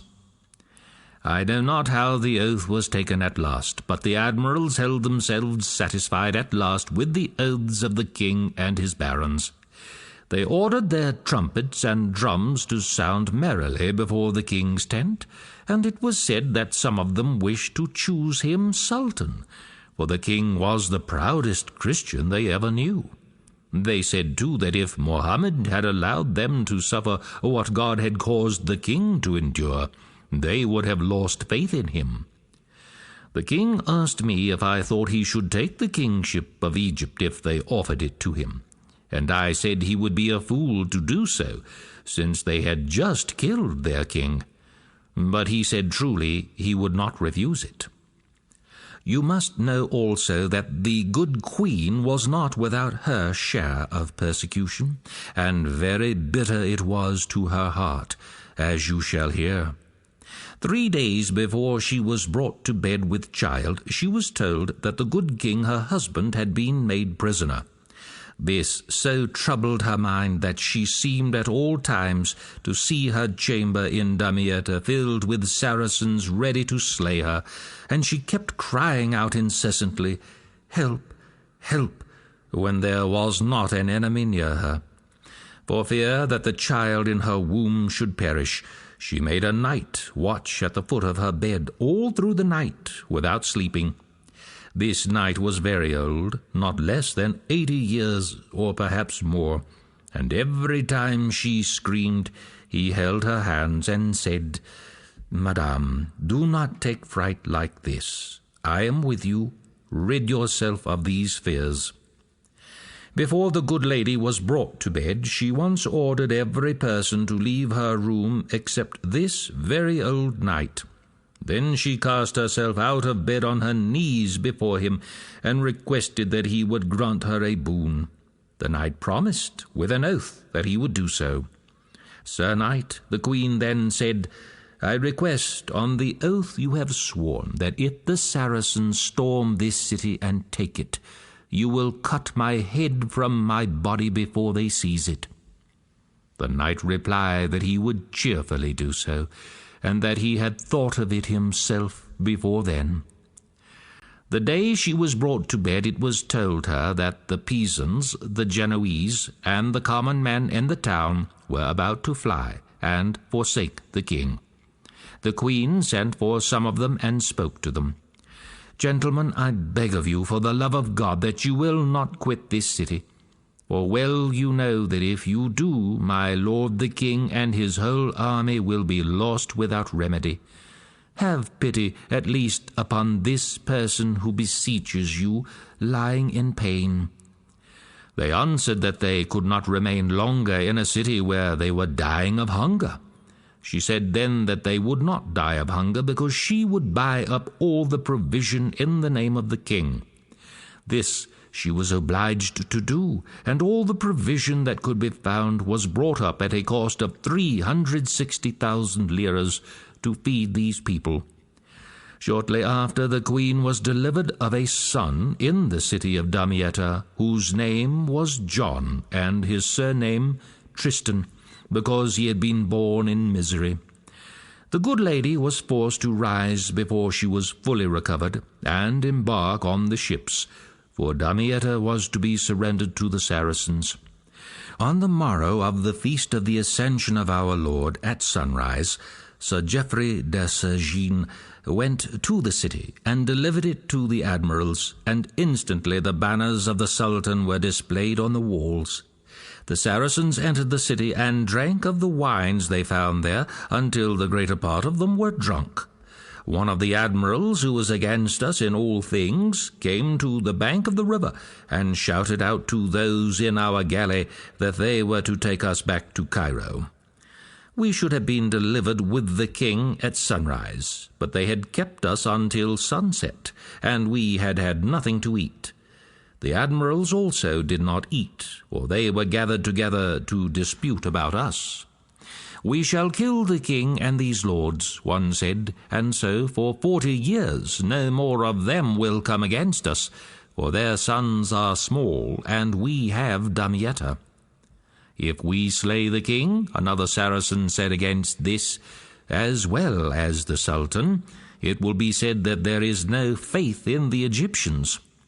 "In doing as we did to the Sultan," the first Saracen replied, "we went against the command of Mahomet. Now listen to another command. For the surety of the faith, slay the enemies of the law." How dare we break 2 commands, and spare the greatest of the infidels? However, as God willed it, the admirals consulted together at sunset, and agreed that we were to be released. So we were brought to Damietta, and our galleys moored close to the shore. We asked permission to land, but they would not allow it until we had refreshed ourselves, for the Saracens said it would be a shame to the admirals to send us fasting from our prison. Soon after, they sent us provisions, that is to say, loaves of cheese that had been baked in the sun, with hard eggs, the shells of which they had painted with colours to honour us. When we had eaten some little, they put us on shore, and we went toward the king, whom the Saracens were leading from the pavilion where they had detained him, toward the water's edge.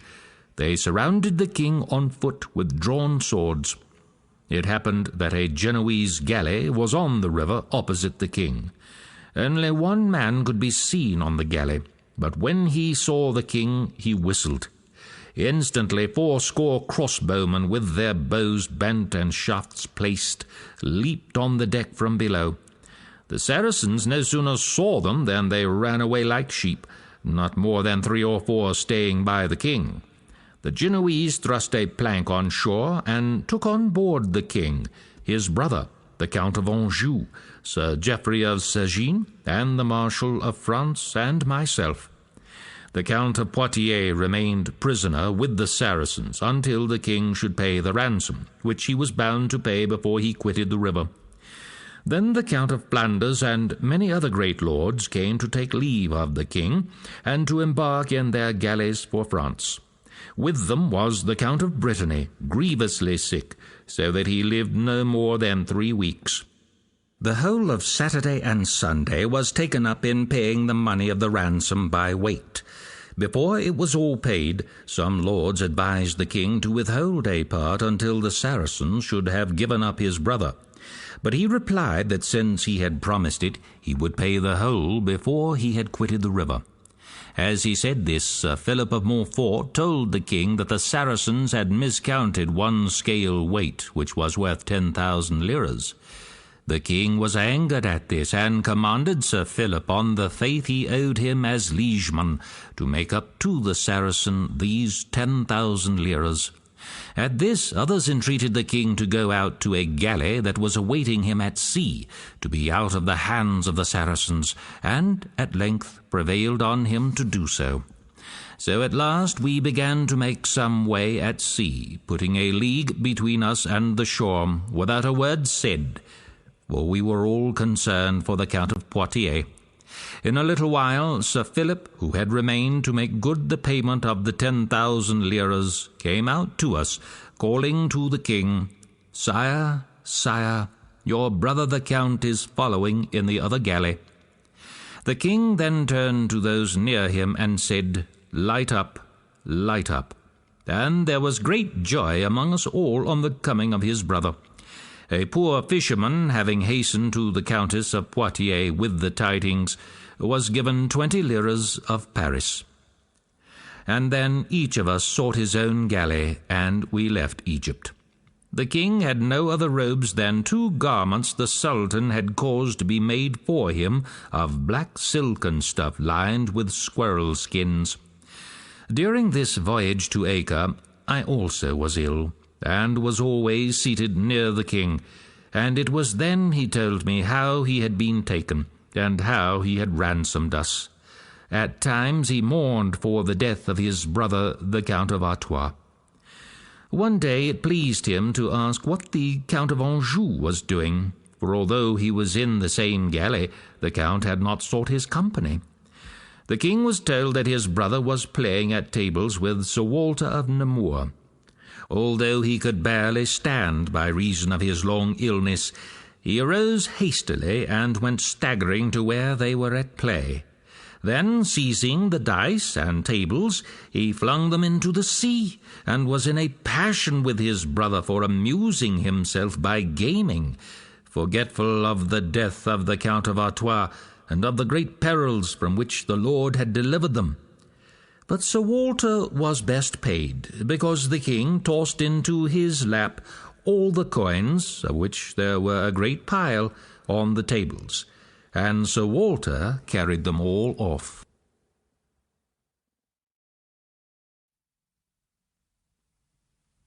Chapter 51. Farewell to Palestine. The French chivalry had failed utterly in Egypt. Never had Crusaders suffered a defeat so disastrous as the Second Battle of Mansoura. With the collapse of the expedition, St. Louis gave permission to his surviving brothers to return with the great lords to France, but he would not accompany them. He felt that the honor of the French arms and of Christendom had suffered at his hands on the Nile, and for 4 years he lingered upon the coast of the Holy Land, hoping to strike a blow for Jerusalem. He had made a 10 years' truce with the Mamluks, and he sought to gain by negotiation what he had been unable to win by arms. But without an army he could gain little. Only 100 knights remained with him of the 2,800 who had assembled at Cyprus, and the survivors had brought the taint of the plague with them from the Nile. Joinville wrote, "I was lodged with the rector of Acre, and was most grievously ill. Of all my servants there was but one who was not confined to his bed with sickness like myself. The more to enliven me, I saw some 20 corpses pass my window daily for burial, with the chant, 'Libera me Domini.' We seemed a subject for mockery on all parts, for we enjoyed neither peace nor truce from the admirals. You must know that we could never muster in our army more than about 1,400 men-at-arms fit for service. At that time, John the Armenian, who was artilleryman of the king, saw in the bazaar of Damascus an old man, very aged, who called to him, asking if he were a Christian. 'Yes,' he said. 'Great is the hatred among you,' said the aged man, 'and far have you been brought down by your sins. For I myself once saw your King Baldwin of Jerusalem, who was a leper, overthrow Saladin with no more than 300 men-at-arms. Now we take you in the field as if you were wild beasts.' Yet they regained their health, and the determination of the king accomplished much. He rebuilt the walls of the coast towns, especially Jaffa, and made sallies inland as far as Banyas. he received ambassadors from the assassins of Masyaf, and gave them presents. Joinville marvelled much at these strange envoys, who, he said, carried in their hands the death of kings. They complained of having to pay tribute to the Templars and Hospitallers, because they could not intimidate the soldier monks with their daggers. If one master of the order was slain, another took his place at once. Joinville heard the gossip of the great trade routes, and all the legends of the Nearer East. He thought that Prester John ruled a Christian kingdom in the sandy wastes beyond Gog and Magog, and that the Grand Cham of Tartary had made war against Prester John. Good King Louis even sent richly illuminated Bibles and a scarlet chapel tent fittingly embroidered to the Mongol Khans. In return, a gift from the Old Man of the Mountain was presented to the king, an elephant of crystal, and crystal figures of men set in pieces of amber bordered with gold. When the casket containing this gift was opened, a strong and sweet odour spread through the chamber. Zealously the king gathered relics from the coast shrines of the Holy Land, to bear back to France, where he had built the Sainte-Chapelle to honour the thorns and the fragment of the cross. This pleased him much, and he said to Joinville, "Seneschal, I am grieved in my heart that I shall be forced to quit such good and religious companions to return among such a set of wretches as make up the court of Rome." The Muslims offered to allow him to visit Jerusalem in safety, but he would not. He remembered Coeur de Lion's words and repeated them. "Since I cannot deliver Jerusalem, I pray that I may never see the holy city." To Queen Marguerite, also, the visit to the tranquil coast brought respite, and Joinville, who escorted her from place to place, found her in gay spirits. She had been delivered of another child, a daughter this time, at Jaffa. Says Joinville, "One day, in the presence of the king, I asked his leave to make a pilgrimage to Our Lady of Tortosa, which many others had done, for it was said to have been the first altar erected in honour of the Mother of God. Our Lady performed there many wonderful miracles. The king very readily gave me leave to make this pilgrimage, and at the same time charged me to buy for him 100 weight of different-coloured camlets, which he wished to bestow upon the Cordeliers on his return to France. From this I guessed that it would not be long before he set out on his return thither. When I arrived at the end of my pilgrimage, I made my offering to Our Lady of Tortosa, and afterwards bought the camlets as the king had ordered. My knights, seeing me do this, asked what I wished with so many camlets. I persuaded them that I meant to gain a profit from selling them again. The prince of that country, knowing that I had come from the king's army, gave us a most honourable reception, and offered us some relics, which I took to the king with his camlets. You must know that the queen had heard that I had been on a pilgrimage, and had brought back some relics. I sent her by one of my knights 4 pieces of the camlets which I had purchased. But when the knight entered her apartment, she cast herself on her knees before the camlets, which were wrapped up in a towel. The knight, seeing the queen do this, flung himself on his knees.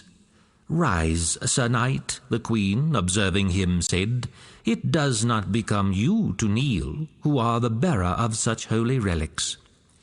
My knight replied that it was not relics, but camlets that he had brought as a present from me. When the queen and her ladies heard this, they burst into laughter. "Sir Knight," the queen cried, "the devil take your lord for having made me kneel to a parcel of camlets." Loath to leave the coast, the king lingered until tidings reached him of the death of his mother, Blanche, who had been regent of France during his 6 years' absence. Even then he hesitated until a deputation of Syrian patriarchs and barons waited upon him, and suggested that he depart. The presence of a visitor of such distinction at a loose end availed them nothing, and perhaps they had become weary of the king's fervent disciplining. "Sire, it is clear that your stay can no longer profit the kingdom of Jerusalem. We advise you to prepare to leave in the coming Lent, so that you may have a safe passage to France." But the passage proved to be far from safe, as Joinville observed.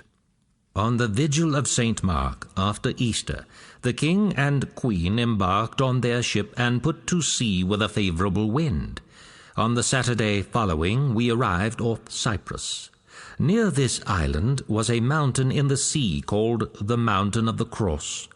On that day, about vespers, there came on such a thick fog from the land that our sailors thought themselves further from the land than they were, for they had lost sight of this mountain. So they sailed on, and our ship struck a sandbank below the water. A great cry arose in the ship, "Alas!" When I heard it, I rose from my bed and went to the ship's castle with the seamen. Brother Raymond, who was a Templar and master of the sailors, said to one, "Cast the lead." And he did so, and cried out, "Alas, we are aground." When Brother Raymond heard that, he tore open his clothes to the girdle, groaning, "Oh me!" Then the churl who had the lead threw it out again, and came to Brother Raymond, saying that the ship was clear of the ground. When daylight came, we saw the rocks on which we should have struck if it had not been for the sandbank. In the morning, the king sent for the chief seaman of the ship, who mustered 4 divers, fellows who dive naked to the bottom of the sea like fish. The captains ordered these divers to plunge into the sea, and they did so, passing under the ship. When they came up on the opposite side, we asked each one in turn what he had found. They all said that where our vessel had struck the sand, 3 fathoms of its keel had been broken off, which very much surprised the king and all who heard it. The king asked the mariners for their advice, and they replied, "Sire, believe us, you must change from this ship to another. We know well that if the keel has suffered such damage, all the ribs of the ship must have started, and we very much fear she will be unable to bear the sea should any wind arise." The king, having listened to what the mariners said, summoned his council to decide what should be done, and they all agreed with the mariners. But the king called the sailors to him again, and asked them, on the faith they owed him, whether if the ship were their own and full of merchandise, they would quit it. "Sire," they replied, "it would be needful to risk our lives to safeguard such a cargo and vessel." "Why, then," asked the king, "do you advise me to quit her?" "Sire," they made response, "you and we are nowise the same, for there is no sum that would compensate for the loss of yourself and the queen and her 3 children. "Now," said the king, "I will tell you what I think. If I quit the ship, there are 500 or 600 persons who will do likewise out of fear, and they will remain on the island of Cyprus, losing hope of returning to their own land. I will rather put myself and the queen and the children under the good providence of God." Yet after we were saved from this peril, another befell us, for there arose so great a storm that in spite of all our efforts, we were driven back toward the island long after we had left it. The seamen cast out 4 anchors in vain, and the vessel could not be stopped until they had thrown out the 5th, which held. All the partitions of the king's cabin had to be taken down, and so high was the wind that no one dared stay therein, for fear of being blown overboard. The queen came into the king's chamber, thinking to meet him there, but found only Sir Gilles Le Brun, Constable of France, and myself, who were lying down. On seeing her, I asked what she wished. She said she wanted the king to beg that he might make some vows to God that we would be delivered from this storm, for the sailors had told her we were in great danger of drowning. "Madame," I replied, "do you vow to make a pilgrimage to my Lord St. Nicholas at Varengeville, that we may reach France in safety?" "Ah, Seneschal," answered she, "I am afraid the king would not let me make such a pilgrimage. At least then, madame, promise the saint that if God brings you safely to France, you will give him a silver ship of the value of 5 marks. And for myself, I vow that I will make a pilgrimage to his shrine barefoot." Upon this she vowed the silver ship, and demanded that I would be her pledge for the due performance of the vow, to which I assented. In a little while she came to us again to say that God, at the intercession of my Lord St. Nicholas, had delivered us from this peril. At the end of 10 weeks we arrived at the port of Hyères, to the great joy of the Queen. She caused the ship to be made, as she had vowed, and put within it the effigies of the king, herself, and the 3 children, with the sailors, all in silver, with ropes of silver thread. This ship she sent me with orders to carry it to the shrine of my Lord St. Nicholas, which I did. In this way ended the Second Egyptian Crusade. The beaux sabreurs sought their homes in France after casting the gauge of their courage against the finer weapons and superior generalship of the Mamluks in vain. And so, in 1254, St. Louis came back to his native land. He was so weakened by illness that more than once Joinville had to carry him from horse to chamber in his arms. But the saintly king bore himself in defeat with the same tranquillity with which he had set out in command of his armada 6 years before. He sought for no explanation of his overthrow. It had been God's will. He found France much in need of his governing hand, and for the next years he was occupied in bringing about long-cherished reforms. The famous établissement that, among other measures, helped replace judicial combats by trials and granted to his people the right of appeal to their sovereign over the will of their own seigneurs. He also drove the first wedge that would in time separate the French Church from Rome. Not so did his brother, the ambitious Charles of Anjou, occupy himself. He cast his eyes to the east, and Rome bestowed upon him the crown of the 2 Sicilies, when he became the right hand of the popes and the destroyer of the last scions of the Hohenstaufen. This done, he plotted a greater dominion, to embrace the holdings of the Crusaders in Greece and dominion of the sea. A taciturn and most gifted adventurer, he chafed under the leadership of a church-minded brother. At Cairo the triumvirate ruled again, with Shah ad-Dar the guiding spirit.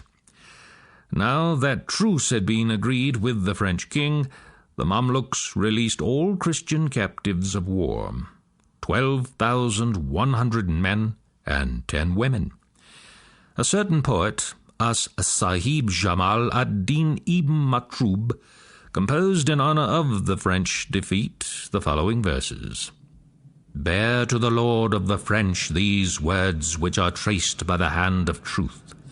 You thought to be master of Egypt, you who are a drum filled with wind, and you have left your warriors on the ground of Egypt, where the tomb gaped open for them. Where are the 70,000 your men? Dead, wounded, and captive. If you wish again to come to Egypt, know that the house of Luqman still stands, with its chains and its eunuch awake.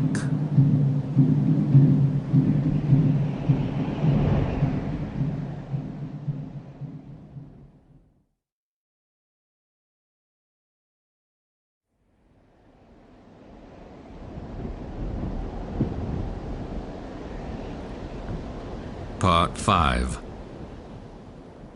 When the stars set and the old moon wanes, when the waters flow back to the lowlands, the men of the west will be faring homeward again. Far have they gone forth, and their eyes have seen magicians' towers and beacons upon the hills where the black banners hang, and the fire that flies, and wind that devastates, earth that quivers, and walls that crumble, old stones shaped by forgotten men, and a city that was not built by hands. The men of the West will be riding home with a broken sword in its sheath. Chapter 52. The Tide Ebbs. When St. Louis sailed from Acre in that year of 1254, the remnant of the last great crusade left the shore of the Holy Land. A change was taking place. The Crusaders who had settled on the coast would see no more armies come out to them. They would be abandoned by Europe to defend themselves as best they could. This change came about unheralded because it took place in the minds of men. It happened in this way. A century and a half before, the great tidal wave of enthusiasm had swept the First Crusade down to the conquest of Jerusalem. Then, for a generation, following waves had penetrated further into Asia, making larger the conquest. For half a century thereafter, the tide, at its full, had not moved forward or back, except a little here and there along the new frontier, until the sudden surge under Saladin's leadership had swept the Crusaders back to the coast again. Then, once more, the strong tides of men flowed out of Christendom, down to the redemption of the Holy Land, under Barbarossa and Coeur de Lion and others. But they had broken, with only a little gain, along the coast. And while the spirit of the Crusaders still held firm in Europe, other waves had been turned aside by popes and princes, to Constantinople, to the Languedoc, and Spain. One wave had lapped at Jerusalem to serve the purpose of the great emperor Frederick II, and another had spent itself on the road of the Nile. And now St. Louis had failed again at the Nile. The barrier of the Muslim Mamluks was growing and extending, even without the leadership of a sultan such as Saladin, although the Mamluks were soon to have such a leader in Baibars. But more than that, the spirit of Christendom had changed. A century and a half ago, every man had had a share of some sort in the Crusades, and the possession of Jerusalem had brought to the hamlets of Europe a new horizon, an assurance of salvation, and an outlet for pent-up spirits harassed by the suffering of the Dark Ages, and eager to venture upon the new world conflict to aid the Seigneur Christ. Now, after the mid-mark of the 13th century, things were different in Europe. Other matters engaged the attention of progressive spirits at home. For one thing, the most treasured relics had been brought out of the East, especially out of Constantinople, and at least a dozen churches could boast of guarding portions of the true cross, to which a zealous man might make pilgrimage. And the preaching friars held the interest of the communities. The great monasteries of the previous century were beginning to disgorge their inmates, to wander forth upon the roads.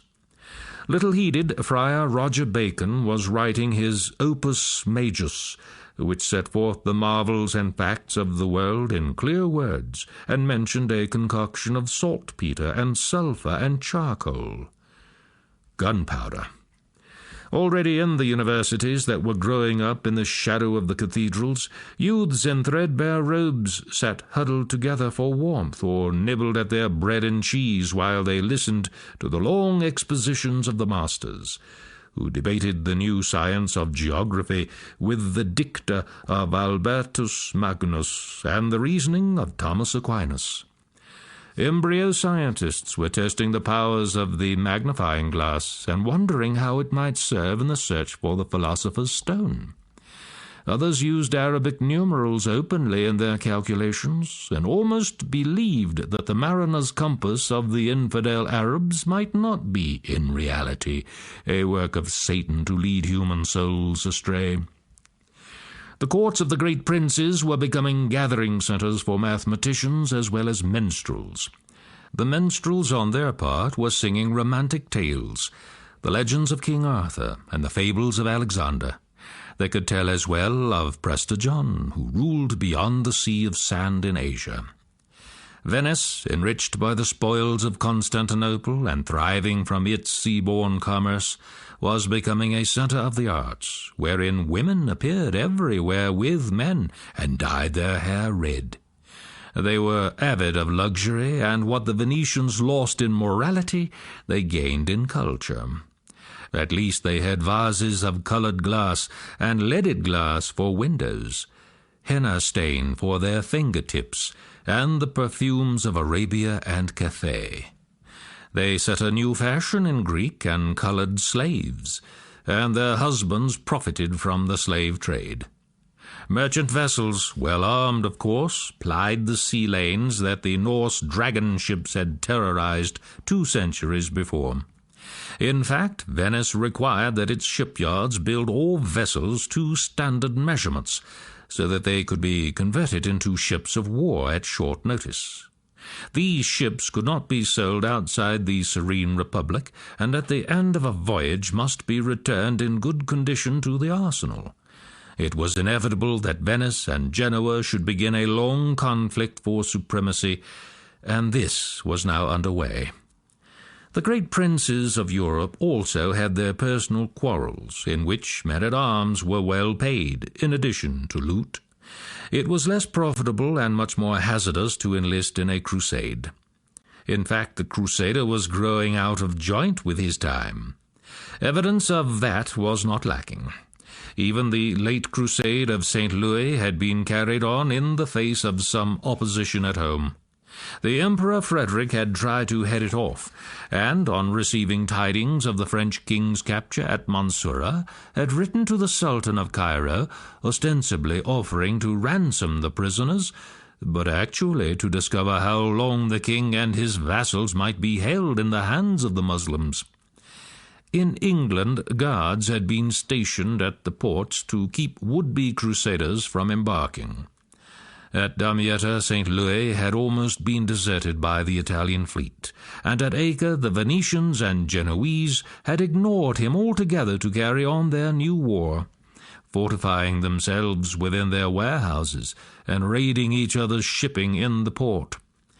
St. Louis had appealed in vain for reinforcements from Europe, and after his return men did not hesitate to protest against the fruitless crusade.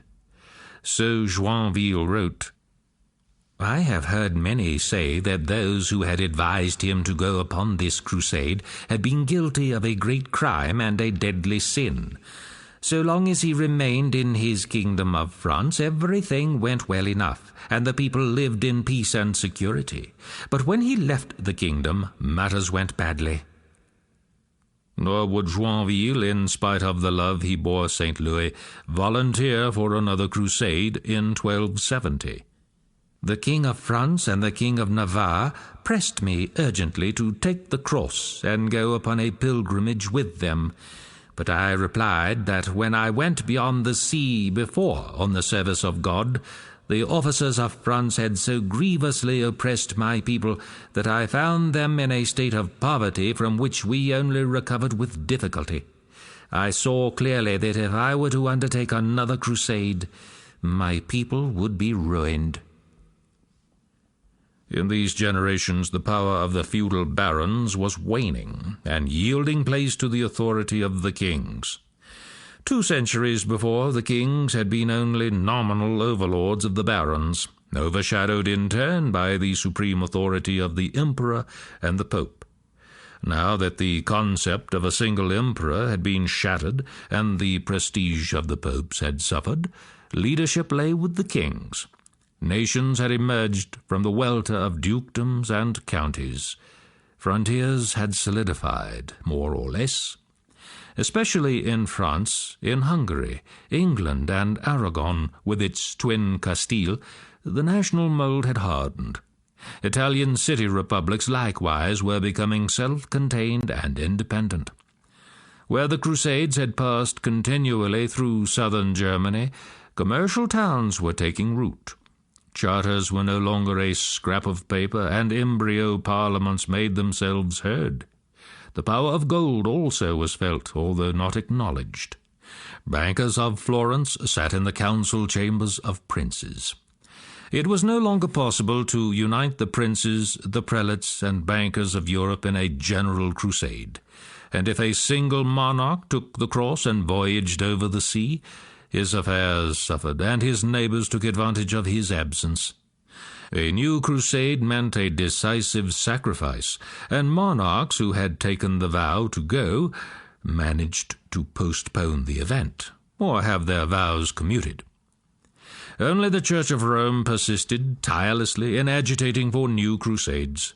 Heedless of the loss of life and the growing list of lost battles, the papal court kept at its task. Since the reign of Innocent III, it had lost prestige, which it hoped to regain by recruiting new armies of the Church. To do this, it called upon the preaching friars and organized bands of preachers to visit all the towns.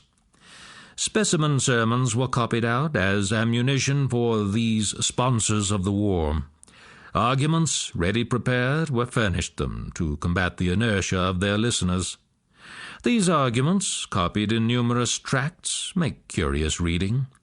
They mention Constantine, the emperor who championed Christianity, and St. Helena, who was believed to have discovered the true cross, and Justinian and his wife, who found, so it was said, a treasure hidden under a marble table bearing the cross, and Archbishop Turpin, who fought so stoutly against the Moors, and the leaders of the first great crusade, Geoffrey of Bouillon and Raymond and Tancred, who by now appeared in saintly guise. The speech of Urban at Clermont was combed over for stirring phrases. As to personal arguments, the tracts set forth that men's bodies were in reality the fief of God to be risked for him, that it was necessary to avenge the injury done the Holy Land by the infidels, that even the Saracens made pilgrimages to their holy places, that the Crusades aided chivalry and earned salvation for the cross-bearers. As for the defeats, had not God, since the beginning of the world, suffered poisonous weeds to grow among healthy plants? The Church of Rome never accepted responsibility for the defeats, explaining that the military command in the Crusades had been held by princes and officers outside the Church. Now the preachers laid greater stress than ever upon material and selfish gains to be had from the Crusades, special indulgences of long duration, remission of sins, protection of goods at home, freedom from payment of interest and tithes. And the preachers were told how to combat objections. If a man was held back by love of his wife, did not Eve cause the first fall of man? If he would not leave his home, was it not the vice of avarice or gluttony that restrained him? If he feared the peril of the sea or sickness, was he not like a palfrey that ambles about the countryside while the charger goes forth to war?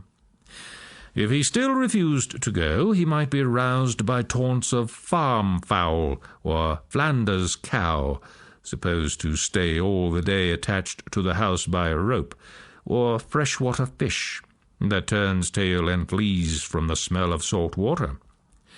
These teams of preachers held their services at altar and chapel. The master preacher would deliver his sermon to stir the crowd. "Come, let not one of you refuse the cross that is the investiture of the esteemed kingdom desired by all men." After that, hymns, Vexilla Regis. Now then, who wishes the blessing of God? Who loves the society of the angels? Who sighs for the crown incorruptible? Draw near, that you may receive the cross and obtain everything. Then the collection to be forwarded to the officers of the church. A time and place announced for the embarkation under so-and-so as leader. The friar, now present, would be there at the ship to go with the cross-bearers over the sea. So the black-robed preachers harangued the throngs, and the people of the hamlets listened, troubled in mind, but obdurate. Old Crusaders stood in the throngs and took no part in the service. Sometimes youths volunteered to go, or men with a burden of sin to be cleansed. But for the most part the throngs would not yield to the persuasions of the preachers. They looked stolidly on, while the women across the aisle prayed that they would not go. They thought of other processions, of black crosses carried in mourning, and the thin groups of Crusaders returning from Palestine, poverty-ridden, the flesh wasted on their bones, perhaps bearing scars of the plague. Jerusalem, yes, they would like to see Jerusalem, but Saladin had swept away all the Holy Land in a single march, in the day of their great-grandfathers. Even the mighty Barbarossa and valiant Coeur de Lion and the saintly King Louis had not won it back again. Where they had failed, who could succeed? Where had all the treasure gone that had been poured into the alms boxes of the churches these many years? What had become of the Crusaders who had never gained sight of Palestine? What had been done with the children who went off in the Italian ships? And these Muslims, they were not servants of evil, as the monks had related in other days. They were assuredly not demons. Why attack them rather than Jews or Prussians? They no longer crossed the sea to enter Christendom. What good could come of going over sea to their lands? Let well enough alone. So the throngs listened to the preachers of Rome and turned away without response. The next move came from the east, not from the west. It was no orderly crusade, but a mad and strange march from the limbo of Cathay. The Mongols rode to Jerusalem. Chapter 53. Hulagu and the Caliph. Rather, the Mongols rode past Jerusalem, and at their coming the whole scheme of things shifted. They had appeared before only to turn back to their deserts. Now they came to stay, and where are the words to tell of their coming? A vast and elemental force, like the winds and the earth-shakings of the world, a human power that could make its way over the barrier ranges of High Asia and cross the barren plains, an animal-like intelligence, heedless of human suffering, avid of all that was new and precious, impulsive as a child, and still wise with the old wisdom of Cathay. Behind the warriors who overturned city walls and changed rivers in their courses rode the mandarins who brought order out of chaos. Behind them, other hordes in the snows of Russia and in the tiled courts of Cathay. Remote and redoubted, the Khan, master of the hordes in his nomad's court at Karakorum, ruler of the known world from Venice to Korea. 30 caravans a day, bringing him tribute that he did not trouble to count, and captive princes who prostrated themselves before him. Couriers bearing his letters across the plains, 200 miles in a day, and as much in a night. Conjurers, jesters, harlots, ministers, and hermits thronging round his guardsmen to gain sight of him. 1,000,000 soldiers obedient to his commands. The great Khan had ordered his brother Hulagu to march to the south and the east, to take possession of the lands of Islam. So, a little after St. Louis left Acre, the horde of Hulagu Khan crossed the ranges and moved leisurely toward Baghdad, with its trains of ox carts creaking behind it and strings of camels threading across the plains. The Mongol horsemen sat in their sheepskins upon saddles covered with cloth of gold. The nobles who commanded them wore sable robes, covered by silver-grey wolf-skins, while their reins were weighted with silver, and the hilts of their weapons flamed with precious stones. In the regiments, behind the horse-tail standards or long blue banners, trotted stalwart Turks and swarthy Kirghiz, and slender Uyghurs, nomad Christians who had joined the hordes. Bearded Afghans and hawk-nosed Turkomans followed the horde as jackals follow the lion when he hunts. There was even a regiment of Chinese engineers to handle the Pao Yu, the artillery. The horde moved slowly as a juggernaut car, but as surely. It quartered itself in Khorasan and the mountain region of Persia, and there its scouts discovered the citadels of the assassins who had made the mistake of slaying a Mongol general. Without haste, Hulagu's officers studied the mountain strongholds and negotiated with the master of the assassins, who erred a second time when he tried to outdo them in trickery. The end of it was that the master was sent to the Great Khan, and was never beheld again, while Alamut and his other eyries were besieged methodically and torn to pieces. That was the last of the old man of the mountain and his order in the mountains of Persia. The horde settled down before Baghdad, and the last of the caliphs penned himself behind his walls, closing his gates against the pagan invaders. Baghdad was stormed and sacked so remorselessly that all the peoples of Islam heard the tidings with terror. The caliph was smothered to death under carpets, and with him vanished the splendor of the court of Baghdad. This done, the horde separated and overcame resistance elsewhere. The emir of Mosul rendered submission to them. The Seljuks were driven before them into the north of Asia Minor, and ceased to play a part in affairs thereafter. Damascus yielded, and Aleppo was stormed and its citadel dismantled. Before this, the Armenian king Hathon had journeyed to Mangu, the great Khan, and not only made his peace, but an alliance with the pagans. Bohemond VI, Prince of Antioch, shared in this alliance, paying a small tribute to the Mongols. Mangu, the great Khan, heard Hathon's appeal and announced that the Mongols would support the Christians in Syria and Armenia. The Khan added that he was sending his brother Hulagu to cast down the caliph and to restore Jerusalem. Hulagu's secretary sent a letter to St. Louis, saying, "We have many Christians among our people. We are come with authority and power to announce that all Christians are to be freed from servitude and taxes in Muslim lands, and are to be treated with honor and reverence. No one is to molest their goods, and whatever churches have been destroyed are to be rebuilt, and are to be allowed to sound their plates." When they entered Damascus, the Mongols turned over to the Christians several mosques that had once been churches. When they entered northern Syria in 1259, the year after the fall of Baghdad, there was rejoicing among the native Christians. An angered Mohammedan wrote, "Every religious sect proclaims its faith openly, and no Muslim dares disapprove. Every Christian, whether of the common people or the highest, has put on his finest garments and gone forth to sing." A spasm of unlooked-for hope seized Europe. The terrible horde had retired from the Danube a generation before, and now the benevolent horde was approaching the Jordan.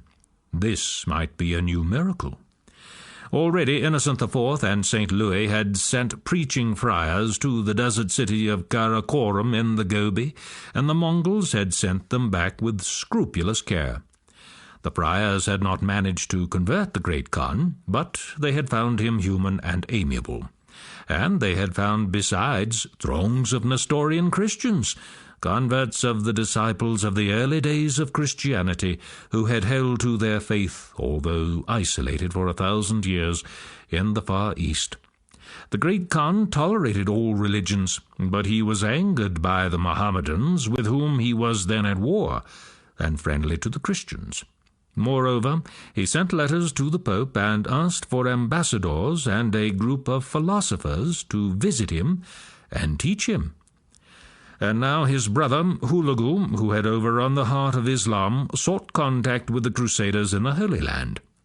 The Armenians exulted in the alliance their king Hathon had made with the master of the horde. Wild tales passed from hamlet to hall, that the kingdom of Prester John had been discovered at last in the east, that the magicians of Cathay had appeared in fire and smoke. The Venetians insinuated themselves into the good graces of the conquerors, and the two elder Polos, Messrs. Niccolo and Maffeo, prepared to set out to Cathay. Voyagers thronged into the long road that led past Samarkand to the east. It was a day of miracles, in which anything could happen. The Templars, watching events with appraising eyes, begged the European courts urgently to make peace with Egypt. In the crisis, the three military orders buried their quarrels of the past and made common cause to defend themselves on their strip of coast. They besought Rome to bring about a binding military alliance with the Mongols. But the papal curia, involved in civil war and passing from one interregnum to another, did nothing, except to send out 2 other preaching friars. The golden opportunity was lost, and to make matters worse, Rome still sounded the trumpet blast of war against the Mamluks, thus neglecting the Mongols, antagonizing Egypt, and sacrificing the Crusaders on the coast of the Holy Land. Only the Mongols could have restored Jerusalem to the Christians, and when Hulagu Khan was at the threshold of Palestine in 1259, he had tidings of the death of the great Khan Mangu. By the old custom of the horde, he was forced to return at once to Karakorum, taking his army with him. Hathon prevailed upon him before his departure to leave a single division of 10,000 horsemen under Ketboga to hold Syria, either because the Armenians persuaded him or because Ketboga wished to carry on the campaign himself. This division of the horde rode down through Palestine, past Jerusalem, driving the Muslims from Hebron and Beit Jibral. So, at the southern end of Palestine, the Mongols came face to face with the outposts of the Mamluks. Before them, the horde had sent an ominous message to Cairo. "These are the words of him who rules the earth. Tear down your walls and submit.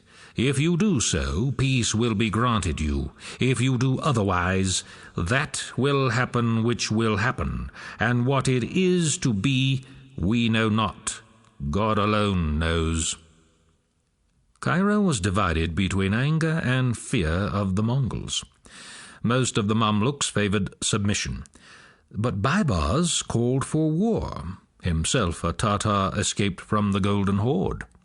When Hulagu departed for the Gobi, Baibars prevailed upon the Sultan to advance against Ketboga. To make certain of war, he had the Mongol envoys put to death. There followed in 1260 the Battle of Ain Jalut, near Gaza. The host of the Mamluks met Ketboga's division, and the Mongols, without support of any kind, weakened by the great heat and outnumbered, were broken and driven north, out of Palestine and through Syria. Baibars, exulting in his victory, pressed forward without respite. Ketboga was slain, and the scattered horsemen of the horde, in their strange bronze breastplates and dark enamelled helmets, their horses weighted down by leather housing, passed with their yak-tail banner beneath the walls of Hebron, by the grey, deserted cathedral of Bethlehem, through the gorge of the Jordan, as the rack of thorn bush and dust flies before the windstorm of the plains. Like the whirling wind of the desert, they sped over the dry lands of beyond Jordan. They swam the Euphrates and vanished before the black banners of the Mamluks. Baibars, in his pursuit, captured Damascus for his sultan, and overrode the country as far as Aleppo. For the first time since the triumph of Genghis Khan, the Mongol horsemen had met their match. The real test of strength between the riders of the Gobi and the slave warriors of Cairo was still to come. But in this lightning rush of events in the year 1260, Hulagu had passed from the scene, taking with him the hope of a Mongol conquest of Jerusalem, and Baibars had appeared in his place. Jerusalem now belonged to the Mamluks. And Baibars wrote Finis to the year in his own fashion. Expecting the province of Aleppo as reward for his victory, he was disappointed by his sultan. Straightway he killed his overlord, and was himself proclaimed Sultan of Cairo, father of victory, and pillar of the faith. It is time, and more than time, to look at Baibars, the panther, who had in this typically spectacular manner arrived at the summit of his ambition.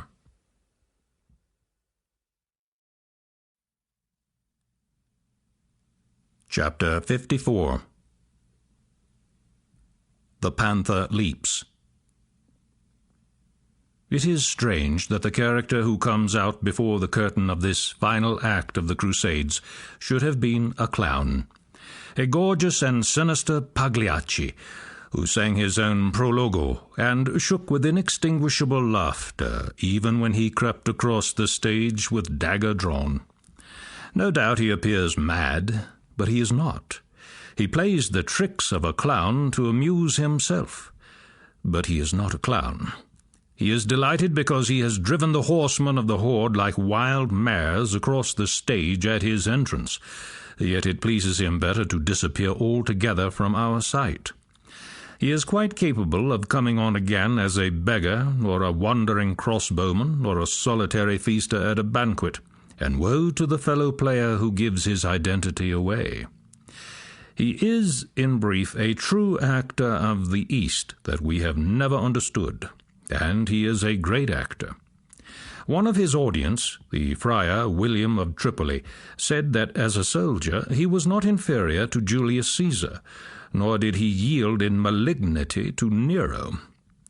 Look at him in his natural person, and you will behold a giant in stature, his hair red, his broad face sun-darkened, one eye blue, the other whitened by the scar that blinded it. All of his 6 feet clad in the coloured silks, the velvet vest and wide girdle cloth, the gold-inlaid armour-pieces, the black-and-gold kalat, the turban-wound helmet of a Mamluk who was also a sultan. His left hand is his sword hand. Consider his past, a Tartar of the Golden Horde, a desert-bred fighter, sold at Damascus for a slave at a price of about $90, and returned on account of the blemish in his eye. He called himself the crossbowman when he joined the roustering white slaves of the river and became a leader of men who were intolerant of leaders. Probably Baibars himself could not have named over the full list of his battles.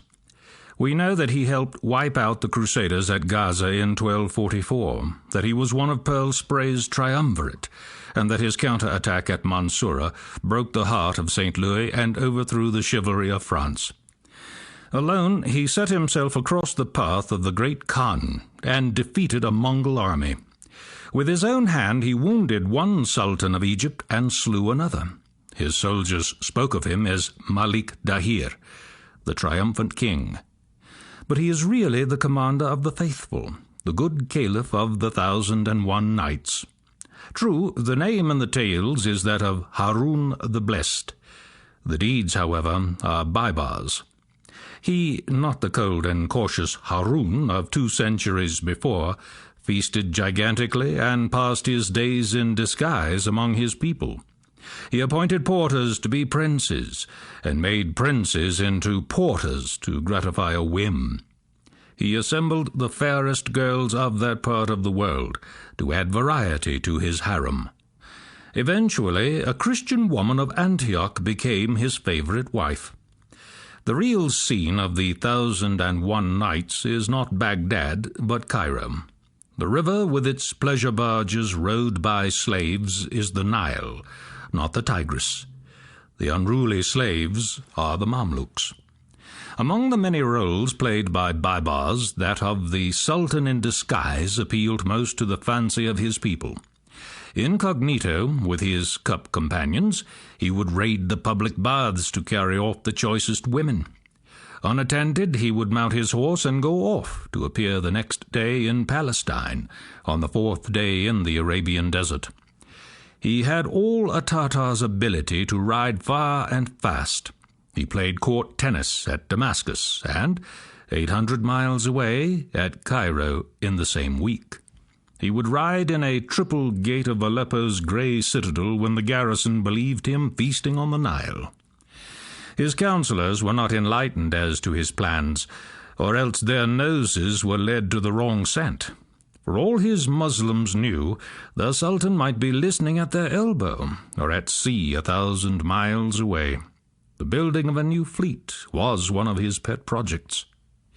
He might be a tall Mamluk sitting his horse under a gate, or a tall antelope hunter out with leopards beyond the sheep pastures, or a tall stranger from Persia rocking in prayer at the elbow of the Cadi reading from the Koran in the chief mosque.